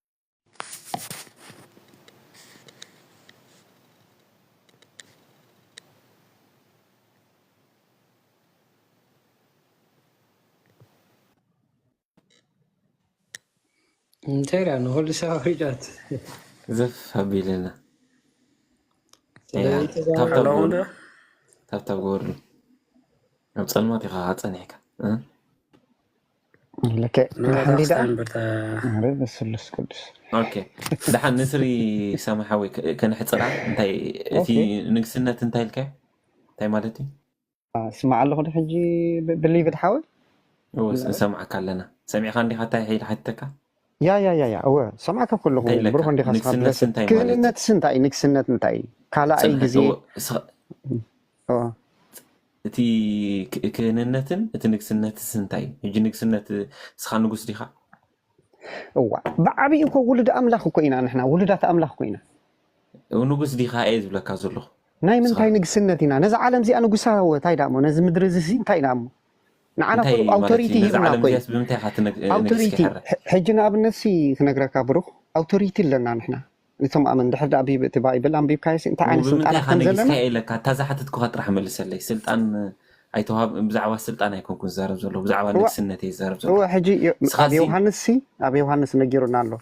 عالم سي أكتقبلكم من عيلنا بلا بدحوي أنا قلنا عالم سي عريان سلازي حجي نحنا مس منفس دائر ركب زلنا مس أملاخ دائر ركب زلنا برتهم أمينا دحينا لنا دأمنا نحنا مسح زخون يكون كستايبلنا مالتي سمعي خان انت الى حتيتك نسر سمحوي ايش حرام انت يقبر مثلك مزرراب انت خوينو تسمع لك مالتي انت الى حتى من صراحه نحسب اي تسحقمو نسحق يكون زلنا من يسم كانت الى كانت خاتو لنا مثلك سم كات راح خاتنغرن حجتا الى حتى كالو حزني سخاسي نغوسي ال كان حقي نغوسي خا كم سنة تصحيف زورلو حكي هجي كبره أنا هندي أيدك ملكاني منياتو نسمون كسر شوي مالتي هجي سخاس نقصيه تبلن اللي خانة يز عالم انتي خات تقبر نبزا نقصي نايز عالم كان كاستا خات تقبر بمتي خانة جيسكا خد قبل على عالم سبب بمتي خانة جيسكا نحنا كو دك برهانو كينا جابين عملاق برهان الحركة نحنا نمنتاي نجسنا دامو أبها حتى خاكوي قريبنا أنا نمنتاي نجس كحتى مدراوي نجستات يلنا له حكيدو صدحني نجستات أبينا يتقصي خات زارب ذا الحاج كلنا تنزم تخاين سي نجستات يلنا له بيتروس دي إفيسون دي را يوحنس معرف عيسرا ناي منجست كهنات يلنا زلوا بحسيرو قدوس هزبي لنا طريت أملاخ يلنا زخونكم هزبي إخوم يلنا له هو يار كينجس را يوحنس معرف حدا خنبب كفتا حراي را يوحنس حدا كندي يوحنس معرف حدا اوكي فقدي شعتم بك اشي هاي كان بقى همزه تبل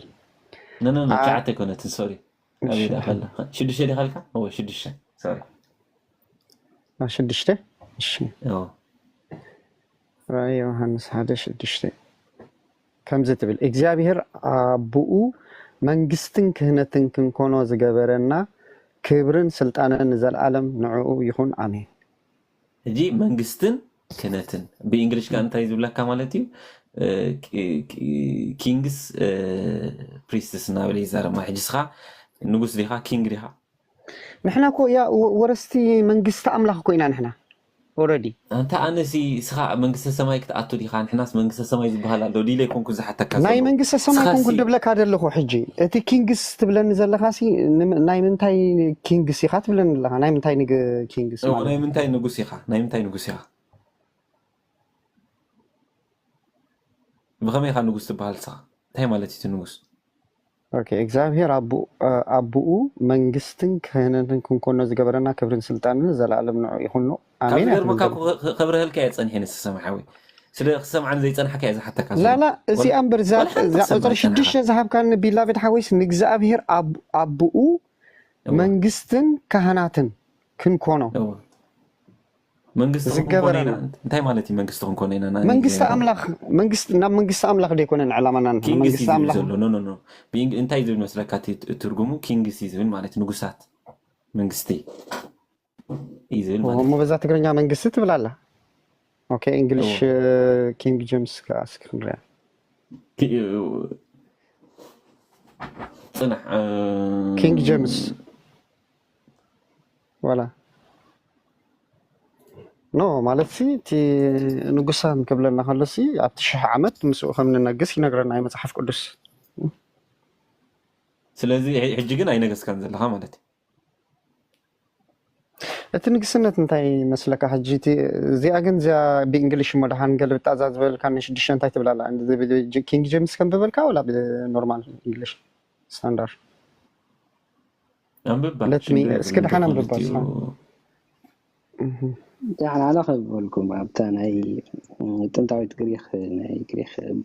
بصحفتي تايتل and has made us kings and priests to his God and Father to whom be glory and dominion forever and ever amen إله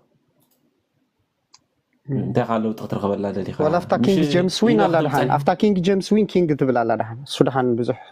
مو حجتنا يمتى كينج نتترو زخونة ترو يدبل أنا ما يمتى كينج خاكو بزعت صفا يكون نزار بالنازل لكم انتي خردا كالو سيك حاجه خنز ان شاء الله تقصي الدربيه بالكامش تنزحتت كاينين تحت الزلخه ابرهينا الكاندينا اي سمع كان مالتي هجي انتي يرد كسخاس نغوسي قبل كالو مو نغوسي الكا تقبل لها تنتقسي سيكا تنبول لها يرد كاغن يله هجي نخرد كايز حتى كازلهم نات حنس سب تبرهلهم شو ولا حنتي ملس كالين لك اوكي اسكنت اتبل زلا برسك انبباتي الكاشو انتي مالتي لشعوخا ميسو نتزبل كي خدوغم كله متى يردو بزبل حساب حجي نعخس نغوسي خاخبلا كخلص ابز عالم سنتي خانغيسكا بنتي خاتنغس لها كريستوسي نغوس اندي كريستوس كو نغوس لاي سلازي انتي ناشط نغستات مالت لي نحنا مسو اندحر تسويرنا مسو نغسات مسمندا انتي نغبر نمني قبل علم نغس مالتي سلمتاي دينا بو سلمتاي حجي نحنا كو ورستو لغزا ابو كوينا موارثو خان كريستوس كوينا بصحف كويدي هو موارثو كو نحنا كو حجي نوبو اينا سمعنا مو بيلافد حوي حجي تعلاماكو نوبو نكون ورسو مع نابوسي ذا واي اوف نا فاذر زاتونا جيسس مش حجي مس كريستوس موارثو نا ابو خا ورسي يزبلنا مصحف قدس سلازي حجي سنتا منغستي عند حردا مس كريستوس كوينا ورسا دون ذاتس ات تايكال امونغو منغستين بزعبا منغست السماء يكون كل زرب كازلو بزعبا نحنت منغست سينغوس الله منغست مريت سباخا ايبلنا نحنا بروخي ابنا يمدرنا درجه سبيريتوال كوي هاي بزعبا ناي منغستنا يمدري بزعبا منغستنا السماء يكون كل زرب كازلو هاي هاني ناي منغستنا يمدري نغوس بحالالو بريزيدنت حقي ناي سمايكا ناي سماي مدرنا كله كان نغوس كريستوس بعليو ግን ንምፍልላይ ዝኣክል ማለት ሕጂ ኣነ ብዛዕባ መንግስቲ ኣይኮን ዝዛረብ ከዘለኹ ነቲ ኣብታ መንግስቲ ዝነግስ ንጉስ ይዛረብ ዘለኹ ማለት ምክንያቱ ንሕና እንታይ ንጉሳት ኢና ተባሂልና ዘለና ሕጂ ንምንታይ እያ መብዛሕትካ ዘለኹ ከዋጥራ ካይለ ይኮንኩን ስራሕ ወይ ክሰምዕ ስለዘይፀናሕካ እንታይ ካ ዘይሰማዕካ ከዓ ክደግመልካ ሕጂ ክደግመልካ ንምንታይ ክነፅረልካ ወላ ተነፅሮ ባዕልካ እንታይ ንምንታይ ንጉስ ኢልና ጎ ሄድ ተሓንቀፅል ሰማዕካ حجي جن أي تدقمني خمانة دحان يا أخلو دحان أكل حتى خناتها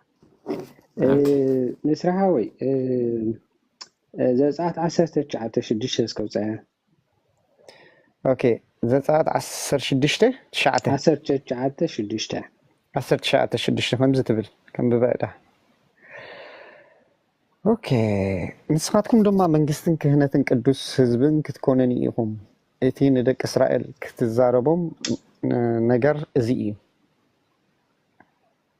ያው ሕጂ ብመሰረዛ ጥቅስ እዚኣ ንደቂ እስራኤል ይዛረቦም ዘሎ ሓከም ሕጂ ደቂ እስራኤል ኩሎም ካህናት ድዮም ነይሮም ኣይነበሩም እዛ ጥቅስ እንታይ ትብላላ አንብባ መሊስካ ንስኻትኩም ድማ መንግስትን ካህናትን ቅዱስን ህዝብን ክትኮኑን ኢኹም እቲ ንደቂ እስራኤል እተዛረቦም ነገር እዚ እዩ ሕጂ መንግስትን ካህናትን ክትኮኑን ኢኹም ብለዋል ሓከ يعني كلهم قنا يكونن نتم قالوا زقبل وي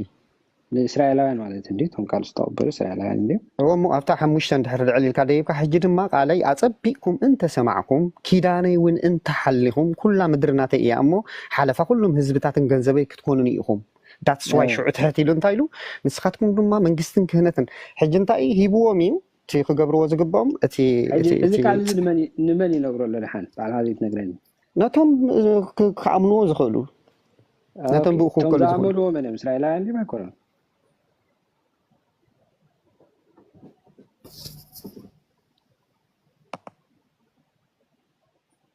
هلا هلا عرب سمع خانه يوا إسرائيل عندهم توم استقبلوا كالعملة عملة استقبلوا إذا كان كل إسرائيل يا نتم تقبلوهم إلهم كويلك إسرائيل وين هم خليهم سوى تقبلهم نقول لهم إسرائيل كانت تكونون يوم جوا ما لعك يعني بس كانت كلهم ده تقبلهم ما يمون إسرائيل وين داهم هم نمن يزاربوا زلو نخلهم دك إسرائيل سبيسيفيك نتهم فليات نتهم تقبلوني مجمر انت اللي خبلك عينوت بفلي استقبلوا اوكي دحان كان نبعينا مزين نبع دقي مدين ببع دحان هراي دقاق ما تصقم لا ولا وين كردعنا تي صحت إيرون سلازخون خم زي لخم قلت فكرت في الإدن ببعنا دحان دك إسرائيل كان مدرج بسي كابزوس وخاب سالساي ورحي أبتا معلتي أتي نبر خسينا مصو كابري فاديم تلا إلهم نبر خسينا مصو أبت برخا دما سفرو إسرائيل كا أبو أمن سر أتي كرن سفره موسى دما أب أملاخ ديبه እግዚአብሔር ከዓ ካብቲ ከረን ፀዊዕ በሎ ንቤት ያዕቆብ ከምዚ በሎም ንደቂ እስራኤል ከዓ ንገሮም ሕጅብ ክልተ ከፊልዎም ኣሎ ረዮ እቲ ኣብ ግብፃውያንን ዝገበርክዎ ፅናሕትና ቤት ያዕቆብን ቤት እስራኤልን ይፈላለዩ ድዮም እቲ ፅሑፍ ይብለካ ኣለዎ የንብበልካ ኣለኹ እኮ ፈላሊ እዩ ዝነግረና ዘሎ ፅናሓኒ ስምዓኒ ሙሴ ፅናሓኒ እሞ ዘይተረዳእካ ነኖ ፅናሓኒ ፅናሕ ከንብበልካ እስራኤልን ቤት ያዕቆብን ዘሎ ፍልሊ እንታይ هو صنحن نقرأ كابا مخن ببار كمو كم ببار كدحن كذا حتى كاملة ملاسيا لوت اوكي let me كدحن عدلها بني برازر اوكي كام داون كسان لها زينا جبريل حاول هدي أمو بالدحن كم ببال كامو دحن سنبكو أمو نقول دحر أتي خان دامو interrupt إني خات جبران زلها let me finish جيجا مجلس يتهابو مو سيل no قال أملاك هياوي خاب كل تزافو سيف سلز ولا يفلاليو مالو يلكا بيت إسرائيل بيت يعقوب يلكا فلالي خام حجي بيت يعقوب من بيت إسرائيل انت في اليوم يلكا أنا نافت صحفيهم إلى كابل دحن let me دحن دحرت التجاجي قريتها حجي سمع عنها موسى كاب سالسك جملة كحوي بروح موسى دم أنا بأملاك ديبه እግዚአብሔር ከዓ ካብቲ ከረን ፀውዑ በሎ ንቤት ያዕቆብ ከምዚ በሎም ክልተ ነጥብ ገይሩ ንደቂ እስራኤል ከዓ ንገሮም ሕጂ ፈላልይወሎ ማለት ክልተ ነጥብ ገይሩ ንውዒ ኢኹም ኢለ ከዓ እቲ ካብ ግብፃውያን ዝገበርክዎ ብኽናፍ ንስሪፅ በይረ ናበይ ከም ዘምፃኽዎም ድማ ባዕልኻትኩም ርኢኹም ኣለኹም ኢኹም ሕጂ ድማ ቃለይ ኣፀቢቕኩምን ተሰማዕኩም ኪዳነይ እውን እንተሓለኹም ኩላ ምድርናተይ እያ እሞ ሓለፋ ኩሎም ህዝብታትን ገንዘበይን ክትኮኑኒ ኢኹም ንስኻትኩም ድማ መንግስትን ክህነትን ቅዱስ ህዝብን ክትኮኑኒ ኢኹም ስለዚ ሕጂ ንመን እዩ ዝብሎም ዘሎ እዚኣ ልክዕ ንዛ ናይ ያዕቆብን ሓቀይ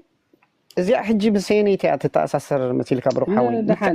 እዛ ጥቕሲ እዚኣስ ንመን እዩ ዝብሎም ዘሎ እየ ዝብለካ ዘለኹ حتى كامل سليمتان كيف حكى نتهم كاب جبس زوجهم وكيم زيهم نتهم بارد كويهم كاب جبس زوجوا ديك يعقوب ديك إسرائيل حكى نتهم ديك يعقوب كأنه جروهم يزبل ذا الحج نتيهم نجيرهم نتيهم كهم بلوهم هو تهم ديك إسرائيل يعقوب كون حد إسرائيل كأنه جرو هو ممكن تفعل اليوم قلنا له إسرائيل كو يعقوبي حكى أوكي مو أبزن تايلو ولا مثل كامسي ندي حري مالسي تجمع أنا كوات ركايكم كن مو ترى كون سورة إسرائيلكم مو مخانو فلتي قلنا من تايدا فلالي وما حجي جابيه لمن يزبلو زلون ندك إسرائيل حكي وين دك يعقوب أوكي حجي نقولهم تايبلو مالو منقستي كهناتن قدس حزبن كتكون ميخون بلو مال حكي اوكي سلازي كلهم ديهم كهنات نو أيكونو نتم استقبلوا وين كهنة نجيرك كوي أهم يلو سلام ترى إنه كلهم كانت يقولون الله علي أتبيكم أنت سمعكم قبل كله زي تقبلوا ده خميس كان عندك إسرائيل كوي إنه كلهم كانت يقولون ذلك هو ندحر ده أجيرهم مو مالتي زحج ندحر صم تقبلوا مو كان زغون نيرو نسري نحنا كو سلس مثل نحنا كو ولدنا زرخنا ويدم ما تكهنا زرخنا كو سلس أمنا يعني تحطه سمعون لك أكوت من دسكلا الرأي مش سمعون له نزامون وتو بالنيركاسي قبل وصاي كان هوندي قبل وصاي هو خبنا قد لي وصاي نساتهم من دم كهنات نيرو حر أمينو سي كهنهم نساتهم من ليلاوين دم كهنات نيرو هو كاو وصاي كان هوندي ግን ጌጋይ خلال ينبر كابتنا كهنነት ግን ኣብ ካልኣይ ነገስት ወይን ዘንበብኳ ኮይኑ ይስማዓና ኣነ ምስኦም ኮይኖም ዝተሓጋገዝዎም ውን ነይሮም እዮም ካብ ኣይሁዳውያን ማለት እዩ ምስሊ ሌዋውያን دحن أبو دايك حق ذكر دحن حجي دي بلي نحرنا وتخينا باللي بيت كيف حنا من هاي دحن تليلا وين دك ناي أرون توم نايك سايز نبرو ኣብኡ ዝዓጥኑን ክሳይ ዝነበሩን ሌላውያን እዮም እቶም ናይ እግዚኣብሔር ንሶም ኣብ ኮምታእቲና ከይበዛሕ ደቂ ኣሮን ደቂ ኣሮን ደቂ ኣሮን ጥራዮም ካና ዝኾኑ ነይሮም ሌላውያን ከዓ ኩሎም ኣብቲ ቤተ መቅደስ የገልግሉ ነይሮም ማለት እዩ ኣገልገልቲ ስለ ዝነበሩ ማለት እቲ ናይ ክህነት ስልጣን ግን ደቂ ኣሮን ጥራዮም ሕጂ ንሕና ንብለካ ዘለና ኣብዚኣ ጥቕሲ እዚኣ ሲ ንኩሎም እስራኤል ንስኻትኩም ግና መንግስትን ካህናትን ቅዱስ ህዝብን ክትኮኑን ኢኹም ኢሎም ኣሎ ሕጂ ንሌዋውያን ጥራይ ኣይኮነን ከምኡ ዝብሎም ዘሎ ንኩሎም ደቂ እስራኤል ነቶም ዝተቐበልዎ እዩ እዚ ኣብዚኣ ይትጋገብራ እዛ እንድሕር ደቂ እስራኤል ኢልካ እኮ ጀሚርካ እዎ እሞ ሕጂ ደቂ እስራኤል ዋላ ዳ ኩሎም ይኹኑ እምበር ብለካ ኣለኹ ኣነ እቶም ዝተቐበልዎ ግን ነቶም ዝተቐበልዎ ኣብ ኣኮ እምቢ ይበልካ እኮ እታ ሓሙሻይ ክሳይ ዘላ እስራኤል ተቐቢሎሞ ድሞ ኣይተቐበሉን እስራኤል ኣይተቐበልዎ እንድሕር ነይሮም ኖ እንተ ተቐቢልኩም ንሲ እሱ ኮይ ባዕሉ ኮይ ኢኹም ዝብል ዘሎ ጎይታ ኮይ ኢኹም ዝብል ተቐቢሎሞ ድሞ ኣይተቐበልዎ ንእስራኤል ሰማሓዊ ስዳ ካደ ሕቶኒ ናበይ ዲና ንኸይ ዘለና ንሕና ኮ ንምንታይ ናብቲ ናይ ኪንግስ ንሕና ኣብቲ ናይ ክህንነት ካልእ ሕቶ እየ ዝሓተካ ዘሎ መታ ንክትርድአካ እታ ዝሓተትናካ ተቐቢሎሞ ዶ ይተቐበልዎን ኣነስ ትግርኛ እንዴት ሰምዕ ዘለኹ እንታ ብለቢላ ሓወይ እንታይ ኮይኑ ዶ ይርዳእኒ ኣሎ እሞ ሓደ መልሰለይሽ ክትኮኑን ኢኹም ኢሎ ሕጂ እንታይ እዩ መሲልካ ቢላ በድሓወይ በቃ ኣኽለና ኣነስ ክድቅስ በቃ ኣኽለና ከምኣ እንዲኻ ትገብር ኩሉ ግዜ ኖ ያ ኩላና ዳሕና ወኬዳ ሚት ገበራ ንስራሓወይ ኣትሊስት ማሲ ድሓን ክሳይ ይግበር ንሕና ኣብዚ ብሕቶ ዋጢርናካ ገለ ኣብ ድፍላሓ ክሳይ ክንኮና እንደለና ካልእ መዓልቲ ኣፅኒዕካ ብዛዕባ ዝርእስቲ እዚ ያዳ ኣንቢብካ ፕሮቴስታንት እንታይ ትብሎ ብዛዕባ ዝርእስቲ መፅናዕቲ ጌርካ እቲ መፅሓፍ ቅዱስን ኣንቢብካ ምፃና እሞ ዝኾነ መዓልቲ ኣብ ኣቤል ዘለዎ ዲስካ